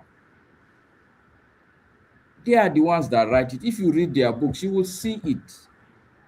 Let me give a very classic example. Let's take the Congo that we are talking about. The man that really wanted to put Congo on the map is Patrice Lumumba. The man that really at the end balkanized Congo is Mobutu Sese Seko. It is on record. I think it's Lawrence Devlin. That's even the name. The classified records exist. The name of the CIA agent that recruited Mobutu Sese Seko as an informant is there. It's a record. And it is the same Mobutu Sese Seko who assisted in assassinating Patrice Lumumba. The CIA agent that killed Patrice Lumumba said it on TV. I saw it. They liquidated the body of Patrice Lumumba because they don't want even Congolese. Because if they bury him somewhere, they believe Congolese will still go and be worshiping that place, and it will be a rallying point. That's the level these people think. And I know, like I said, it's not just all the white people. In a way, it is what Oti said. I also agree with him. It's just that for me, it's a matter of priority. We can't start fighting capitalism now. You can't carry all the battles at the same time. But the truth is that, the point I'm making why I bring capitalism is because it's not all the white people. It is even the system they operate that is creating these problems of trying to dominate and make sure you subjugate people because you're looking for certain resources. But the reality is that even as we are going into this election, we are arguing on simple things, but these white people are going deeper. They are already forecasting how they will manipulate our next potential leader. So to think that, let's solve our problem, it's absurd, it's naive. there's no way you can solve Africa's or Nigeria's problem until you understand the people who are the people poking your fire. I have other things to say, but I think I will stop here, Mr. Rudolph. Thank you. All But right. we need to know that the white people are a significant part of our problem. Let's at least acknowledge that and understand that. That will help us in greatly understand how we can move forward. Thank you. Thank you so much, Maska. Femi, you're next. 2 to 3 minutes. Okay, first I also start with that comment that you posted that it's not an easy thing to come to in the public. That's why when we criticize the leaders, I think it's also right to criticize the followers as well. And for those who think when they post things or they say things, everybody will, all of us that have thin skins and will run away. Waste of time, because you're not here to make everybody happy, hopefully. But that said, my own idea in my follow-up to what Masker just said, my own idea, and I can't say it any better, is for us to think that again that we're alone by ourselves. We should continue. Maybe they play, they go. But in saying that, that's not to say that we're not partakers in the problem as things stand right now, and we can't forever continue to wallow in our own mourning. But it's just good to highlight the fact that these people are not going to leave you alone easily. If nothing else has shown us what's happening in Iran, the way Iran is fighting back right now, hate them or loathe them, I'm not saying I'm a supporter of Iran. Should give you an example of how the world works. After all, my late mom would tell us when we're younger, even when we're a bit at come of age, that she was saying Yoruba, like we don't know anything about the world, the way the world operates. If you think it's what we see, imagine what we do not see. After all, there's been several CIA agents, for example, that continue to come on board now to actually reveal that against what has been going on. As an example, M16 as well. And that's not to say there's no other people involved. It's just that sometimes when you're at the top, you tend to be the one that's most scrutinized. But that said, in fixing Nigeria as it stands, at least for as long as we continue with Nigeria, and by implication Africa, Black Africa especially, the problems definitely are numerous, and it cuts across what even in Europe, amongst even whites themselves, even though it's subliminal, and even amongst Americans, white Americans themselves, is a battle that's going on even within intra-races, and it goes down from everything from governance to institutions to education to infrastructure, security, and what's a view. As much as we like to even pontificate about how America, for example, is this and that, trust me, a lot of America's infrastructure is decaying. It's like 6th century compared with what's it called? China right now. China is the reference point right now. That's the facts. Now, that said, again, I'd like to let me just now focus on here and trying to conclude that, just like I said earlier, if we like, we should do election 2,000 times. The way things are right now, so long as we continue to be Nigeria, it's not going to make any change. The way to make the changes is down to the people, because again, nobody is going to come and save us. Some of us mentioned the fact that, especially when Trump said he was sending them to come and bomb Nigeria. Story. They don't love us like that. It is inside of all the nonsense that we continue to practice, religion, ethnicity, and whatever. It is within ourselves. When we get serious, we'll somehow realize that, wait, this problem, we have to put away, eschew all these encumbrances, if you will, and try to know who exactly we're fighting, even within ourselves as well, as much as we want to credit the fact that there's still external forces at play. If nothing else tells you, just like I mentioned the case of Iran, look at what happened recently in Mali, as an example. The French are not leaving them too. That's why and of course, parts of the West are not leaving them too. That's why they're using the terrorists on one hand like they did in Syria. A lot of these things are, like I continue to say, are interconnected.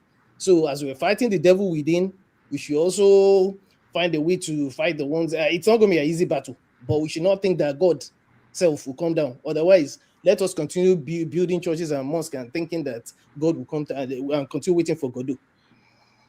All right. Thank you, Femi. Forefathers. Thank you for everything. I think Nigeria has a lot of potential to do a lot of good, as can be seen with just what Dangote represents on the continent today, and maybe even in the world. And our problems are not as severe as we like to think. It's just that this thing about, the mind is a very powerful thing. I'm beginning to realize that the minds of people are very, very hard to change from when they are locked in place.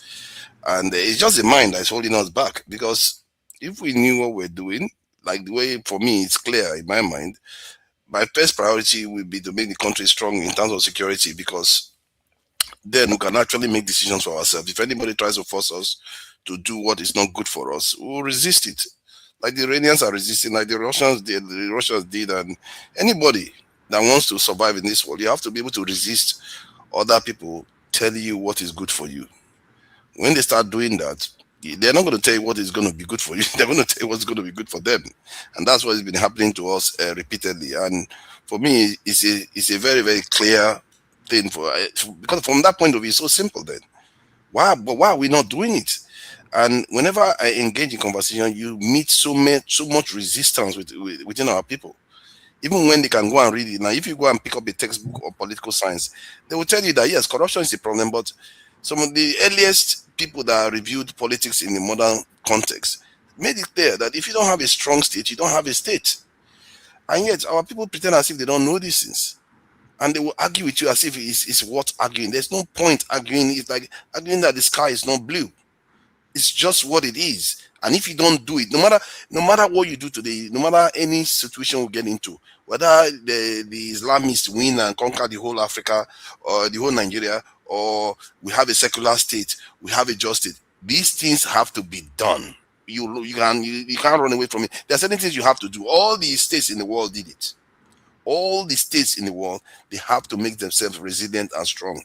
If you don't do that, look at what is happening to Dubai now.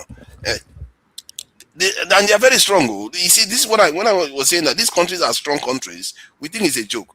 Look at how many rockets Iran threw at Dubai. Most of it was brought down. They were never weak. If that happened to Nigeria now, do we have anything? What are we going to use? Catapult? Nothing. We have nothing to prevent anything. And yet, over 100 million men sit in this country, and they are not doing anything about it. What their priority is, you know what? Let's not allow the Northerners to recruit people into this thing, the military, while they themselves will not want to join. What kind of dead situation is that? You don't want to join, but you don't want others to join. And then your people still need protection. Your women are getting kidnapped and killed every week. And you still come and complain every day online, say, oh, your government are not doing anything. Come on. This is paralysis. It's a secular argument not to do anything. And this is why many of our people are so happy to say, oh, the country has failed. Because when you say that, you don't have to do anything. Why can't you just put your... Because most of us are overseas, you don't even have to do anything. Because in the West, when you call police, they will show up 5-10 minutes. In Nigeria, all you have to do is advocate that they recruit more people so that they can go and secure all the outskirts. So that our people are not paying terrorists levies anymore. So that our people are not living in IDP camps. Head teachers are not being beheaded. So that you can be able to return home and feel safe. How hard can that be? This is why I say our problems are not hard. It's our minds. Our people are frozen in their brain for some weird reason. But maybe someday when Trump come and pepper us, or is Iran or China, or somebody come and pepper us, maybe our eyes, that frozen brain will unfreeze by force, and you will have to survive then. Thank you. All right. Thank you, forefathers. Let's go to Dexter. 2 to 3 minutes. Thank you, Dr. Damages, so much. I think sometimes I pray one day somebody from this platform becomes the president of Nigeria. I will sit down and have a laugh, honestly. I will sit down and have a big laugh. How much can Nigeria afford to pay? I mean, the soldiers in Nigeria are being paid 3K. 3K to eat in a day. 3K. That's the allowance. In a country that is borrowing, some of us want them to employ 1 million soldiers. We have the capital. I mean, you can't read the history of wars. You need money. In fact, I think I was reading the history of the First World War. The reason why America got into the First World War is because the Allied forces were going to lose that war, and the bankers were saying, look, our money can't go down the drain, so somehow they had to get America to get involved in the war to turn the tide against the Germans. So you don't just, when people talk about, people propagate military might. Military might comes with economic power. You can't grow military might without economic power, because if you can't feed your soldiers, sorry, you can't have them. It's as simple as that. So Nigeria is not yet economically independent. That's why for you to grow as a country, look at it's not rocket science. Japan, China, Vietnam, all the countries that have grown, check in Asia, how did they grow? Singapore, how did they grow? And invest in human capital development, good education, make sure that your people are the top in the world. And then the expectation of life will go up. If you want to go and buy weapons in Nigeria, all you just do is you create more terrorists around the country. As simple as that. And then touching on some point that I think one of the things we should do, we should introspect more and hold ourselves more accountable. The idea of always there will always be somebody to blame in anything. Some of you here might be managers or own organizations. Which staff do you like? How would you like a staff that anytime you talk about an issue, a problem in the company, you always tell us about somebody outside? Would that be your favorite staff? If you are an employer of labor, you say, oh, it was that person outside, oh, it was this person outside, oh, it was never something he could take responsibility of. Every issue that comes up, it was somebody outside. It's somebody outside. It was that person there that did that thing, or this person, okay, this employee that left, that it never his responsibility. You hate that person. You want to sack the person. Let's be honest with ourselves about this thing. As Nigerians, we should be able to take responsibility for our own resources. Okay, yes, they plundered us at a point in time, but since 1963, what have we done? Look at the Niger Delta. Look at the irony of Nigeria. All the loans that have been taken are being mortgaged based on oil resources from the Niger Delta. How many of you have lived there? How many of you have drank sapele water? How many of you? Many of you came out from the whole institutions in Nigeria was funded ever since 1970, was funded based on oil resources. How many of you have felt the pains of the creeks? How many? Go to the creeks. Are there roads? Are there bridges? Are there skyscrapers? What's there? Nothing. Look, one thing that happens with Nigeria is that our expectations of ourselves are very low.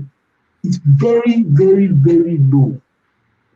Very low. And I think that is why we need to, the politicians don't want education, because they know that with good education, the expectation of people starts going up and they start demanding credible things.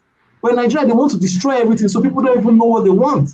And so we that have gained some form of traction, we should be pushing the boundaries. We should be putting the boundaries of development. Thank you. All right, Dexter, thank you so much. Solly, you are next. You see, we Nigerians, we are too surface level. That is why most of these Black Americans are trying to separate from us. You just take everything how you see it. Even when some people are saying black on black crime is worse, do you know who is the architect of this black crime? Do you know who continues to propagate and push for this thing to continue? You don't, and you don't care. So how are you going to ever stop it? You are saying we should stop what we did not create, what is continuing to be sponsored, but you don't want to talk about who created it, who continues to push it, but you want to find a way to stop it. Too surface level. In AAC, when we have our meeting, if you want to contest for a position, they teach us about these things. They educate us about these things. Too surface level. I don't see Nigerians being free anytime soon. You spend 95% of your time going against the blacks and what the blacks are doing, but you do not want to consider what the architect of the movement, the person that orchestrated this full thing, just so that you will never walk in the first place. You spent less than 5% of your time on that situation. I don't really want to rant, I'm tired of all this back and forth. If you stand your ground on your opinion, you should be able to come out to debate it on a level playing ground. This is for Mr. Oti and Mr. Forefathers. You must come for a debate. We must debate this topic about this Yoruba issue and this white people issue, right? Bring your state or your region. Any of it is fine with me. I come with my state and my region.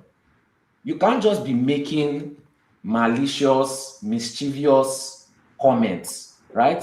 And you will not be able to stand on it. You know, those comments are very calculated, and we need to shed light on your regions also. You know, we need to start comparing. Everybody should be able to stand on their mandates, you know, and you cannot just be doing slander just because we are very passive people and we just want peace. Me, I don't like peace, you know.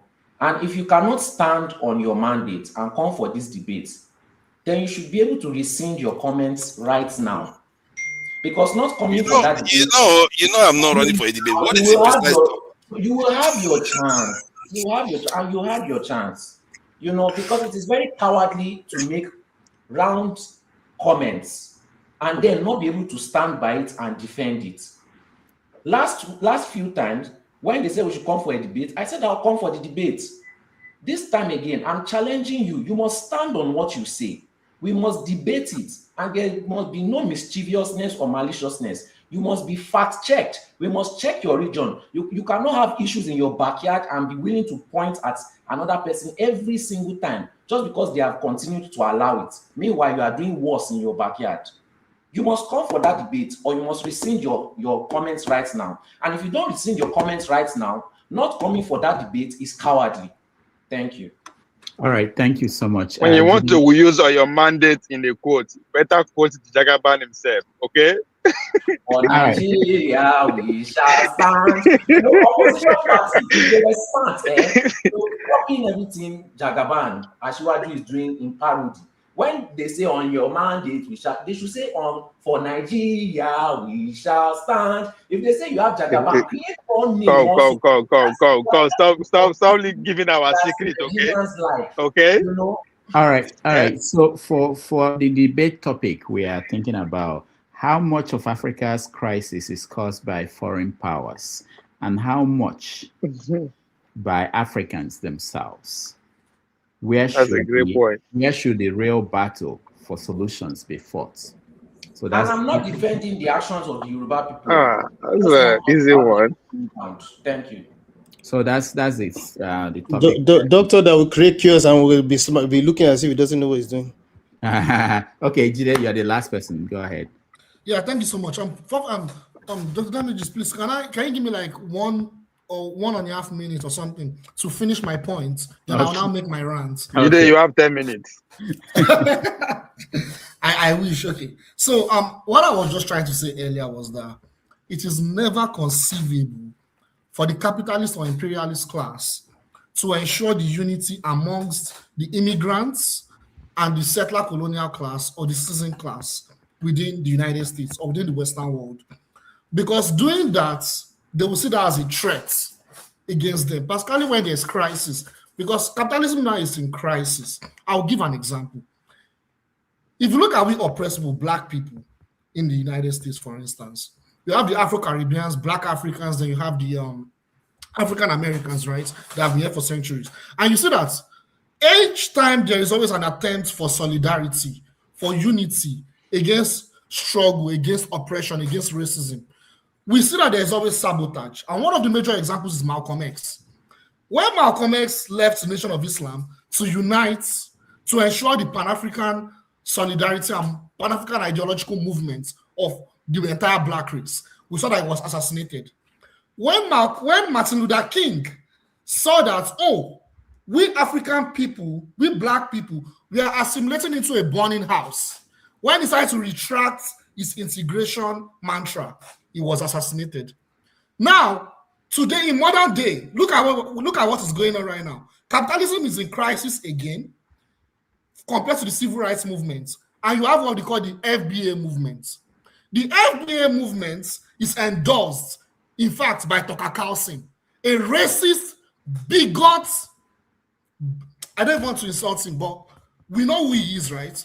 He endorsed the FBA. So that's the point I'm making, that when capitalism is in crisis, the settler colonial class, the European race, they align with the oppressor imperialists, and they cannot afford the oppressed class to unite. And that's what we're seeing in South Africa also with the xenophobia. Now my rant. So I have 3 minutes. I want to talk about the role of traitors. Why the role of traitor is very important. Treachery and the role of traitors into why, if you look at all groups of people in the world, you look at Black Africans, you look at Latinos, you look at Chinese, you look at Japanese, why is it that Black people are the ones that are suffering the most? Why is it that for over 500 years, we are still the ones struggling to remove ourselves from the cage that we've been under since then up till now? Why? We should not underestimate the power of traitors. The traitors now in among us, how we elevate them, we tolerate them, we praise them, we what? We put them to a position of power. From the time of slavery, we've always had traitors.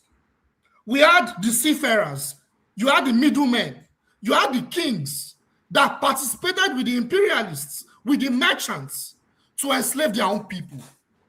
I'm talking about the past. The present, we have Nigeria, Congo, Benin. I have 3 minutes. You have those countries. They have leaders or puppet leaders that are either CIA assets, clients to IMF and World Bank, clients to multinational corporations. You have military. The military is supposed to defend these people. It is defending the political class, the bourgeois class, right? It is protecting what? The capitalist class, the business interests. The future traitors, they are in our present. We are going to vote for them next year. We are talking about them. We are going to vote for them next year. In fact, one of them, he joined a conference in South Africa. That conference is connected to CIA and NED. And he participated in that conference. He's part of it. So we need to not underestimate the power of our traitors. Now, my final point before I end it. This is where we end it. I've always said it that we need to always understand our place in the world. And one thing we need to do is that, and this conversation can be the start, we need to build a dialogue or a political ideology. We need to organize. We need to form a political party that will be channeled to the development of our people. And we need to now begin the process of our liberation, because we've not even started the process of our liberation at all. All this, with all due respect, all this thing they talk about 2027, nothing is going to change. We have not started the path to our liberation. And I'll stop there. Thank you so much. All right. Thank you so much, everybody, for your rants. I'm waiting for our moderators and Easy to give me the count on who won. But again, I appreciate all of you. Tomorrow on 90 Minutes Africa, we are going to have Dr. Wumi Akintide join us to talk about the situation in your state or the Southwest with insecurity. He's a historian and grandson of former DG of Akure. So he will give us his view on what's going on, the traditional way, how the Southwest is reacting to the increasing insecurity in the region. Let me thank those that supported us on the show today. Kulata, thank you. Thank you, Kulata. Chris, thank you. Oscar Blackbone, thank you. Don Anthony, thank you. And Emir, thank you so much. Baba Jide for Labi, thank you. And Rieko Tope, thank you so much. Last one is Alexander Gomez, Doctor. Thank you so much for all your support. Again, tomorrow at 1:30 p.m. New York time, we'll be live on 90 Minutes Africa, and that's 6:30 p.m. Nigerian time. Again, thank you everybody that watched at home. You can still like it at this point if you have not liked the stream, or share it. It's appreciated. More people will see what happened here today. on behalf of everybody behind the scene, who won the book? Because we still have 2 books donated by Show and Tope. We demanded for real-time results. Now it's being rigged. I don't know what is being done to our result. 25 minutes after the last person ran, we never see result. Okay, we will see. If not today, we announce it tomorrow. If they Yakubu, you see, that's Yakubu style. Yakubu style. I did not monitor it, you know. See, you see. This is the template. That template for INEC. Easy. What's going on? Okay. All right. But INEC chairman, yeah. Hold Adama should be the person you guys will hold responsible. Adama. Oh my God! So we should go to court for that. Adama is the court. All right. Thank you, everybody that watched. Those at home, those on the comment section, we appreciate all of you, and those that came in here, I really, really appreciate you. It's not easy to do this. So thank you, Sully, for being here. Thank you, Jide, for coming. Thank you, Dexter. Thank you, Forefathers. Thank you, Femi. Thank you, Ovie. And I will see you guys tomorrow on 90 Minutes Africa. And remember that there's another show going on next immediately. Forefathers is hosting where I had that Forefathers, you did there 11 hours last week. I got a call at 4 a.m. that the studio is empty. People were sleeping, snoring. But anyway. Out of that 11 hours, he talked for 10 11 hours. Forefathers was he talked for 10 hours by himself. How come was I not there? How come was I not there? 11 hours. The guy was snoring. With the air he snore, he was snoring and farting at the same time. Oh, stop it. You did not bite him. I was muted. I was muted. That was muted. Stop going on. I don't know. I was getting calls at 4 a.m. What happened in this? What happened? But anyway, thank you, everybody, and I will see you tomorrow. Right. These are the products being produced.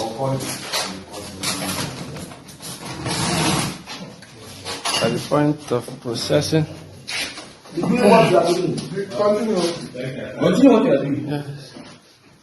Yes. Suspects. Drinks. Where's the guy? Your face. You don't want to stop this activity. Yes, these are the products. Point of production. Point of production. The set.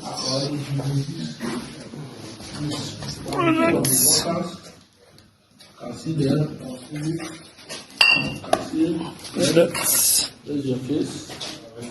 What's your name? Joy. Joy. Where are you from?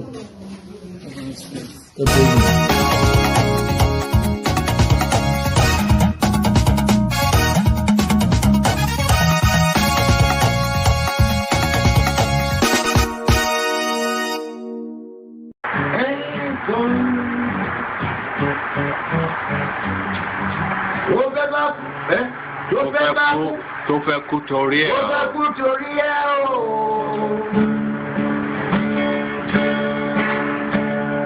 Ọwọ́ ẹni ló ti ṣàánú kọ́. Ayé la bá, ayé la fi sílẹ̀ sí. Ọ̀nà èyí yóò. Thank you so much for watching. Thank you. Have you subscribed? Yes, you. Have you subscribed? You. Yeah, before you go, click. It's free. Click. Just that's it. Have you subscribed? You are laughing. Have you subscribed? Have you subscribed? Thank you. Thank you. Thank you. Hey, madam. Thank you so much. I can see you. I can see you. We have to get to 100,000 subscribers. By the end of the year, how are we going to do that if you don't subscribe? Yes, you. Yes, you're about to click off. Why?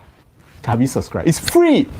If you don't, ask your son, ask your daughter how to. Just one click. Thank you. Thank you. I see you. Aha. Thank you very much. Thank you very much. I'll see you.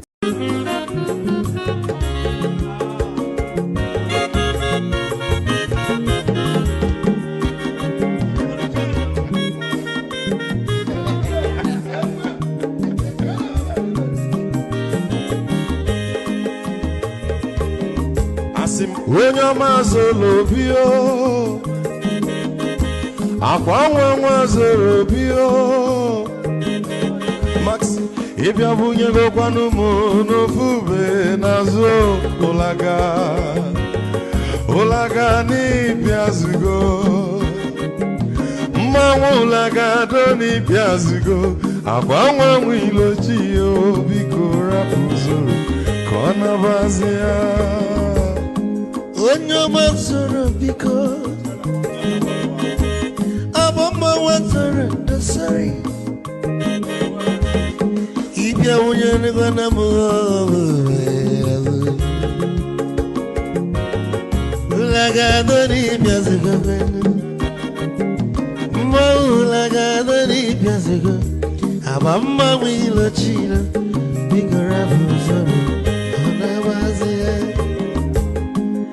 Mazi weko mamu Odogu no kwerezu nanka Onyama nigadele mo Mazi ni biazigo Go with the melody.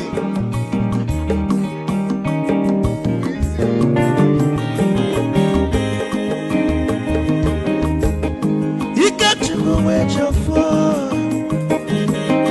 Odogu nachala noka. Is it one them nigga delemo? Olaga doni pesi good night.